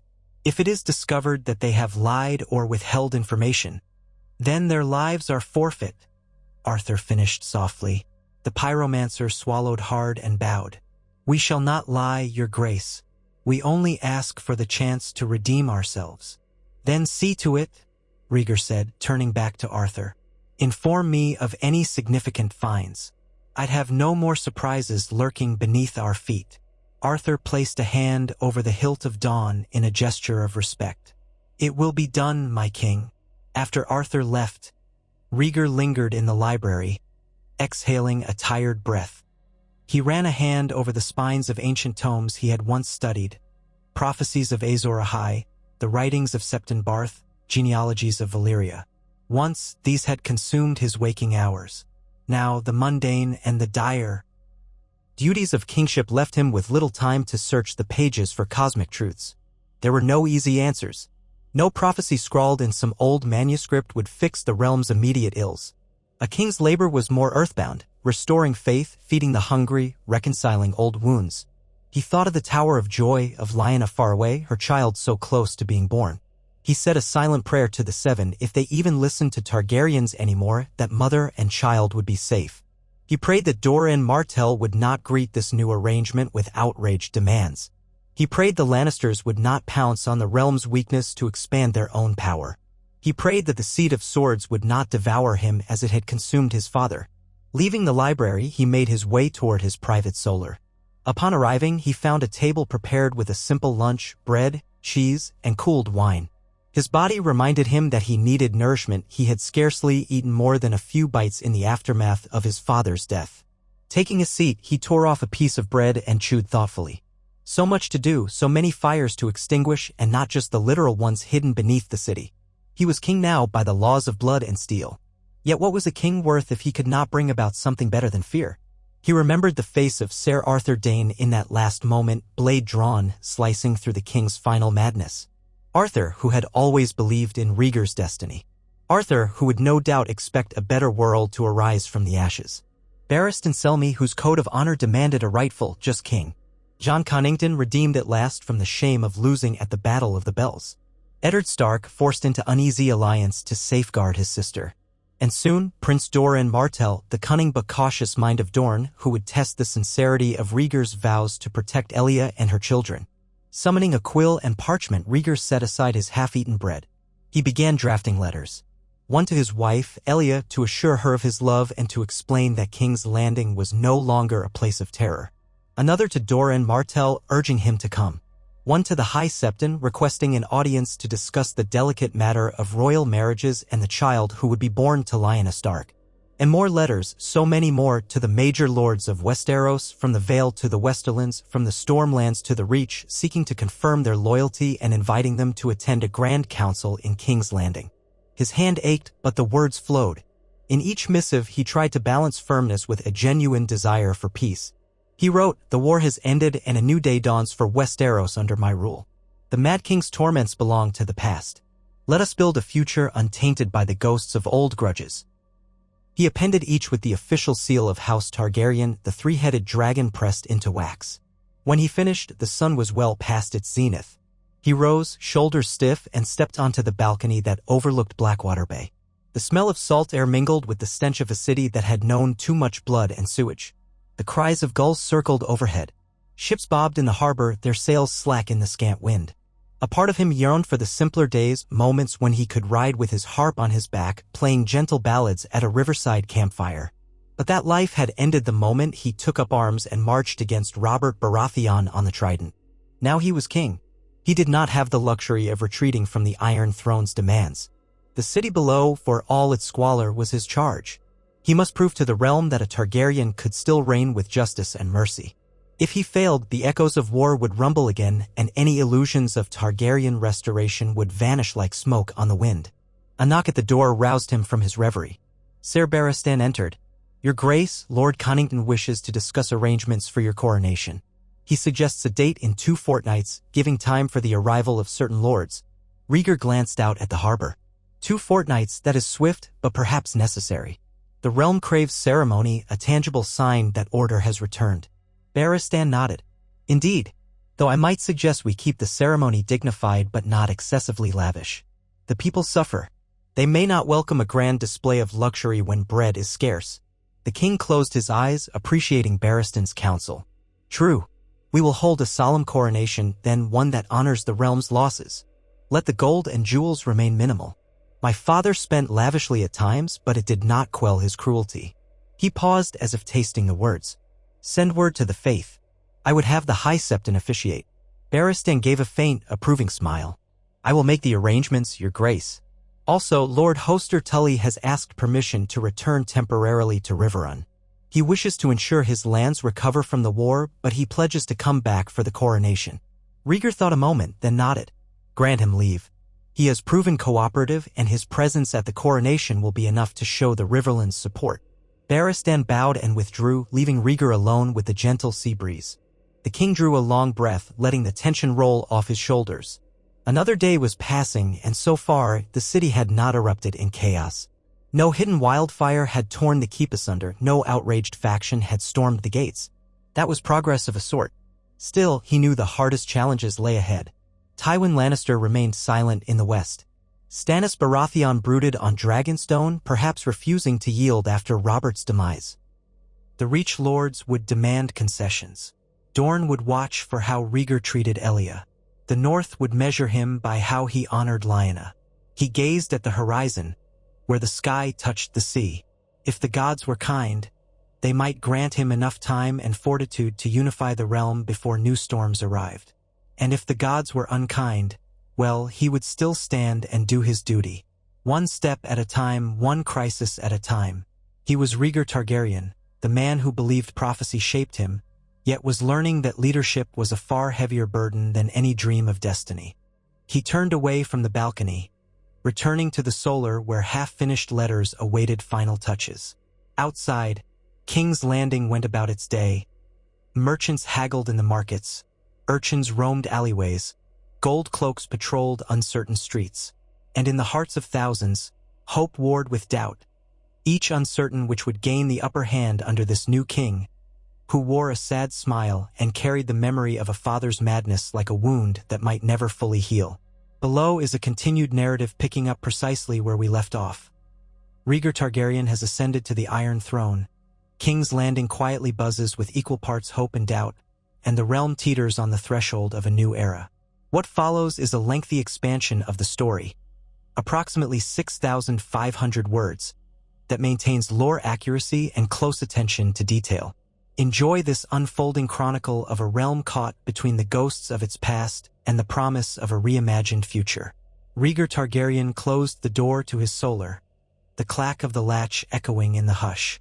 The midday sun streamed through mullioned windows, illuminating the dust motes swirling in the air. A table stood at the center of the room, strewn with letters and half-written parchments bearing his seal. Messages to lords from the Westerlands to the Vale, each one an invitation to parley, to mend the fractures left by war and madness. A quill lay across an open inkwell, dark droplets forming a tiny pool on the parchment where he had paused mid-sentence. Despite his many burdens, Rhaegar felt a faint surge of determination. He'd inherited a seat built on blood and fear, yet if he could steer the realm toward unity and justice, perhaps the Iron Throne would not claim him as it had devoured his father's mind. Forcing away fatigue, he dipped the quill into the ink and resumed writing. Your king calls upon House Greyjoy of the Iron Islands to reaffirm its loyalty. The scratch of quill against parchment mingled with the muffled noises of the castle. Footfalls, hushed conversations in the corridors, the distant clang of a hammer striking metal in the blacksmith's yard. Rhaegar wrote swiftly, mindful that the Ironborn were forever unpredictable. It would be naive to ignore them. Balon Greyjoy might seize upon the realm's disarray, launching raids against unwary coasts.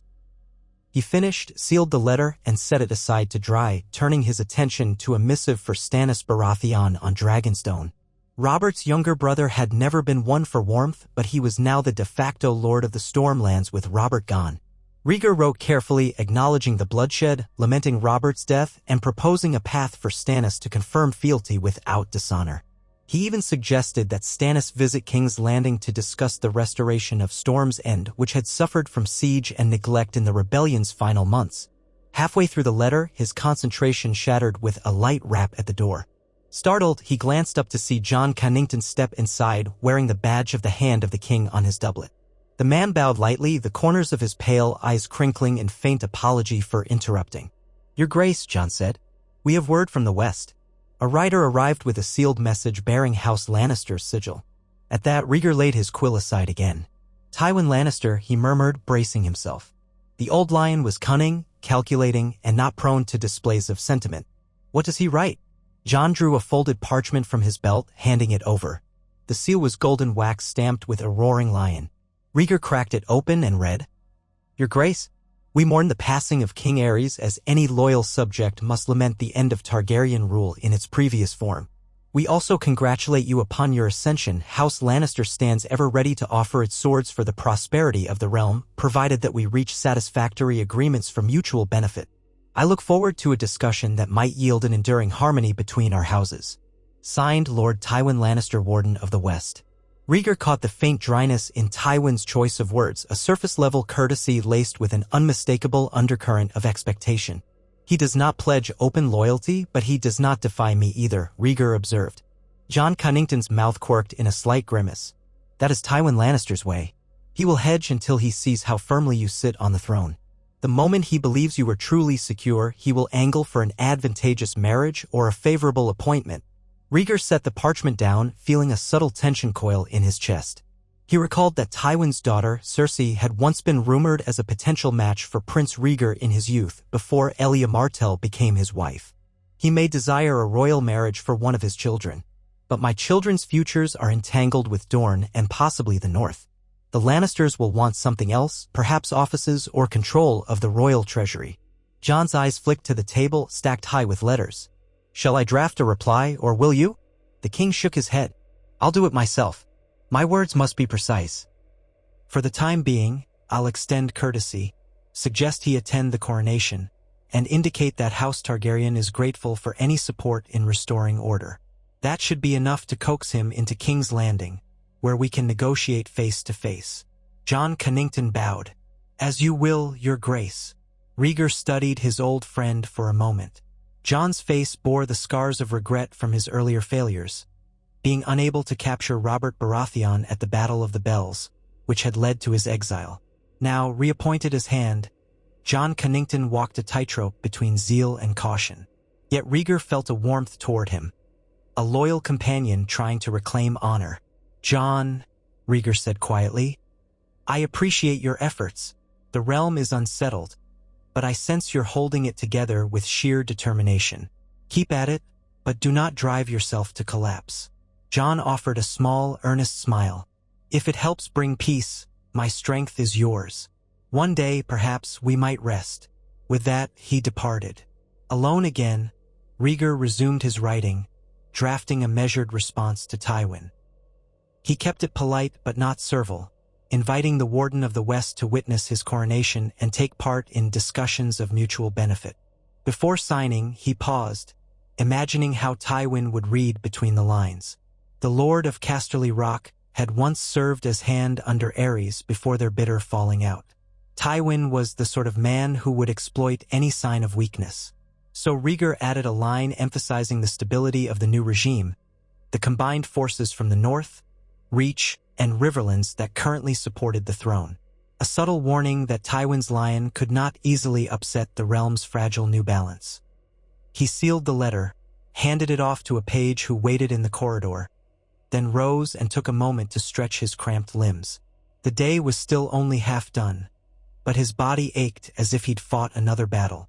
War of paper and words, he thought wryly, every bit as exhausting as steel. A brief respite.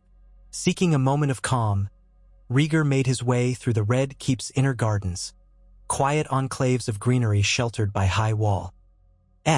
Here, hedges of fragrant herbs and clusters of pale flowers thrived in the King's Landing climate, though signs of neglect were visible in the untrimmed vines. The hush was broken only by the buzz of insects and the trickle of a small stream that ran through the garden. A few gold cloaks stood discreet guard at the periphery. He sank onto a marble bench, letting his eyes drift shut. In the breeze, he could almost pretend he heard the strum of a harp or the gentle hush of a dawn wind. But memory intruded, the recollection of Robert's warhammer crashing into the Targaryen line, the splash of crimson water swirling around them at the Trident. He rubbed the heel of his hand against his temple as if to push those images away. After several minutes, the sound of footsteps on gravel made him lift his gaze. Eddard Stark approached, looking somewhat out of place among the lush greenery. The Northman paused, dipped his head in greeting. "Your Grace," Ned said in his somber voice. "I did not mean to disturb you, but your guards said you were here." Rhaegar waved away formality. "You're not disturbing me, my lord. Join me." Ned hesitated, then sat on the bench's far side. Silence stretched between them for a moment, an unspoken testament to how circumstances had forced them into uneasy alliance. Rhaegar noted the faint lines of tension around Ned's eyes. No doubt the man had lost as much sleep as the king, haunted by memories of war and grief. Eventually, Ned spoke. "I am told your coronation is to take place soon." "In 2 fortnights, if the gods are kind," Rhaegar replied. "We hope to have a gathering of the great houses, or at least their representatives. Such an event might anchor the realm's unity." Ned nodded. "I shall remain as promised until I've spoken with my sister. Have you any news from Dorne? Or of Lyanna specifically?" A pang twisted in Rhaegar's chest. He'd sent raven after raven, some addressed to Prince Doran Martell, others to the loyal men watching over Lyanna at the Tower of Joy. So far, the only reply had been from the knights stationed with Lyanna, brief words confirming her health but indicating that travel remained too risky for a woman so far along in her pregnancy. No fresh word. "It seems the child could come any week now. She remains safe, but I cannot expedite her journey without endangering her." Ned's lips pressed together. She would not want to birth her child in that distant tower so far from home. "Still, I prefer caution over a forced march. If she and the babe remain in good health, I will endure the wait." Rhaegar understood the conflict in Ned's tone, a brother's protectiveness warring with his impatience. "Believe me, I yearn to have her here as well. Once the babe is born, travel might be simpler. And if all is well, we can see to the formalities." A slight tension twitched through Ned's stance as if he wanted to say more but held back. The silence was thick. Finally, Ned rose. "I thank you, your grace. I appreciate your candor. If you'll excuse me, I've matters to discuss with John Connington regarding the men I posted around the city. We found a few unscrupulous sellswords near Flea Bottom last night, wearing the wolf's head as if to justify theft." Rhaegar's brows drew together in dismay. "Let me know if you need additional authority to mete out justice, Lord Stark. We cannot have outlaws masquerading as your bannermen any more than we can have them claiming the Targaryen banner." Ned gave a curt nod and departed. Rhaegar watched him go, thinking how war had changed them both. Eddard Stark had once been overshadowed by the flamboyant Robert. Now, Robert was gone, and Ned had grown grim and resolute, forging new bonds in the name of necessity. Rhaegar silently resolved to keep his word to the man, about Lyanna, about restoring the North's trust in the crown, about forging a realm that might no longer devour its children in pointless conflicts. He lingered a while longer, letting the green hush of the garden shore up his spirits. Then he, too, stood and returned to the labyrinth of corridors, mindful that a king's duty could not wait, gathering loyalties. In the days that followed, the Red Keep's halls bustled with an influx of minor lords and knights responding to Rhaegar's summons. Some arrived wearing battered armor, having fought in the war on one side or another. Others arrived in fine silks, proclaiming they had always been loyal to House Targaryen but were prevented from aiding due to local obligations. Rhaegar greeted each delegation with measured courtesy, unwilling to dwell on the truth of their claims. If the realm were to heal, grudges best remain unspoken. For now. A mild tension flared when several knights from the Vale arrived, bearing news that Lord Jon Arryn had fallen ill. Though House Arryn had supported the rebellion, Rhaegar insisted on hearing their pleas. The knights explained that the veil was fractured. Some houses refused to recognize Rhaegar as king, holding to the cause of Robert. Others, those who had lost family in the rebellion, wished for peace. They asked Rhaegar for a formal letter of pardon for all Vale lords who would swear fealty anew. Rhaegar granted it. "Let them come," he said. "I have no desire to punish men who fought in honest belief they were righting a wrong. The new reign must be built on mercy." Rumors circulated through the Red Keep that Tywin Lannister himself was traveling east with a retinue of 100 knights, planning to reach King's Landing before the coronation. Word also came that Mace Tyrell was on the roads northward from Highgarden, carrying wagons of provisions for the capital to demonstrate the Reach's generosity. The sense of anticipation thickened in the corridors, as if the entire realm was in motion, converging upon the Iron Throne to witness whether Rhaegar Targaryen could truly be a different kind of king. The Stormlands and Dragonstone. One lingering worry gnawed at Rhaegar. Stannis Baratheon had not replied to his letters. Dragonstone, ancestral seat of House Targaryen, had been given to Stannis by Robert, ironically reversing the roles. Rhaegar had retaken Dragonstone only in name, but in truth it was Stannis who held it after Robert's coronation attempt. Now, with Robert dead, the question of who controlled Dragonstone hung in a precarious balance. On a gray morning, Jon Connington entered the solar with a frown. "Your Grace, another raven from Dragonstone has arrived. See for yourself." He handed Rhaegar a small parchment. The king scanned it quickly. "Rhaegar Targaryen. I acknowledge no king but the one crowned by right of conquest. My brother Robert's cause was just, if ultimately doomed. I remain on Dragonstone, where I see no reason to kneel. Should you wish to negotiate, come yourself or send an envoy of sufficient rank. I warn you, I do not yield to empty words. Signed, Stannis of House Baratheon, Lord of Dragonstone." Rhaegar pressed his lips together. Stannis had always been known for his rigid sense of duty and ironclad pride. The letter's tone bristled with challenge. "He invites me to come in person, or at least to send someone worthy." Jon Connington shrugged. "Sending you personally might be a grave risk. Dragonstone could be a trap. Yet ignoring him might drive him to open defiance or even an alliance with the Iron Islands if Balon Greyjoy sees an opportunity." Rhaegar considered. "Then we must demonstrate good faith. I'll not ride out immediately, but I can send one of the King's Guard or a high-ranking lord to parley on my behalf." "Ser Barristan or Ser Arthur would hold weight," Jon offered. Rhaegar nodded. "Arthur is needed here. Ser Barristan might suffice. Yet Stannis will respect direct authority. Perhaps you, Jon, my hand, should accompany Ser Barristan. You could present the crown's terms, assure Stannis that we do not seek his humiliation. We only want a recognized loyalty, or at the very least a neutrality." A flicker of uncertainty crossed Jon's features, but he bowed. "As you command, Your Grace. I will prepare to depart within a few days. Should I promise him anything specific? Lands, titles? Offer him the Stormlands in full, recognized by the crown. Robert left no heirs, so by law Stannis is next. If that is not enough, hint that he could have a seat on the small council, perhaps master of ships if he wishes to remain close to the sea."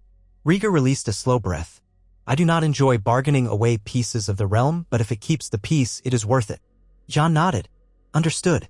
We'll approach him carefully. Stannis is proud, and he might see a bribe as an insult, but a rightful inheritance is another matter. We will couch it in terms of his lawful claim." "Go then," Rhaegar said. "May the Seven guide you." A delicate visit. Days passed, each filled with minor crises, from complaints of stolen livestock in the Crownlands to squabbles among lesser houses jockeying for the new king's favor. Rhaegar devoted hours to audiences in the throne room, sitting upon that cruel seat of melted swords until his back ached and his throat grew hoarse. But he endured. Better to let the lords see a listening king than a distant tyrant. In the second week after Aerys's death, a hush fell over the court with the news of an arrival at the city gates. The Lannister host had come. It was not the entire might of the Westerlands, merely a large retinue of 100 knights in crimson and gold finery, banner-bearers flying the Golden Lion. And at their head rode Tywin Lannister himself, flanked by his son Jaime and a small group of highborn retainers. Rhaegar chose to greet them in the Red Keep's outer courtyard, flanked by Ser Arthur Dayne, Jaime Lannister, who had arrived earlier but now rejoined his father, and several Targaryen bannermen. The grand gates swung open, admitting the Lannister party. Tywin Lannister dismounted with practiced elegance, his controlled expression revealing nothing of the old grudges he might harbor. He was clad in a doublet of crimson velvet, embroidered with golden thread, and his sharp green eyes flickered with calculation. "Lord Tywin," Rhaegar said formally, "welcome to King's Landing. On behalf of the crown, I thank you for heeding our summons." Tywin inclined his head. "Your Grace, the realm's best interests bring me here.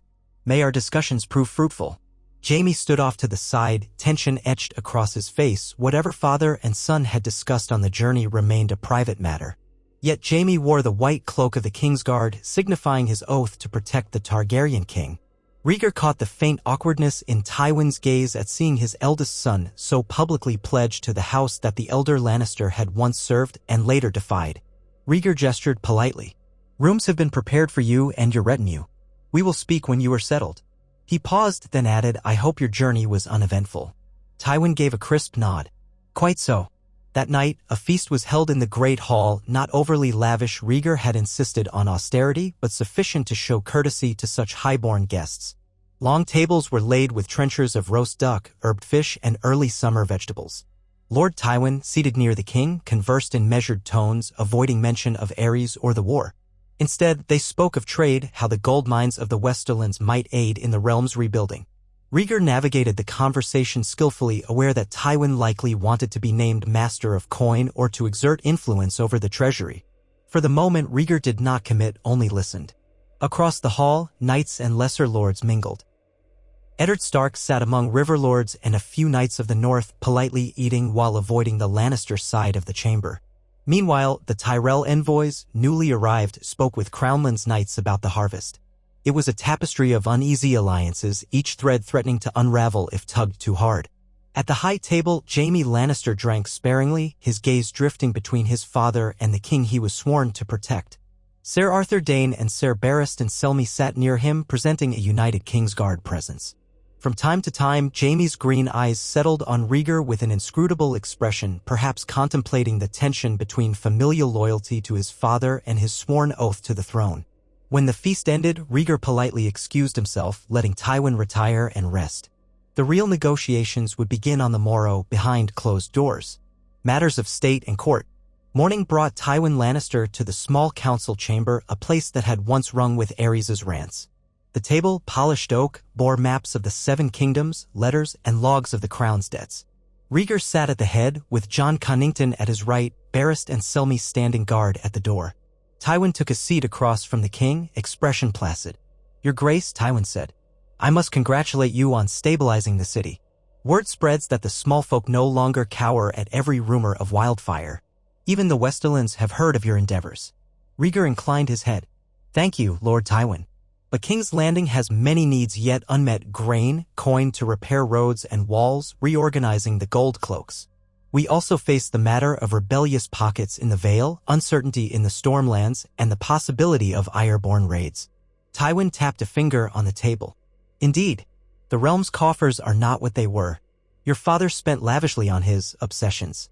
I recall times when the crown's debt soared. If you are to restore prosperity, you need a master of coin who can gather revenue and placate creditors.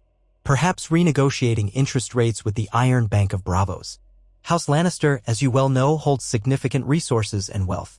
We could ease the crown's financial burdens." Rhaegar recognized the well-practiced pitch. Tywin was angling to place either himself or a trusted subordinate in control of the treasury. With House Lannister's gold, the realm's financial crisis might be relieved, but it would also put the king in Tywin's debt figuratively and literally. "That is generous," Rhaegar said carefully. "I welcome your expertise in this. However, we must consider all possibilities. The Tyrells have also expressed willingness to support the crown, and the Iron Bank is an avenue we can't ignore." Tywin's lips curved in a near smile. "Of course. I only offer what is most expedient. The Tyrells are rich in grain, not gold. The Iron Bank is known to be unyielding when debts go unpaid." Jon Connington bristled slightly, but Rhaegar rested a hand on his arm, signaling calm. "Your points are well taken. I have no wish to see the realm's finances slide into chaos. Let us discuss the terms under which you would assist in balancing the treasury." Tywin nodded, and so began a lengthy negotiation. He proposed partial control over tax collection in the Westerlands and Crownlands, a seat on the small council for one of his key bannermen, and beneficial trade tariffs for Lannister caravans. Rhaegar countered that all lords must pay taxes fairly and no single house could monopolize the crownlands trade. Round and round it went, each statement chipped at and reshaped, with Rhaegar taking pains not to yield too much. Jon Connington, an able negotiator, punctuated the conversation with subtle reminders that House Targaryen had other options. By midday, they reached a tentative framework. House Lannister would provide a substantial loan to the crown at a modest interest rate lower than the Iron Banks, though with conditions that still favored the Lannisters. Tywin, or a representative of his choosing, would take the Master of Coin's seat, subject to the king's oversight.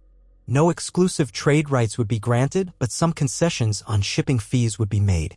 It was, in Rhaegar's estimation, a workable compromise that gave Tywin partial influence while keeping him from dominating the realm's economy. As they rose, Tywin gave the king a small bow. "A promising arrangement, Your Grace. I will have the documents drawn up. I assume you'll want your own men to examine them before signing." "Indeed," Rhaegar said. "I look forward to concluding our arrangement at or before the coronation. Winds from the north, flames from the south." While the capital thrummed with preparation for the coronation, banners being sown, the great sept readied, troubles elsewhere began to stir. Ravens arrived bearing worrisome tidings from the north, a wave of wildling raids along the Gift, rumor of unrest at the Night's Watch. At the same time, a letter arrived from Prince Doran Martell in Sunspear, carried by a Dornish courier who had ridden day and night. Rhaegar's hands trembled as he broke the Martell seal in his solar. The letter read, "To King Rhaegar Targaryen. I have received your messages. My sister, Elia, knows of your ascension and your promises. Though her health is delicate, she awaits word that King's Landing is truly safe before risking the journey. I, too, must be certain that this new rule is not merely a continuation of the old horrors. Dorne stands ready to negotiate. We do not forget the plight Elia suffered when you took Lyanna Stark. We do not forget the heartbreak that such acts caused. And we remember with anger the rumors of Aerys's willingness to see us all burned. Your father is gone, but scars remain. If you would be a just king, you must prove it. I will send my brother, Prince Oberyn, as my envoy to witness your coronation and to judge your good faith. Should all be in order, I will follow in person with Elia and her children.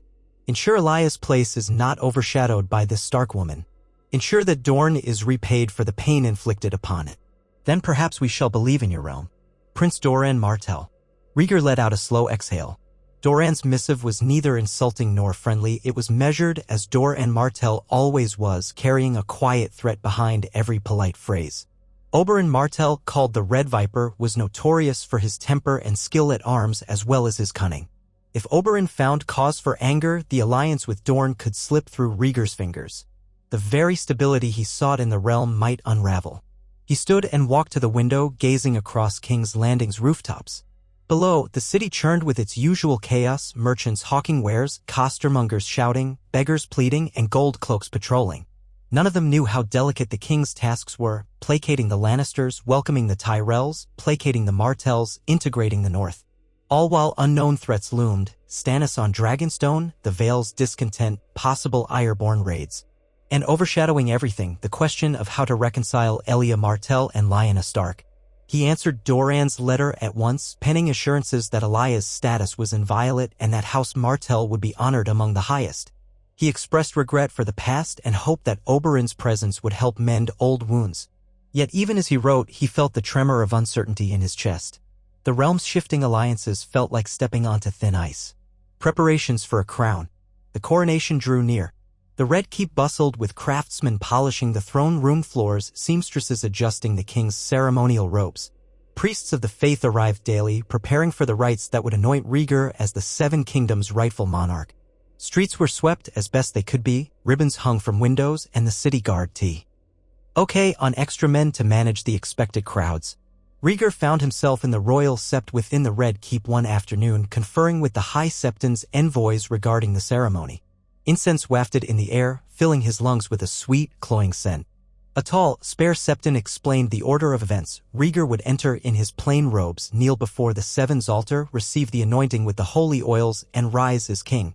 Then the ancient crown of Aegon the Conqueror would be placed upon his head, though in truth, that particular crown had vanished during the madness of Aerys's reign, so a new circlet had been forged, simpler but reminiscent of old Targaryen designs. Rhaegar nodded, absorbing each detail with a subdued acceptance. He had dreamed of being king once, but in a child's hopeful fantasy that he would unite the realm with songs and prophecy. Now the harsh reality weighed upon him. Kingship was a yoke, not a crown of laurels. Nonetheless, tradition had its place. The realm needed a symbol of stability and continuity. When the discussion ended, Rhaegar turned to find Eddard Stark standing at the sept door, waiting patiently. The Northman entered quietly, his steps echoing on the stone floor. "Your Grace," Ned said, "if you have a moment?" "Always," Rhaegar replied, though weariness lined his voice. Ned inhaled, shoulders set. "Word reached me this morning, my sister has gone into labor. The ravens from Dorne came late, but the Tower of Joy watchers have sent word. They say it may be any day now." A flutter of alarm and excitement coursed through Rhaegar. "She labors early, then? Or perhaps the child simply comes on its own time." He felt an urgent desire to ride to her side, yet the realm's needs had bound him here. "I pray for her safety. And if the child is born soon, does the raven say anything of complications?" Ned shook his head. "Only that the labor pains have begun. The next raven will likely bring news of the birth." They both fell silent, the hush of the sept pressing upon them. Rhaegar imagined Lyanna in some candlelit chamber, pain and fear twisting her features, her only comfort the presence of the king's guard who had pledged to protect her, and perhaps a midwife if the watchers had found one among the local smallfolk. Guilt gnawed at him. He had left her to the tower's isolation, all in the name of safety.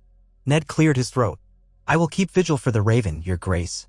If my sister or the babe is in distress, I will do everything in my power," Rhaegar said firmly, though he knew how hollow such words might ring. The Tower of Joy was far away. Even a rider leaving at once would take precious time. "Let us hope the gods grant her strength." Ned nodded, and Rhaegar saw in his gray eyes a mirror of his own turmoil. They parted ways without further words. The night before, on the eve of the coronation, King's Landing bristled with an almost festive air.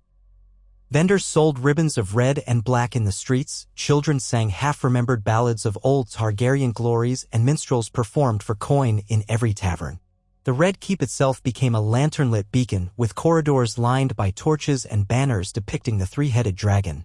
In his private chambers, Rhaegar stood before a tall mirror, adjusting the black tunic he would wear under his ceremonial robes. A servant hovered, ensuring every seam and stitch was perfect.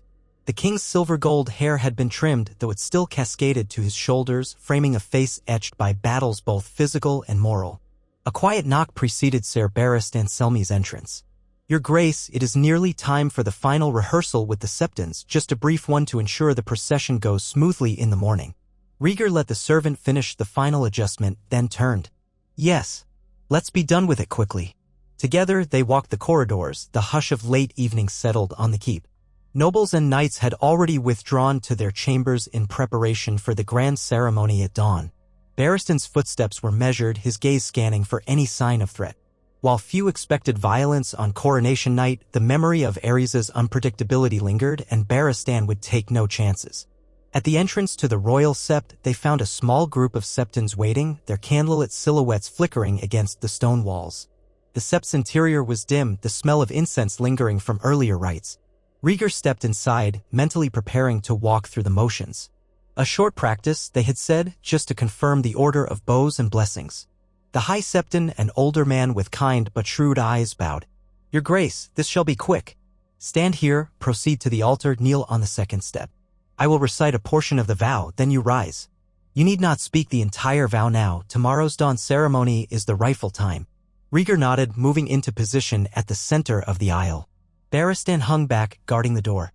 The king took a measured breath, stepping forward to the second step of the altar, kneeling in silence.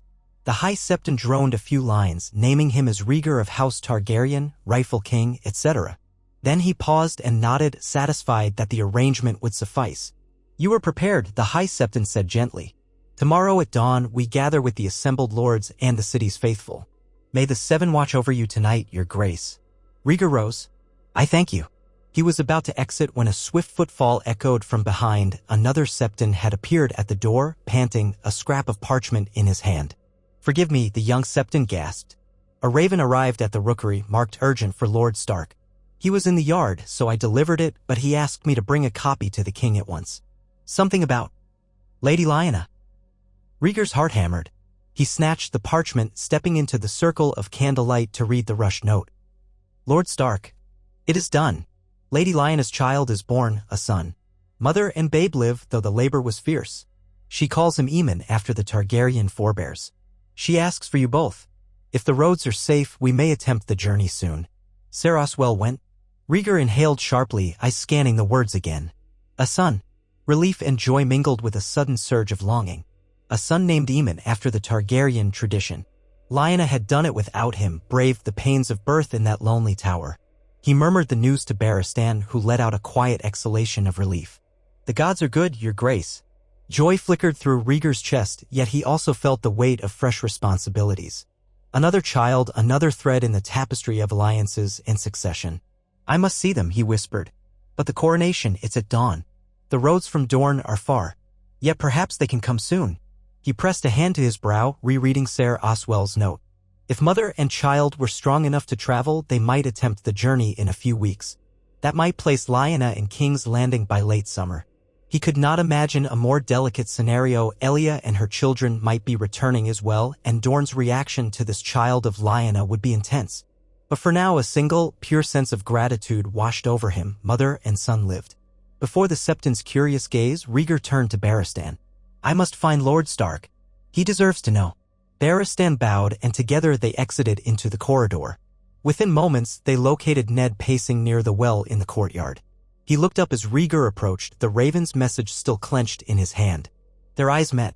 She is alive, Ned managed, relief cracking his usually stoic demeanor. A son. Rhaegar reached out, clasping Ned's shoulder in a rare display of unguarded camaraderie. Your nephew, my son. The words felt strange on his lips, this bond forging them into an extended family. He is named Aemon, so the letter says. Ned let out a long breath, tension draining. I will prepare men to escort them as soon as they are able to travel. The roads from the Dornish marches can be perilous, but my men and yours can ensure safe passage. Rhaegar nodded, his mind spinning with half-formed plans. Yes, do so. Keep me informed of every step.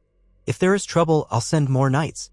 For an instant, the quiet courtyard seemed to glow with the promise of a kinder future.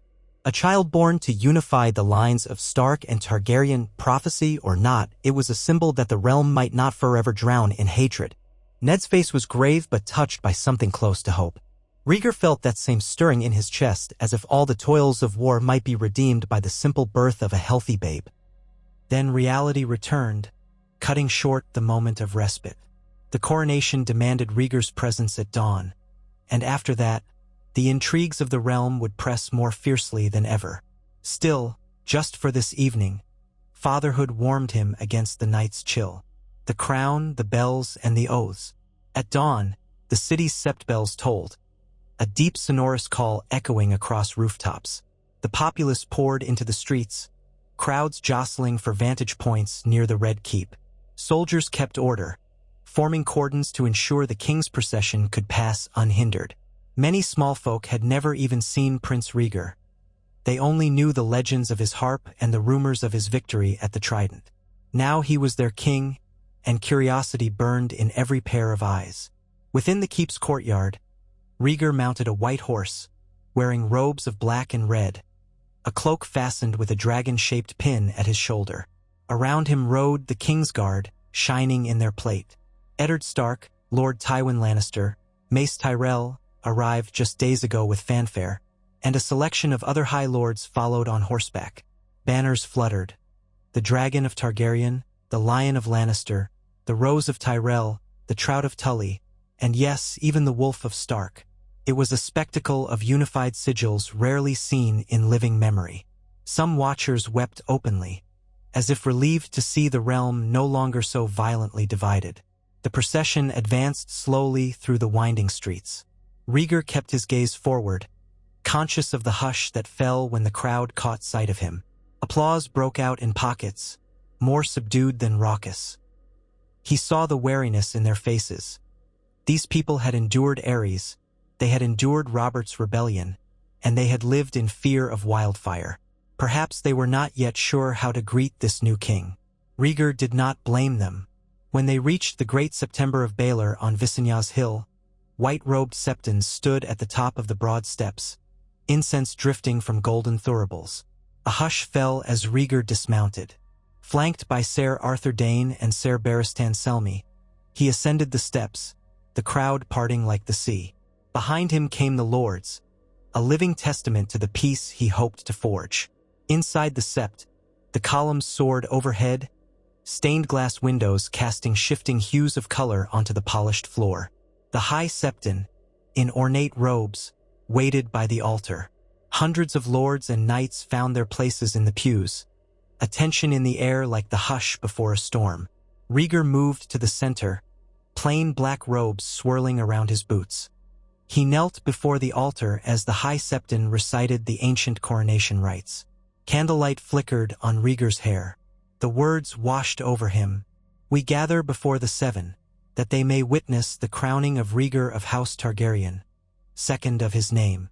Rhaegar bowed his head, feeling the oil press to his brow, the sweet perfume filling his senses. He recalled the birth of his new son, the hopes of the realm, the ghosts of war, and yet he remained steady. "Do you swear," the high septon intoned, "to protect and defend the realm, to uphold justice and fairness, to rule with mercy, and to forsake the path of cruelty?" Rhaegar's voice, low and resonant, echoed in the silent September. "I so swear." The high septon lifted a simple crowned silver circled with rubies that caught the light. With deliberate care, he set it upon Rhaegar's head. "Arise, Rhaegar Targaryen," the high septon proclaimed, "King of the Undals and the Rhoynar and the First Men, Lord of the Seven Kingdoms, Protector of the realm." A moment of stillness, and then the bells began to ring outside. The gathered lords and ladies sank to one knee: Tywin Lannister, Mace Tyrell, Hoster Tully, Eddard Stark, and countless others. Rhaegar stood, the crown slightly heavier than he'd expected. He turned, facing them, seeing the mosaic of lords in their finery and the faint glimmer of awe in the eyes of some. Perhaps the realm truly wanted a king who could be better than Aerys. When the high septon stepped aside, the congregation rose. One by one, the major lords approached to bend the knee formally and speak their vows of fealty to King Rhaegar Targaryen. Tywin Lannister's vow was terse but respectful, Mace Tyrell's flowery, Hoster Tully's measured. Ned Stark stood before him, gaze steady as stone, and pledged the North's loyalty anew. The new king accepted each vow with quiet gratitude. One by one, they joined the lineage of men who had knelt to Targaryens since Aegon the Conqueror, though more than once, rebellions had tested those bonds. Outside, the morning sun shone bright, as if the heavens themselves blessed the event. The great September's doors opened and King Rhaegar led the recessional, stepping into a courtyard filled with hushed throngs. In that golden light, he raised his hand. A tentative cheer rippled through the air, building on itself until it resonated across the plaza. King's Landing roared its acceptance, maybe half from relief, half from hope. Rhaegar inhaled, shoulders lifting. For all the burdens that lay ahead in this moment, he stood at the apex of promise. Festivities and underpinnings. A coronation feast followed, not as lavish as times past but still impressive by the standards of war-worn Westeros. Long tables were laden with roasted meats and fresh bread. Musicians played softly in the corners of the castle's great hall, and the clink of goblets punctuated the swirl of conversation. Rhaegar, enthroned at the high table, found himself inundated with well-wishes and quieter politicking. Tywin Lannister and Mace Tyrell eyed one another over wine cups, each trying to gauge who might hold the king's ear. Ned Stark sat a few seats away, overshadowed by the boisterous river lords, but Rhaegar saw him speaking quietly with them, no doubt about roads and repairs in the riverlands. At a lull in conversation, Rhaegar addressed the hall. "My lords and ladies, I thank you for your presence on this day. Let it mark not just the crowning of a king, but the renewal of a realm. I vow to you all that the tragedies of the past will not define our future. This is a time for rebuilding, for reconciling old wounds. May the seven guide us." His words drew applause, some polite, some genuine. Through the crowd, Rhaegar's gaze caught Lord Tywin's neutral expression, Lord Stark's faint nod, and Mace Tyrell's approving grin. He sensed the delicate web of alliances forming around him. With luck, it would hold. When the feast ended, Rhaegar withdrew, escorted by Ser Arthur Dayne. The corridors of the Red Keep felt strangely quiet after the boisterous gathering. Arthur walked at his side in silence, until they reached the king's private antechamber. There, Rhaegar paused. "Arthur, you've stood by me in every peril. My father's final moments, the war, the aftermath. I rely on your counsel. Tell me truly, do you see the realm uniting at last?" Arthur's solemn eyes regarded him. "I see men and women caught between fear of the past and hope for tomorrow. You hold the balance, your grace. They will follow your lead if you remain steadfast in justice and mercy. But if you falter, they will remember that House Targaryen once birthed a mad king. Rhaegar nodded, swallowing. Then I must not falter. You must not, Arthur agreed quietly. With that, Arthur bid him good night. Rhaegar entered his chambers, removing the ceremonial crown and setting it on a polished wooden stand. He gazed at it for a long moment, reflecting on the power it symbolized and the peril it carried. The memory of his father's cruelty loomed like a warning. Being king was more than wearing a crown. It was ensuring no innocent burned, no injustice flourished unchecked. That night, he slept fitfully, dreaming of the Trident's crimson waters fading into the calm of a child's cradle. When he woke at dawn, it was with a renewed sense of purpose. The arrival of the Red Viper. Only days after the coronation, a new tension swept through King's Landing. Prince Oberyn Martell had arrived. The famed Red Viper of Dorne rode in with a modest retinue of lightly armored Dornish spearmen, their orange sun and spear sigil snapping in the breeze. News of his coming spread quickly, for Oberyn was reputed to be as deadly as he was charming. Elaya's brother, a man with old grudges against the Lannisters for perceived slights, and possibly against Rhaegar himself for the heartbreak Elia had endured. Now he was here to assess the new king's sincerity. Rhaegar awaited Oberyn in a lesser audience chamber. Tywin Lannister was not present, likely for the best, as Oberyn despised Lannisters after how they treated Elia at court. Instead, Ser Arthur Dayne, Ned Stark, and Jon Connington joined Rhaegar. The door opened to admit Oberyn Martell wearing loose Dornish robes of burnt orange, a gold medallion shaped like a spear at his throat. His lithe movements carried a barely restrained energy, and his dark eyes surveyed the room with casual daring. "Your Grace," Oberyn said, inclining his head with a flourish. The gesture held a faint mockery, but also a genuine courtesy somewhere between the two. "King Rhaegar, we meet again." Rhaegar inclined his head in return. "Prince Oberyn, you are welcome here. I trust your journey was swift." Oberyn's mouth curled. "As swift as the desert wind, though not as hot. I bring the regards of my brother, Prince Doran, who awaits proof of your good intentions." Rhaegar gestured to a seat. "Then be seated and we shall speak freely." Oberyn took the seat, crossing one leg over the other, posture deceptively relaxed. His gaze flicked to Ned Stark, lingering. "Lord Stark, I hear you were once close to Robert Baratheon. Now you stand by Rhaegar Targaryen. How times change." Ned bristled. "Times do change, Prince Oberyn, and wars end. We do what must be done for peace." Oberyn nodded as if bored. "Peace. A fine concept. Peace for whom? My sister, Elia, was left with a broken heart set aside so your king could pursue his prophecy. And now Dorne wonders, where does she stand in this new order? Is she to be cast aside again?" Rhaegar exhaled softly, holding Oberyn's keen gaze. "I have not cast aside Elia. She remains my wife, mother of my children. I have made arrangements for her to come to King's Landing at her discretion. The crown acknowledges that Dorne has suffered. I intend to honor House Martell as a key pillar of the realm." Oberyn's eyes narrowed. "And the Stark girl who carries your new babe? I hear the child was born. Will the mother supplant Elia as queen or share her rank?" Dorne wonders. "I wonder." Tension pulsed in the room. Ned's face tightened and Jon Connington cleared his throat, but Rhaegar answered steadily. "I will not lie to you, Prince Oberyn. Lyanna Stark and I share a bond that has shaped events. She has borne me a son. I have no wish to humiliate either woman. The faith, however, would not accept polygamy, nor would many lords. This is a dilemma that I must resolve with care." Oberyn's lips curved in a half-smile that did not reach his eyes. "So it is. Doran and I will watch your solution closely. We expect Elia and her children to retain their status and rights. Rhaenys and Aegon are recognized heirs to House Targaryen. Any child with the Stark girl is an aside, not a threat to them, yes." Rhaegar breathed through the pang of conflict. "Prince Aegon remains my heir, first in line to the Iron Throne. I do not intend to displace him. Lyanna's child is acknowledged but follows in the succession after Aegon. That is my decree." A flicker of tension left the room. Oberyn nodded slowly. "Dorne can accept that if it is held to. Should the realm see a second rebellion over that child, we will not stand idly by while Elia and her children are threatened again. I trust you understand." "I do," Rhaegar said, voice calm. "But there need be no rebellion if we proceed with fairness. Elia remains queen in name with all respect due." Lyanna Stark will be welcomed to court, but she will not supplant Elia. The babe, Aemon, will be recognized as a prince of lesser priority for the throne. And in time, should the faith allow, we might find a formal arrangement that satisfies all concerned. I ask for Dorne's patience while I navigate these waters. Oberyn leaned back, eyes studying Rhaegar intently. Then his gaze drifted to Ser Arthur Dayne. You stand by this, Sword of the Morning? You fought to protect Elia once. Arthur met Oberyn's stare evenly. I stand by King Rhaegar's resolution. Elia is dear to me, as is the realm's peace. I will see that no harm befalls her or her children. Oberyn tapped his fingers on the armrest. So many promises. Very well.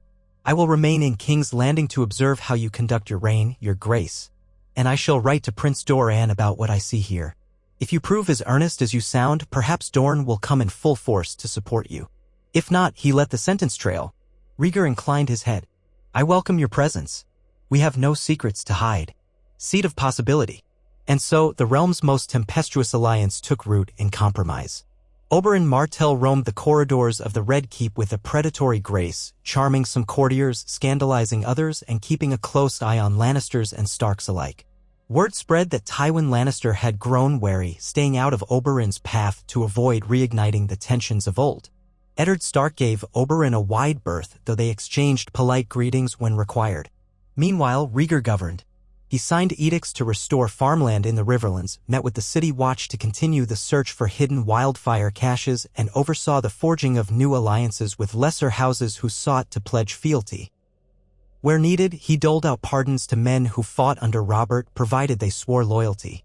He appointed a new Master of Laws, one who had a reputation for fairness, and accepted Tywin's candidate for Master of Coin, an older Lannister bannerman named Garmon Lefford, whose financial savvy was reputedly excellent. Still, news from the Vale remained troubling. A faction of loyalists refused to bend the knee, muttering that the Dragonspawn had stolen the throne. They demanded recognition of Robert's memory or threatened to raise a new claimant from among the Baratheons or Arryns. Rhaegar assigned Lord Hoster Tully to manage the situation diplomatically, hoping to avoid further bloodshed. The last thing he wanted was another campaign in the Mountains of the Moon. And overshadowing everything was the quiet hope that soon, Lyanna would arrive with their child.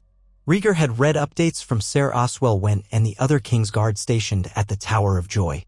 The roads were being scouted, a plan formed to bring Lyanna and the babe north with a contingent of loyal knights. Barring any calamities, they might reach King's Landing within a moon's turn. Each day, the king's tasks multiplied, yet Rhaegar faced them with a resolve that steadied his retinue. The small folk, seeing no new horrors unleashed, began to whisper that perhaps the new king truly was different. The threat of wildfire receded as more caches were neutralized or safely stored. Bread from the Reach arrived, alleviating hunger. Fewer outlaws haunted the roads, deterred by unified patrols. Amid these improvements, the realm's old hatreds simmered quietly, but they did not boil over.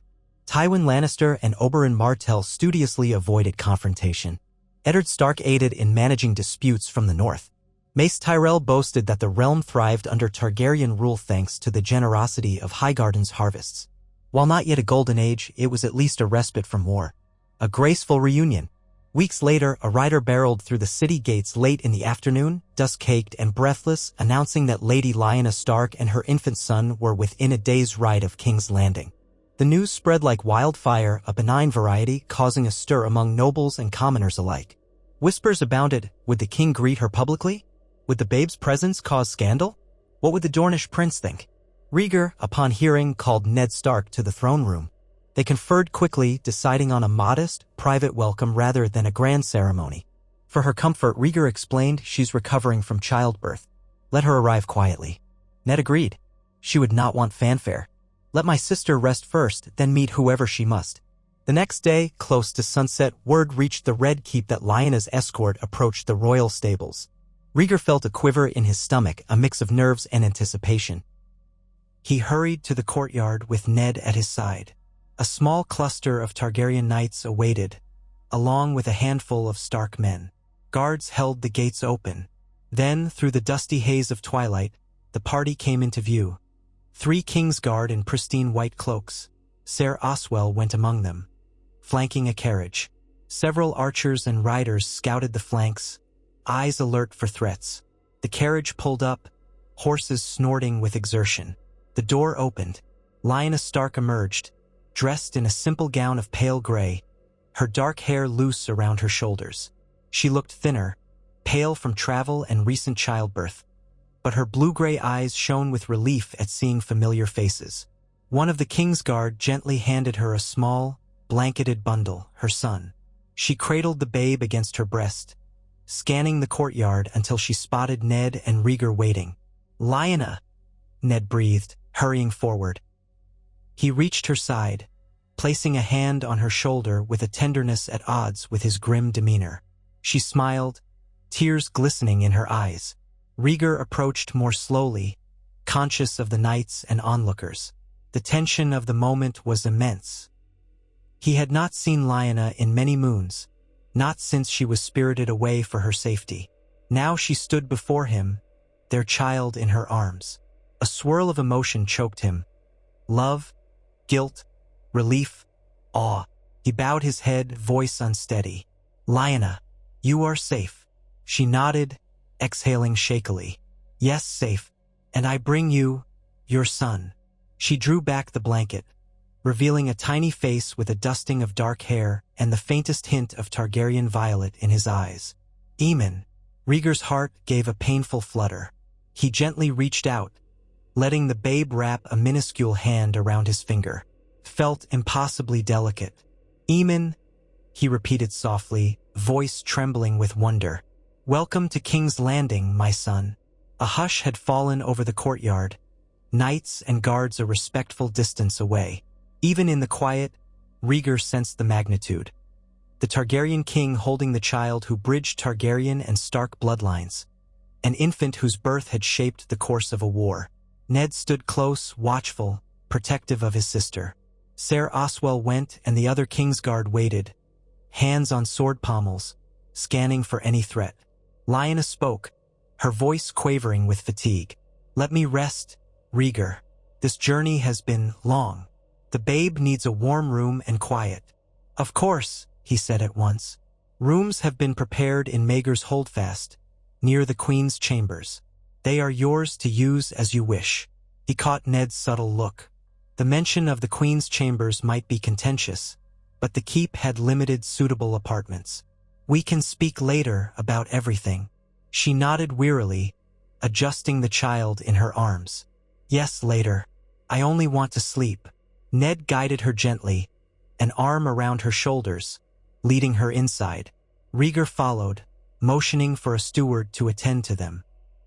The entourage proceeded through winding corridors, the torches casting flickering shadows on the walls. Servants hustled to fetch water, linens, and a cradle. Lyanna was soon settled in a comfortable chamber with a roaring fireplace. Ned remained at her side, verifying the arrangements. Rhaegar hovered in the doorway, wanting to help but wary of overwhelming her. Finally, Ned emerged, shutting the door softly behind him. He turned to Rhaegar. "She's asleep already. Exhausted.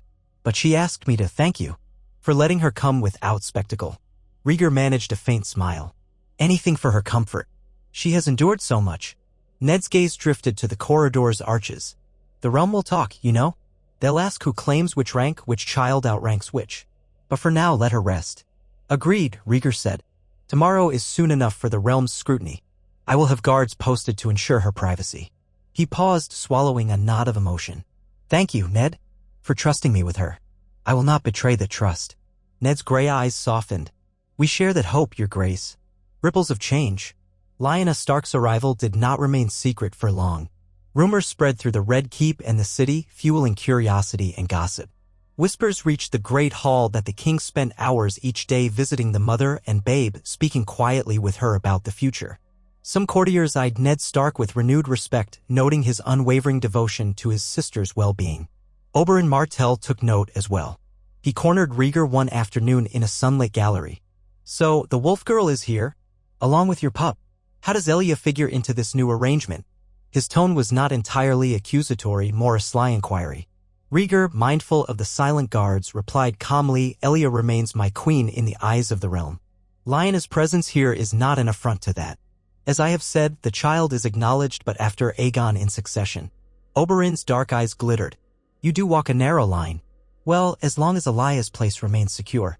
I've written to Doran. We'll see how this stirs the pot." With that, he strode away, a smirk on his lips. Indeed, letters soon arrived from Dor and Martell, cautious but not hostile, indicating that Elia would come north if she felt safe and respected. The tension swirling around the topic of two women in the king's life threatened to overshadow the realm's other concerns. Yet Rhaegar persisted in forging a precarious balance, hosting Lyanna discreetly, reaffirming that Elia's children were heirs and pressing forward with the daily tasks of governance. In small council sessions, he hammered out the new tax structure with Master of Coin Lefford, ensuring no region felt unduly burdened. He received word from John Connington that Stannis had cooled to the idea of open defiance. Negotiations were ongoing. Mace Tyrell politely reminded the king that the Reach's continued supply of grain relied on stable trade routes, prompting Rhaegar to dispatch men to clear bandits from the Rose Road. Meanwhile, Eddard Stark spent more time with his sister, guiding her on cautious walks through the private gardens. Servants spoke of how Lady Lyanna cherished every moment with her newborn, though she kept him wrapped in thick blankets to hide his Targaryen hair and eyes from curious onlookers. Perhaps she feared the city's judgment or the sting of rumors. Rhaegar understood, visiting quietly each evening when his duties allowed, placing a gentle hand on Aemon's tiny head, hearing the babe coo in the lamplight. In those fleeting visits, the burdens of the crown receded, replaced by the simple warmth of fatherhood. And so, the Red Keep became a tableau of improbable peace, Targaryens and Starks under one roof, Martells observing, Tyrells providing, Lannisters maneuvering for advantage. All the while, the king strove to maintain an equilibrium that might, in time, blossom into true unity. A realm on the mend. Over the following months, the changes became visible. Farmers in the Reach and the Riverlands harvested bumper crops, aided by respite from war. The roads patrolled by unified forces grew safer for merchants. The Westerlands found renewed confidence in the crown's ability to maintain order, thanks to Tywin's partial control over finances. Even in the north, an uneasy calm settled, with local lords reporting fewer raids. Stannis Baratheon, still unconvinced, nonetheless refrained from open defiance. It seemed he weighed the cost of raising a rebellion that would likely fail. In King's Landing, major construction projects repaired the damage wrought by the rebellion. The shattered gates from the war's final throes were reinforced. Streets near Flea Bottom were broadened to reduce crowding, and new wells were dug to improve sanitation. Gold cloaks no longer served only the king's paranoia but acted with purpose, removing criminals and corrupt watchmen from their ranks. Through it all, Rhaegar felt a cautious hope stirring within his heart. Each time he sat the Iron Throne, he remembered the final madness of his father and the vow he had made to be a different king. He wrote frequently to Elia and his children in Dorne, urging them to come. Elia's replies were measured. She was healing, uncertain if the realm had truly changed, but open to the idea of returning with Prince Aegon and Princess Rhaenys. Prince Doran's letters supported the possibility if Oberyn confirmed the king's sincerity. Lyanna and baby Aemon resided quietly, avoiding the public eye. She occasionally dined with Rhaegar in a small, private solar, discussing the child's growth. Her health improved daily, and with that came talk of future possibilities. Would she remain in the capital or return north with Ned? Would the king somehow secure the faith's blessing for two consorts? Or would scandal erupt if the arrangement became too public? Yet scandal did not come swiftly. The realm seemed fatigued by conflict, and the small folk were content as long as bread was cheap and bloodshed remained absent. Rhaegar counted the days, reminding himself that peace was fragile. One misstep, a single spark of wildfire or a betrayal from a discontented lord, and Westeros might plunge into chaos again. Toward the horizon, one crisp morning, nearly a year into Rhaegar's reign, he stood atop the Red Keep's ramparts, gazing out over King's Landing. The city woke below, the first rays of sun gilding rooftops and the distant sprawl of the Blackwater Bay. Banners fluttered on the keep's towers, Targaryen red and black, accompanied by the smaller sigils of loyal houses. Ships dotted the harbor, bringing trade from Essos and beyond. The air smelled of salt and hope. Ser Arthur Dayne joined him, silent for a time. Then he spoke. "Your Grace, you've accomplished more than many believed possible. The realm stands. The nightmares of wildfire and the Mad King fade. The people speak kindly of you now." Rhaegar's silver hair stirred in the breeze. He remembered the anxiety that had gripped him on the day he slew Robert Baratheon at the Trident, the horror of confronting Aerys, the heartbreak of seeing a realm tearing itself apart. "I have not done it alone," he murmured. "Your sword, Barristan's honor, Ned Stark's grudging trust, Tywin's cunning, the grain from the Tyrells, the watchful eye of Dorne. All of it made this possible. Arthur offered a small, rare smile. And your own resolve, your grace. Never discount that. Rhaegar let the moment of praise wash over him, though he knew tomorrow could bring new challenges. Thank you, Arthur. He paused. Has there been word from Prince Oberyn or Doran about Elaya's arrival? Arthur dipped his head. Yes, word came this morning. Elia and the children have departed Sunspear. Prince Doran travels with them in a large retinue. They should reach King's Landing in a fortnight, if the roads hold safe. A ripple of anticipation, mixed with trepidation, shivered through Rhaegar. At last, Elia and Lyanna would be under the same roof, each with a Targaryen child. The realm would watch to see if that arrangement was truly possible without shattering. But if they could manage it with dignity, perhaps the final wedge of the old conflict would mend. He turned to Arthur, straightening his shoulders. Then let us prepare the city for their welcome. Dorne must see that we keep our promises. Arthur bowed. Yes, your grace. With that, Rhaegar lingered a moment longer on the ramparts, letting the sunrise warm his face. Far below, the capital stirred with renewed life. Each day he exercised the power of a king, grappling with the burdens that came with it. The seat of swords was his, but he prayed it would never again be steeped in madness and cruelty.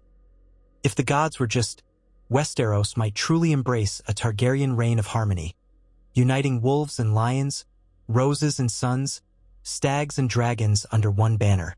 He turned away from the parapet, ready to descend into the keep and face the day's tasks. Beyond the horizon, the future stretched out, a tapestry yet to be woven.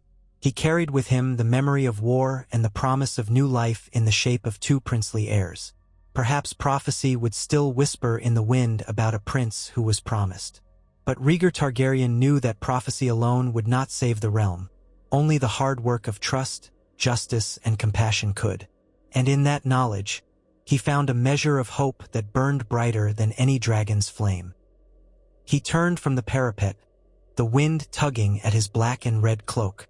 The soft dawn light had revealed King's Landing in all its ramshackle glory. Crammed houses, twisting alleys, salt air wafting from Blackwater Bay.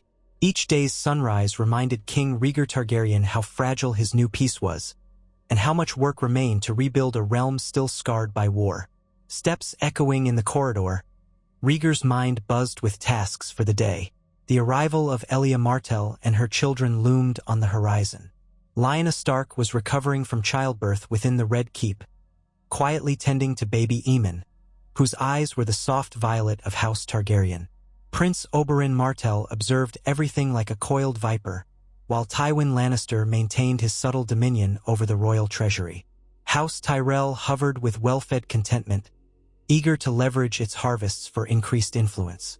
And the memory of Robert Baratheon, Eddard Stark's late friend, still lingered in the shadows.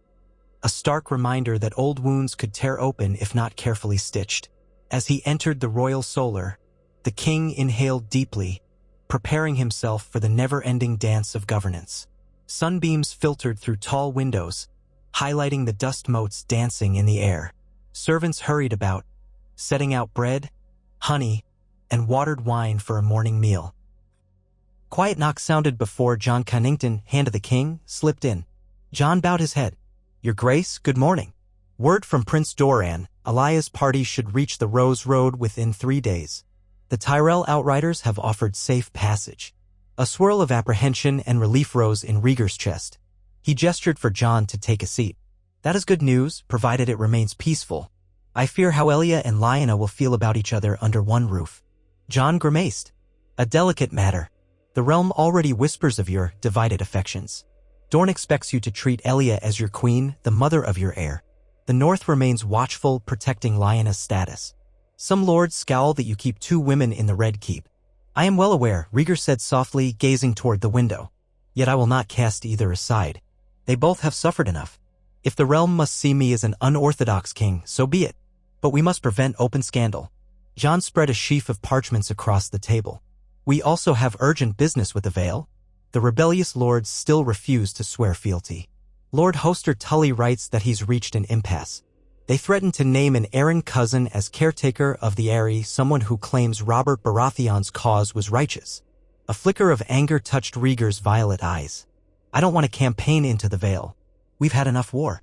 But if they reject all peaceful overtures, what choice remains? We might try one more parley, Jon suggested. Send a neutral party, perhaps Eddard Stark. He was fostered at the Eyrie under Lord Arryn. He has ties there. Rhaegar tapped his fingers on the table. Yes, Ned's name still carries weight in the Vale. Let's speak with him.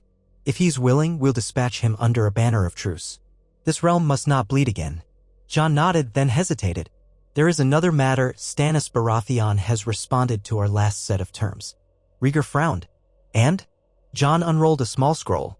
He acknowledges the new reign but demands official recognition of his lordship over the Stormlands, plus compensation for damages inflicted during the war. He also wants a seat on the small council as master of ships.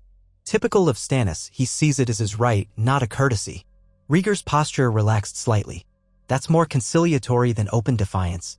Tell him I grant these requests, provided he swears absolute fealty, pays the same taxes as any great lord, and does not hamper crown authority in the Stormlands. A seat on the small council is acceptable if it keeps him from rebellion. Let's be certain we put these terms in writing with the seal of House Targaryen. Right away, Your Grace. With the immediate tasks outlined, Jon withdrew to arrange letters. Rhaegar sat back, mind already drifting to the near future, the day Elia Martell would ride through King's Landing's gates, reuniting with a husband who had wed another woman in secret. He remembered Elia's gentle voice, her resilience, and how she had endured heartbreak with a quiet dignity.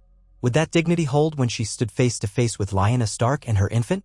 He reached for a piece of bread, appetite dulled by anxiety.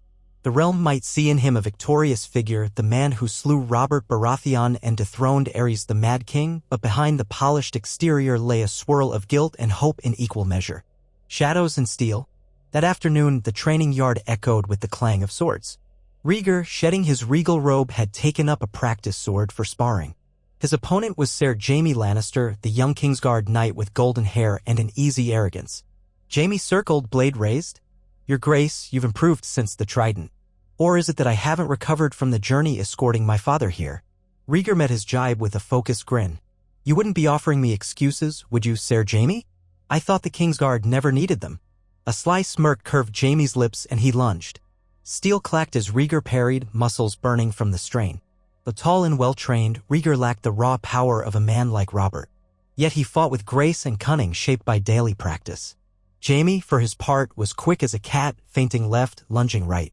From the corner of his eye, Rhaegar saw spectators, Eddard Stark, arms folded, calmly observing, Ser Barristan Selmy, watchful for signs of any threat to the king.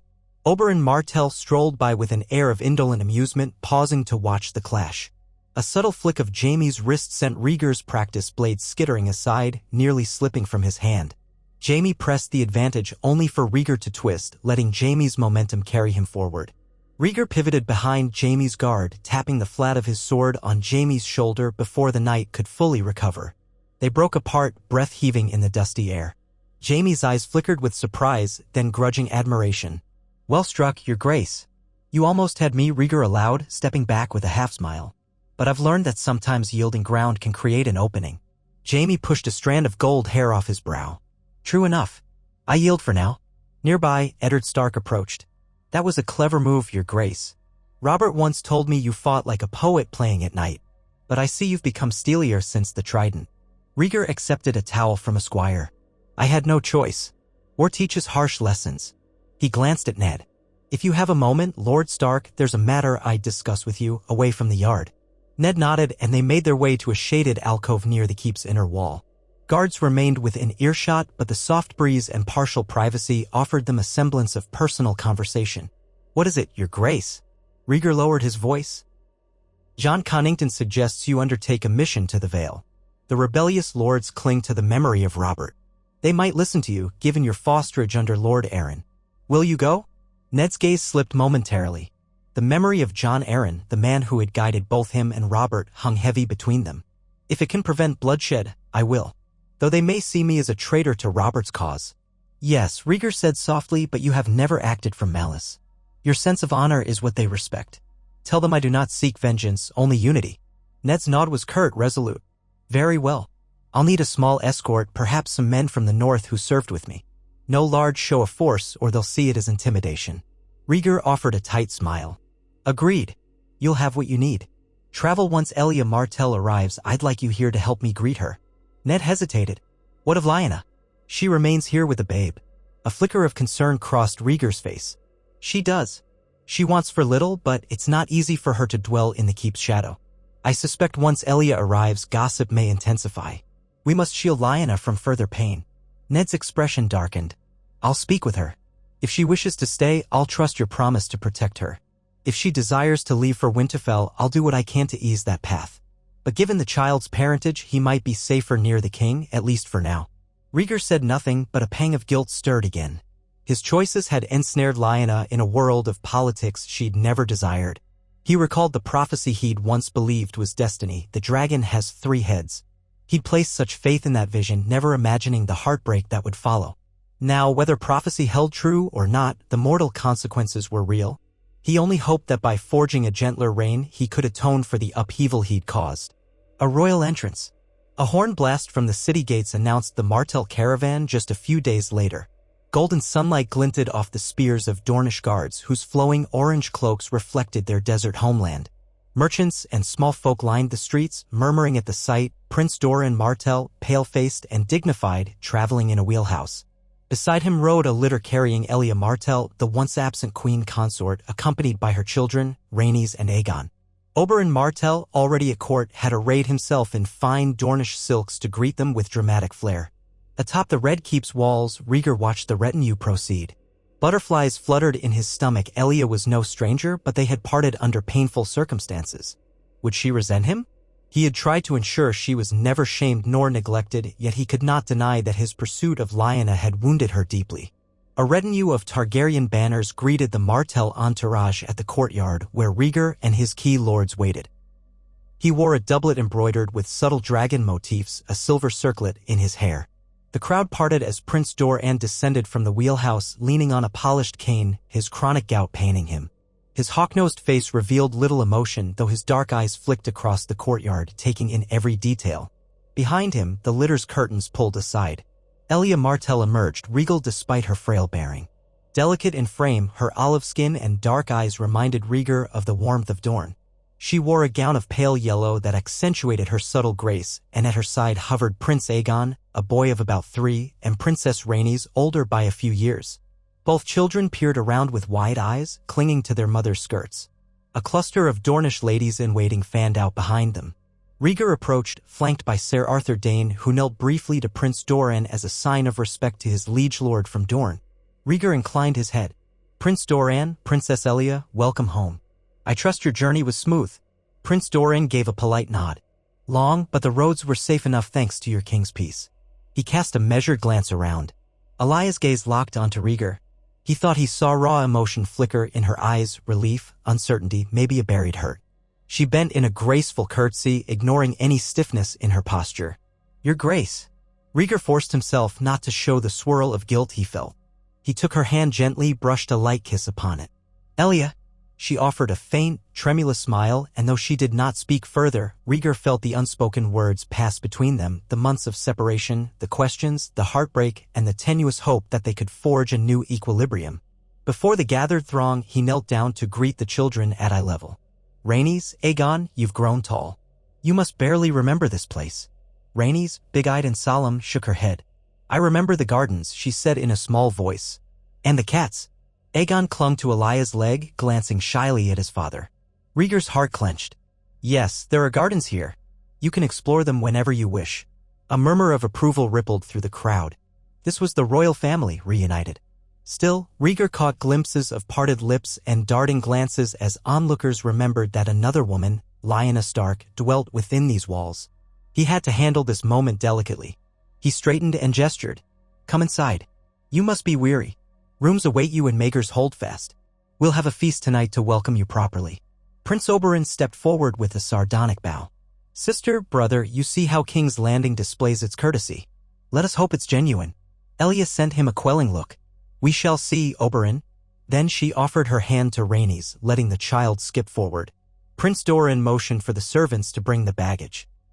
A swirl of color and chatter enveloped them as the Martell party moved into the Red Keep, heading for the accommodations that had been meticulously prepared. Plush bedchambers, tapestries reminiscent of Dorne, and ample sunlight for the children's comfort. Rhaegar supervised from a short distance, then quietly slipped away to gather his composure. This was but the first step in a delicate dance, reconciling Elia with the new reality that included Lyanna and baby Aemon. He prayed that the fragile calm of Westeros would not fracture under personal enmities. Two mothers, one keep. The day after Elia's arrival, a hush fell over certain corridors of the Red Keep, as if the walls themselves understood the tension in the air.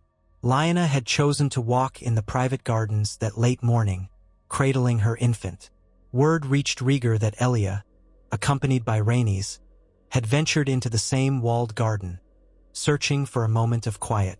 A collision of worlds became inevitable. Rhaegar learned of this only afterward, from the lips of Ned Stark, who had been nearby. Lyanna, clad in a plain gray gown, had been sitting on a stone bench, baby Aemon swaddled in her arms. Elia, strolling with her daughter, turned a corner and stopped short upon seeing them. Silence stretched taut. For long heartbeats, neither woman spoke. Rhaenys peered with childish curiosity at the baby in Lyanna's arms, uncertain why her mother stiffened. Finally, Elia approached. Ned lingered by a hedge, ready to intervene if tempers frayed. "Elia," Lyanna said quietly, shifting the baby's weight. She rose to her feet, though her posture was tense. Elia stood a yard away. "Lyanna Stark, your child, Aemon?" Lyanna nodded, pressing her lips together. She glanced down at the baby's tiny face, as though seeking courage. "Yes, I hope we can find a way to coexist." Elia's chin lifted. "A gracious sentiment. Do you know how many nights I wept, fearing that Rhaegar had abandoned me for good? That my children would be cast out." Her voice quivered with repressed anger. Then she exhaled, regaining composure. "But the gods have played their game. We stand here now with two sets of Targaryen children." Lyanna swallowed. "I never meant to cause you such pain. I was young, believing in prophecy and the love Rhaegar offered. But war devoured us all." She gently rocked Aemon, who fussed. "If blame is needed, lay it on me. But I do not want further strife. We share a realm." Elia blinked back tears, eyes flicking to the infant's tuft of dark hair. "The realm's interest is paramount, yes. I do not blame you alone. Rhaegar played his part. So did I, perhaps, by not fighting harder for him. But I was in poor health then."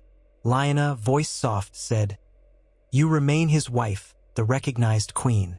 I will not claim that title." She hesitated. "I only want to raise Aemon in safety." Elia's lips parted in a slight tremor. "I hear you, and I shall not demand that your child be cast aside. House Martell, my brother Oberyn, Prince Doran, we all watch to ensure Aegon remains heir. But that does not mean we seek to destroy your child. If Rhaegar says there is room for both, then let it be so." A fragile moment of empathy passed between them. Perhaps it was the presence of innocent children or the exhaustion that came from heartbreak. Rhaenys inched forward, gazing curiously at baby Aemon. "He's so small. Does he cry a lot?" Lyanna forced a smile. "Sometimes, but mostly he just eats and sleeps." Rhaenys giggled softly, drawn by the universal curiosity children share. Elia regarded them with a cautious air, uncertain whether to linger or flee. But she did not flee. Instead, she offered a small nod. "If you'll excuse me, it's nearly midday. Rhaenys, come." Lyanna only nodded in return. Ned stepped forward to guide her away as well. The two mothers parted, tension lingering in the garden's stillness. Yet no harsh words had been exchanged, no outraged confrontation. A slender seed of tolerance had been planted, a flicker of hope that this improbable arrangement might hold. When Rhaegar heard of the encounter, relief and guilt mingled in him.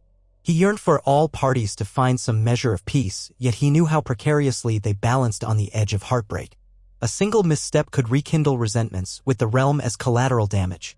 The conclave of lords.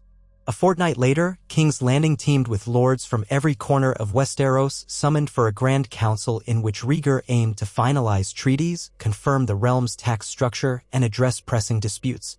The Vale's rebellious faction still loomed large, though Ned Stark was soon departing to negotiate. Stannis Baratheon arrived from Dragonstone, stiff and unsmiling, but acknowledging the new king publicly. Tywin Lannister and Prince Doran Martell both took seats on the dais, flanking Rhaegar, a potent symbol that once hostile forces now coexisted. The assembly convened in the throne room, the Iron Throne looming behind Rhaegar like a steel monster crouched in the gloom. Hundreds of lords and knights filled the benches, banners hanging overhead. The king took his seat on the throne, feeling its cold edges press into his back. Jon Connington stood at his right, set to moderate the proceedings. First came smaller matters, land disputes in the Riverlands, the appointment of new crown magistrates, the standardization of weights and measures in trade. Rhaegar listened, adjudicated, and delegated. Tensions flickered when a knight from the Westerlands accused a Reach bannerman of raiding farmland near the border, but Mace Tyrell smoothed it over with a promise of restitution. Then came the question of the Vale. Ned Stark stepped forward, echoing from below the throne. Your Grace, I propose to travel under a banner of peace to the gates of the moon, then ascend to the Eyrie if Lord Aaron's vassals will receive me. I carry your words of clemency. But if they refuse all reason, Rhaegar's voice carried, firm but measured. Then we must consider alternative measures. Let it be clear, the crown will not abide rebellion.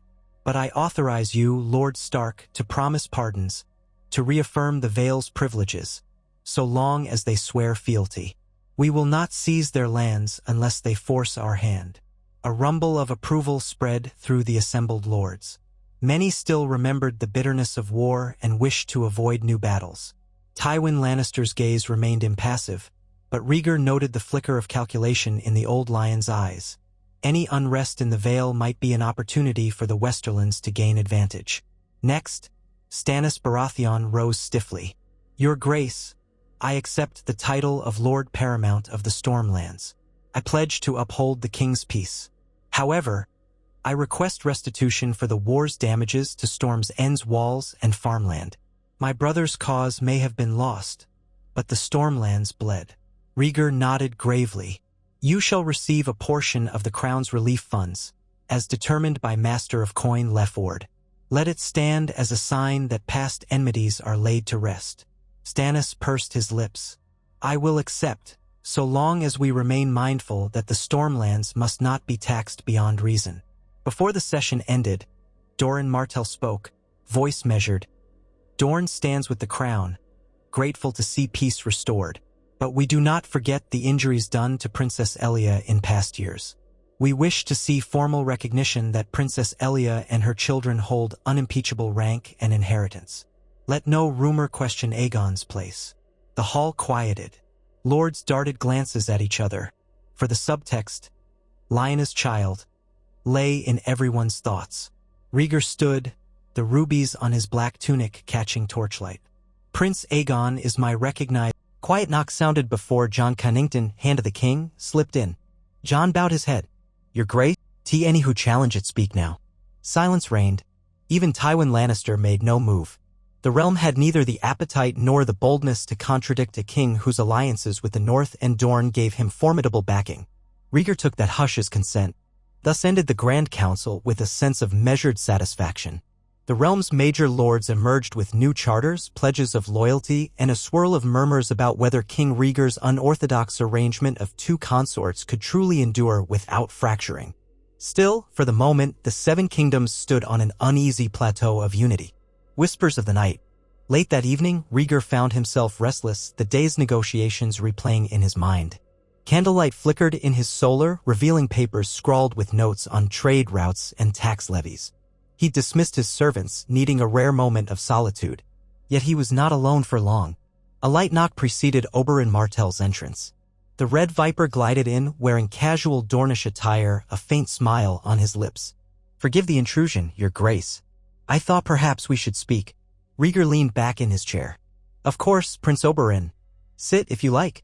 Wine. Oberyn lifted an eyebrow. Only if it's Dornish. I can't abide the watery fare from the Reach.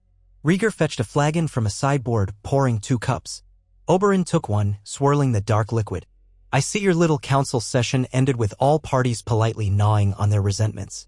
The Lannisters remain watchful, the Tyrells are smug, Stannis is sullen, and my brother Doran is cunning as ever. Rhaegar sipped his wine. Such as the Game of Thrones, Prince Oberyn. A soft chuckle. Indeed. And the biggest piece on the board is the tension between Elia and Lyanna. You think the realm will accept your choice to keep them both here? The king's face tightened. I must do so. They both share my life, my children. Are you suggesting I cast out one? That would tear the realm apart more surely than trying to balance them. Oberyn shrugged. I do not propose to tear them apart. But my sister deserves respect. I'd strangle anyone who humiliates her again. So watch for rumors, your grace. People love scandal, and a single spark could set the city ablaze with gossip. And that child, Aemon, some fools might see him as a threat to Aegon, even if you've decreed otherwise. A wave of weariness washed over Rhaegar. I'm aware. If you have suggestions beyond asking me to choose one over the other, simply keep public favor, O king. Let the small folk see a benevolent ruler who ends their hunger, keeps roads safe, and punishes corruption. If they love you, they'll accept your complexities. Rhaegar nodded. I intend to. We've begun repairing the city's water lines, drafting laws to curb unscrupulous coin lenders. If the people's lives improve, they might overlook the court's intricacies, or at least refrain from revolting. Oberyn studied him, dark eyes shrewd. You truly want to be a just king, don't you? Not a spiked tyrant on the throne, nor a spineless puppet. Some might say you have too much heart for this realm. A slight, rueful smile touched Rhaegar's lips. I might say the same about you, Prince Oberyn.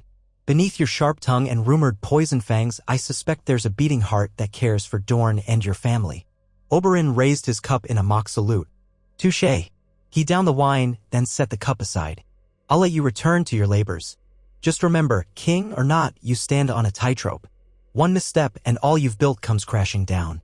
With that ominous note, Oberyn departed, leaving Rhaegar with the swirl of candlelight and an uneasy sense of truth. Perhaps every Targaryen king lived on borrowed time, hoping not to succumb to the shadows that once drove Aerys to madness. The memory of wildfire and screams lingered in these halls. Rhaegar would do everything in his power to ensure such horror never returned. A fateful farewell. Time pressed forward, and the day came for Eddard Stark to depart for the Vale.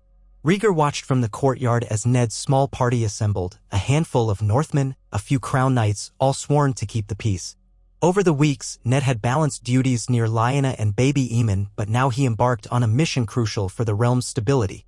Lyanna, still pale but determined, stood at the base of the steps. She cradled Aemon in her arms, the infant swaddled in a soft white blanket. Ned approached, resting a hand on her shoulder. I'll return soon, little sister. She nodded, eyes flicking to Rhaegar, who lingered nearby. Be safe, Ned. I know the Vale better than most, some lords there hold to old grudges. But you also have old friendships. May the gods guide you. Ned briefly gripped her hand, then turned to Rhaegar with a bow. Your grace, I'll see if the Vale can be swayed to reason. If not, do your best to avoid bloodshed, Rhaegar said. I trust your honor to carry my words of clemency. Ned studied him, gray eyes unwavering. I will. Farewell. With that, he mounted his horse, and the party set out, hoofs clopping on the cobblestones. A swirl of dust rose as they exited the Red Keep's gate. Lyanna watched them go, tension across her face. Rhaegar approached, voice gentle. He will succeed, I think. Ned is good at bridging divides. Lyanna gave a slight nod, shifting Aemon to her other arm. I pray so. Another Warwood, we've lost enough. She glanced around the courtyard, noticing the curious gazes of servants and guards. I should return to my chambers. Rhaegar touched her elbow lightly. Will you let me walk you there? He asked, not as a king but as a man hoping to ease her burden. A flicker of emotion crossed her features. She nodded, and they moved through torchlit corridors side by side, the baby gurgling softly. Now and then, a passing courtier bowed hurriedly, eyes darting to the child with thinly veiled curiosity. At Lyanna's door, Rhaegar paused. If you need anything, comfort, resources, please send word. My promise stands, you and Aemon shall not want for protection or care. Lyanna swallowed, meeting his gaze. I know. Thank you. Then her voice dropped. Sometimes I wonder if we made the right choices. But seeing Aemon, I can't regret him. I only regret the cost. The king's chest constricted with guilt and longing. I share that regret. But perhaps we can forge a better tomorrow, for him, for all our children. She gave a trembling smile and slipped into her rooms, the heavy door closing behind her. Rhaegar exhaled, leaning against the cool stone. He could almost hear the faint fussing of the infant within. The choices of the past weighed like a millstone, but the small, bright spark of new life remained. That had to be worth something. Elia's court. While Lyanna chose relative seclusion, Elia Martell ventured more openly into courtly life. Doran and Oberyn remained at her side, ensuring no slight went unanswered. Ser Arthur Dayne, a Dornishman himself, discreetly escorted Elia when needed, reinforcing her status. Prince Aegon, a lively boy, began lessons under Maester Gorman, who found the child inquisitive. Princess Rhaenys frolicked in the keep's courtyards, often spotted conversing with King's Landing's stray cats. Elia held informal audiences with visiting ladies, forging fresh bonds that might strengthen the monarchy. She hosted small gatherings where music from Dorne and the Crownlands intermingled, harps, lutes, and flutes creating an exotic mix. Rhaegar often attended, sitting by Elia's side, arm gently resting on her chair. Courtiers noticed a fragile warmth between them, though an undercurrent of unresolved sorrow remained. In private, they spoke of the time lost, of Rhaegar's quest for prophecy, and Elia's lonely nights in Sunspear. Reconciliation was neither simple nor immediate, but they were forging a path forward. One evening, Elia quietly asked, "Where's Lyanna and her child? I sense they remain within the keep, but I never see them at these gatherings." Rhaegar, tension nodding his shoulders, replied, "She keeps to herself, partly to avoid fueling rumors. She feels the court might not welcome her presence, especially for your sake." Elia studied him with searching eyes. "If she truly means no harm, I suppose I can show some courtesy. The realm gossiping about a feud might be worse than any awkwardness. Perhaps I should invite her to a private supper, just the two of us." He blinked in surprise. "That could help, or it could be too soon. Are you certain?" A faint, sad smile. "No, I'm not certain. But for Aegon and Rhaenys, for the realm, for your child, we must try. As you said, forging a better tomorrow. I'll speak with her quietly." Rhaegar leaned forward, pressing a gentle kiss to her brow. "Thank you, Elia." Thus, behind the scenes, the two women slowly began bridging an unthinkable gap, courtesy overshadowing old resentments. Still, the keep's walls held their breath, aware that a single misstep could unleash pent-up tensions. Few in Westeros had ever seen such an arrangement, two mother figures bound to one king, sharing the burden of Targaryen children. Many whispered that it would end in tears or tragedy, for was it not the Targaryen way to sow chaos? A missive from the Vale. Weeks passed, summer's warmth settling over King's Landing. The city hummed with commerce, the markets stocked with produce from the Reach. Tywin Lannister quietly manipulated finances, funneling gold to rebuild roads linking the Westerlands and Crownlands. Prince Oberyn and Arthur Dayne aided the city watch in stamping out rumored pockets of leftover wildfire, thus far with success. The small folk, seeing tangible improvements, began referring to Rhaegar's rule with a cautious positivity. One sweltering afternoon, a raven arrived bearing Eddard Stark's seal. The message was brief and urgent. "Your Grace, negotiations proceed, yet certain lords remain obstinate. They speak of a true king from the Baratheon line. I suspect covert support from outside the Vale, perhaps exiled lords or ambitious houses. I've secured an audience with Lady Anya Waynwood and others loyal to the Arryn name. We might sway them with promises of safe conduct and restoration of ancient privileges. More time is needed to complete this mission. Be wary of plots in King's Landing. Not all your enemies are here in the mountains. Eddard Stark." Rhaegar drummed his fingers on the table in his solar, rereading the note. A true king from the Baratheon line? Robert had died childless, so that left Stannis, who was now cooperating, or Renly, a much younger brother who had not yet shown ambition. Could some other distant cousin be propped up? He summoned Jon Connington. Ned believes rebellious Vale lords plot to raise a new Baratheon claimant. But Robert's direct line is extinct. Stannis and Renly remain. Stannis is with us, at least nominally. Renly is a boy at Storm's End. Jon frowned. Perhaps they talk of forging documents or forging a marriage alliance to a female cousin. Desperate men conjure desperate claims. Should we be alarmed? Rhaegar's jaw tightened. We must remain vigilant. If they find a figurehead, it could spark rebellion. Inform the gold cloaks to watch for suspicious arrivals or large shipments of arms. Also, quietly alert Stannis. If his name is being used without his sanction, he might wish to quell it. Jon bowed. "At once, Your Grace." The king felt tension coil. He'd known peace might be fleeting. Some men would never accept Targaryen rule after the rebellion, no matter how equitable. All he could do was meet each threat with a steady hand, refusing to let old grudges ignite new wars. Ties that bind. In the swirl of politics, Rhaegar still found moments to focus on his children. Prince Aegon, bright-eyed and confident, took to sword lessons with a wooden practice blade. Rhaegar often watched from the sideline, heart swelling with paternal pride. Rhaenys, more inclined to books and stories, listened in rapt attention whenever a minstrel visited the court. Meanwhile, baby Aemon grew quickly, babbling happily in Lyanna's arms. More than once, Rhaegar visited her chambers, letting the infant curl fingers around his own.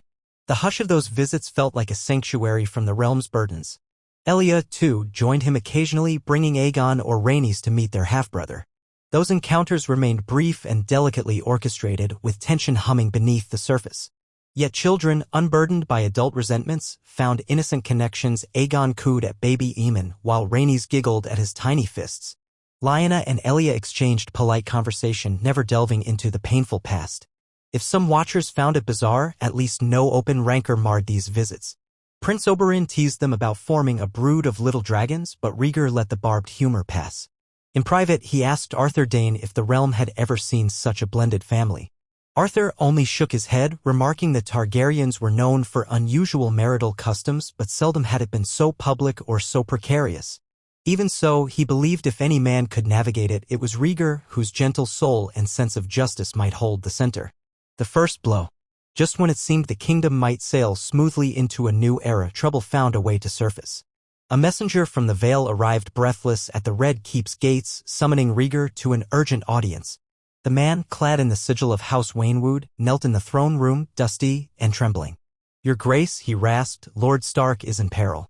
Ambushed on the mountain road returning from the Eyrie. Houses that oppose your reign, the ones crying for a Baratheon claimant, set a trap. He was forced to defend himself. Some men died on both sides. He retreated to a nearby holdfast, but more foes close in." A chill fell over the throne room. Rhaegar leaned forward on the iron throne. "Is he safe at present?" "For now," the messenger said, voice quavering. "But outnumbered. Unless aid arrives swiftly, he may be overwhelmed. The rebellious lords see Lord Stark as a linchpin of your alliance. If they capture or kill him, they hope to spark fresh revolt." Murmurs rose from the lords gathered. Tywin Lannister's eyes narrowed in calculation, while Prince Doran Martell watched with quiet concern. Elia Martell stood at the periphery, face pale. Ser Barristan and Selmy stepped closer, hand on his sword pommel. Rhaegar's knuckles whitened on the throne's arms. "We cannot allow Ned Stark to fall," he said, voice cold as steel. "He is my loyal vassal. More than that, he is a good man." John Connington spoke up. "We must send a relief force. A small, swift company can navigate mountain passes. Perhaps led by a skilled commander." Rhaegar's gaze swept the hall. "I'll go myself." A stir of surprise rippled. Ser Barristan stepped forward. "Your Grace, that's too perilous. The Vale terrain is treacherous, and if they're aiming to kill you, Rhaegar raised a hand. "Who better to show the crown's resolve than the king himself? I won't send men to risk their lives without being willing to share the same danger. We can muster a contingent of the Kingsguard, seasoned knights, and set forth at once." Tywin Lannister inclined his head, carefully phrasing his support. "If you ride out, Your Grace, let it be with a strong guard. Let the realm see that treason against the throne has consequences." Prince Oberyn sniffed. "I'll join as well. I wouldn't miss a chance to crush a few rebels." Doran Martell raised an eyebrow but made no move to stop his fiery brother. Rhaegar glanced at Elia, worry etched on her face. Then his gaze flicked across the hall, settling on Lyanna. She stood near the back, baby Aemon not in her arms but left with a caretaker. Fear flickered in her eyes. Eddard was her brother. The thought of losing him so soon after all they'd endured must terrify her. Rhaegar rose from the throne. "Prepare the men. We leave by dawn. Let the rebellious lords see we do not shrink from protecting our own. March into the mountains." Within a day, King Rhaegar led a force of 200 mounted knights and archers plus pack mules for supplies. Ser Barristan Selmy, Arthur Dayne, Prince Oberyn, and Ser Jaime Lannister rode at his side. They bore Targaryen banners, the red dragon flapping in the mountain breeze, and pressed northward. Word traveled ahead of them that the king was personally marching to rescue Eddard Stark, forging a dramatic tale that spread among villagers in the foothills. The road grew steep, winding through rocky passes. Clusters of pine trees dotted the slopes where thin trails snaked precariously. Scouts rode ahead, returning with reports of small enemy bands. Rhaegar's men skirmished with a few, driving them off. Tensions mounted. Any wrong turn could lead them into an ambush. Yet the king pressed on relentlessly. One mist-shrouded dawn, as they ascended a narrow gorge, a volley of arrows whistled from above. Rhaegar's escort scrambled for cover, raising shields. Shouts and neighing horses echoed off the cliffs. Ser Arthur Dane spurred forward, barking orders to form ranks. Prince Oberyn, cunning as ever, spotted a goat trail leading up the slope. A small party can flank them from the side. Rhaegar nodded. Barristan, Arthur, secure the main path. Jaime Oberyn, with me. He dismounted, leading a dozen knights up the narrow path while the rest laid covering fire. The climb was harrowing, loose rocks skittering underfoot, but they managed to crest the ridge. There, a ragged group of rebels. Men wearing scraps of mismatched armor, brandishing the sigils of lesser vale houses, gaped at the sudden flank attack. Rhaegar's knights charged, swords flashing. Oberyn lunged with a spear, dispatching 2 foes in the blink of an eye. Jaime fought with lethal grace, cutting down a rebel archer. Rhaegar himself engaged a tall man who swung a rusted axe, deftly parrying and countering with a slash that felled him. Within minutes, the rebels broke, fleeing down the slope. The king's men let them run. The skirmish had claimed a few lives on both sides, but the path was cleared. Barristan and Arthur rejoined them, confirming minimal casualties. Panting, Rhaegar leaned on his sword. "We push on," he said. "Ned is out there, cornered by men like these." Oberyn wiped blood from his spear tip. "They're fools but desperate. Let's end this." With renewed urgency, they followed the trail of skirmishes deeper into the Vale.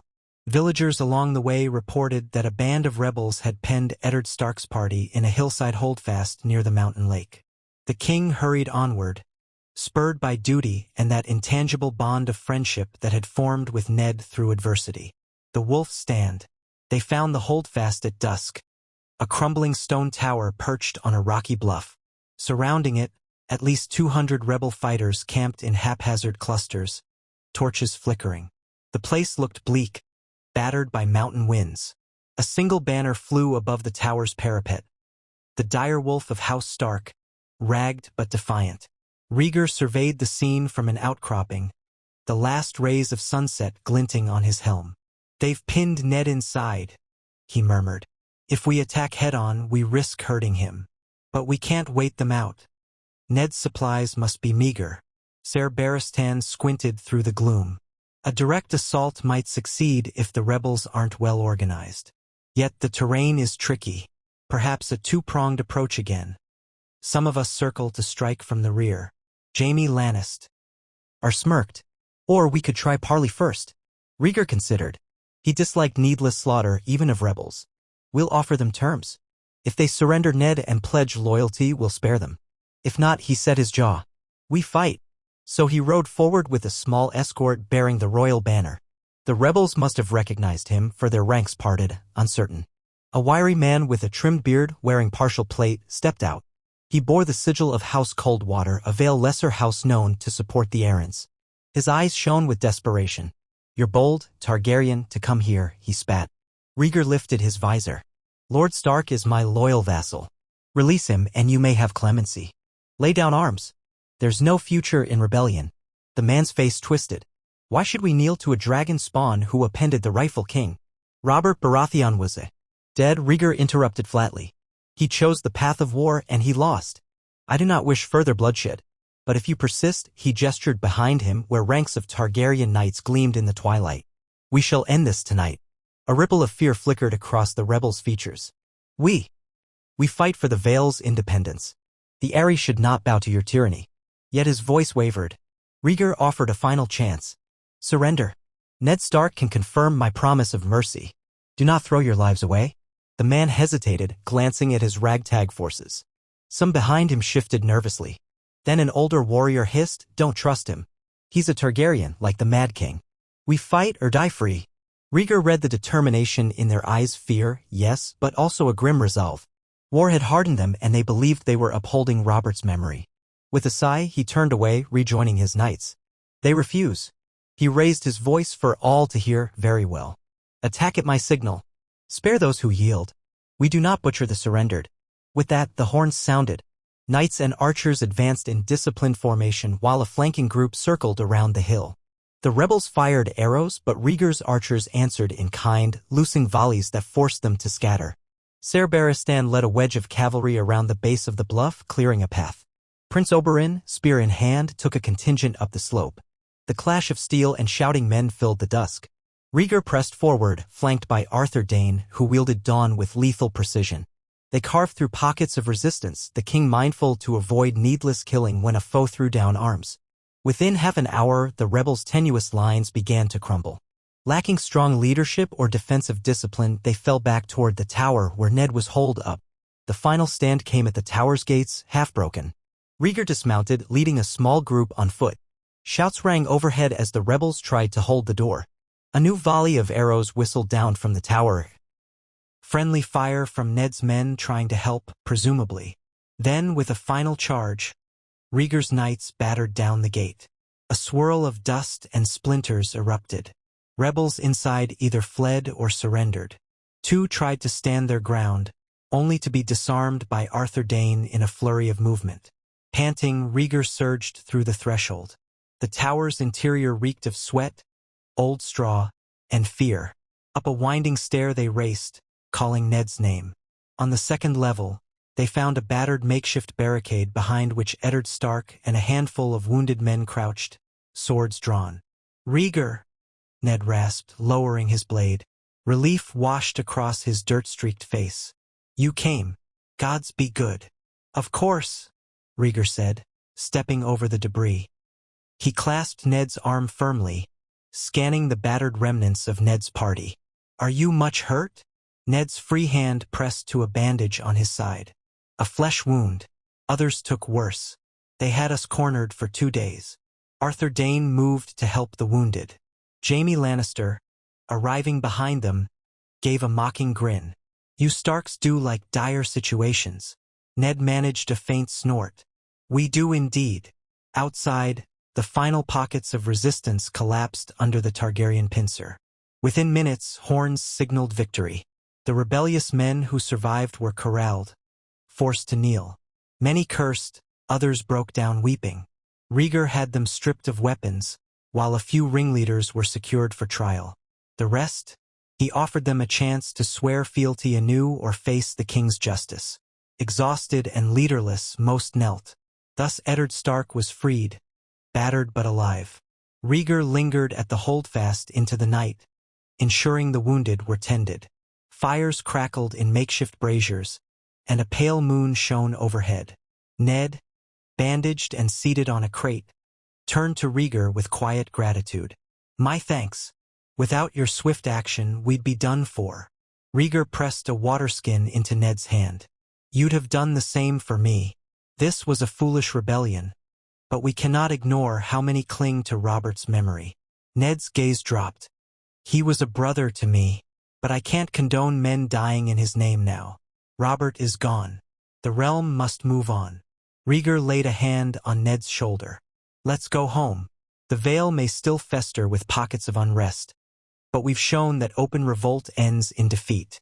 Ned nodded, weariness etched in every line of his face. "Aye, home is King's Landing now. For me and Lyanna both, strange as that sounds." The king's expression softened. "Stranger alliances have shaped Westeros. Perhaps in time, the realm will see it as normal." They retired to a corner of the holdfast where a small table held stale bread and dried meat. Prince Oberyn joined them, still crackling with post-battle energy. Ser Barristan hovered near the entrance, watchful. Arthur Dayne attended to distributing rations. Jaime Lannister grumbled about the poor vintage of local ale but drank it anyway. In that moment, they were no longer just knights and lords but weary souls taking solace in victory that, for once, did not devolve into butchery. Returned to the capital. Word of the rescue traveled swiftly. When Rhaegar and Ned returned to King's Landing, battered yet triumphant, the city erupted in cheers. Smallfolk praised the king for personally safeguarding his vassal, calling it a sign of a just ruler. Minstrels composed quick ditties about the rescue in the mountains, singing them in taverns. In the Red Keep, Elia and Lyanna each greeted Ned with relieved gratitude. The tale of the short but intense campaign spread among courtiers, bolstering Rhaegar's reputation as a protector king rather than a distant tyrant. Amid the celebration, Rhaegar found a moment to slip away to the high balcony overlooking the yard. He stood with arms braced on the stone railing, gazing over the mass of flickering torches below where crowds still lingered to glimpse their king. The night sky was clear, stars shimmering. He let the noise wash over him. Lyanna appeared quietly at his side. "You saved my brother." "I thank you," she whispered. He glanced at her, seeing the mixture of relief and lingering pain in her features. "I did what any king should do. Ned is dear to both of us." She nodded. "He told me how you fought side by side. Strange to imagine you risking yourself for a man once your enemy." Rhaegar's lips twitched in a faint smile. "We were forced into enmity by circumstance. But we've both seen what destruction that brought. Now we share a vow never to let it happen again." They stood in companionable silence, the crisp air stirring Lyanna's dark hair. Below, distant shouts of revelers echoed, some chanting the king's name. Rhaegar felt a surge of humility. He was no demigod, just a man trying to piece together a shattered realm.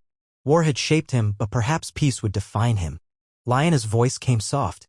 "I told Elia I'd dine with her soon. Privately." She suggested it. "Might we all find a way forward?" A tremor of uncertainty threaded her tone. Rhaegar placed a gentle hand on hers. "If we believe in it, yes. The world may scoff, but I'll not let this chance slip away.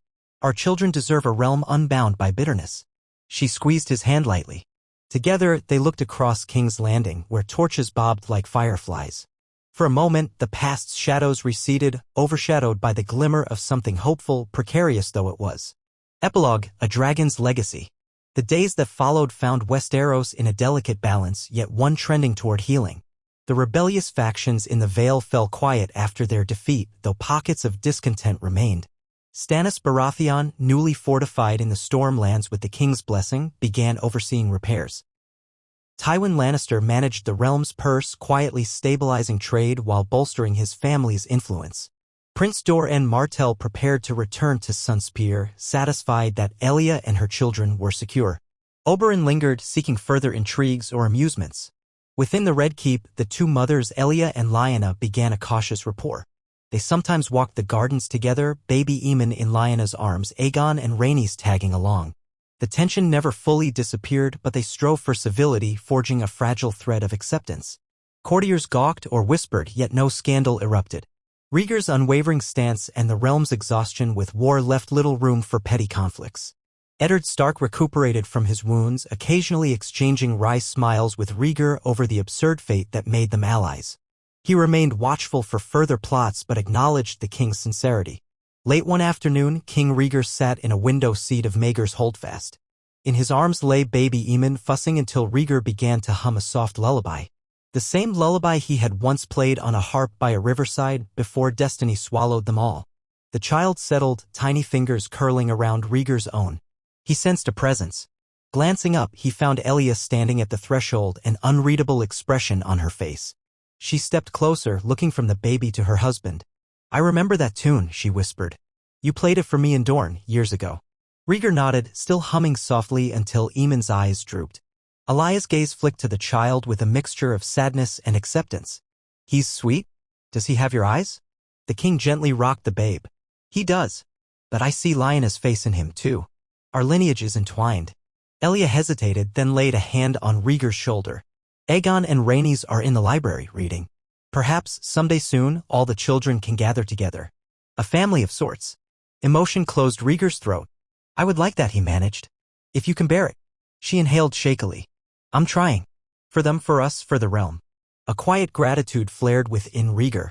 He leaned his head gently against hers. "Thank you," he murmured, mindful of the fragile child in his arms, the kingdom resting on the shoulders of these two women he had wedded, one in law, one in love. And now somehow both part of a single tapestry. The realm might call it unthinkable, but perhaps unthinkable things were needed to mend centuries of strife. Outside, the sun dipped low, painting King's Landing in gold. Banners stirred in the courtyard. The city bustled with merchants, minstrels, and bakers unafraid of wildfire or random cruelty. Small folk could see a king who answered rebellion with measured force, who rescued a northern lord out of loyalty, who strove to weave old enemies into allies. Whether out of fascination or cautious hope, the people seemed willing to follow him. In that hush, Rhaegar recalled a line from ancient prophecy: "The dragon has 3 heads." But prophecy alone could not shape a realm. Men and women with free will had to choose unity over hatred, mercy over vengeance. He exhaled, feeling a cautious peace settle in his heart. He placed the sleeping child in a cradle near the window. Elia lingered, smoothing the blanket.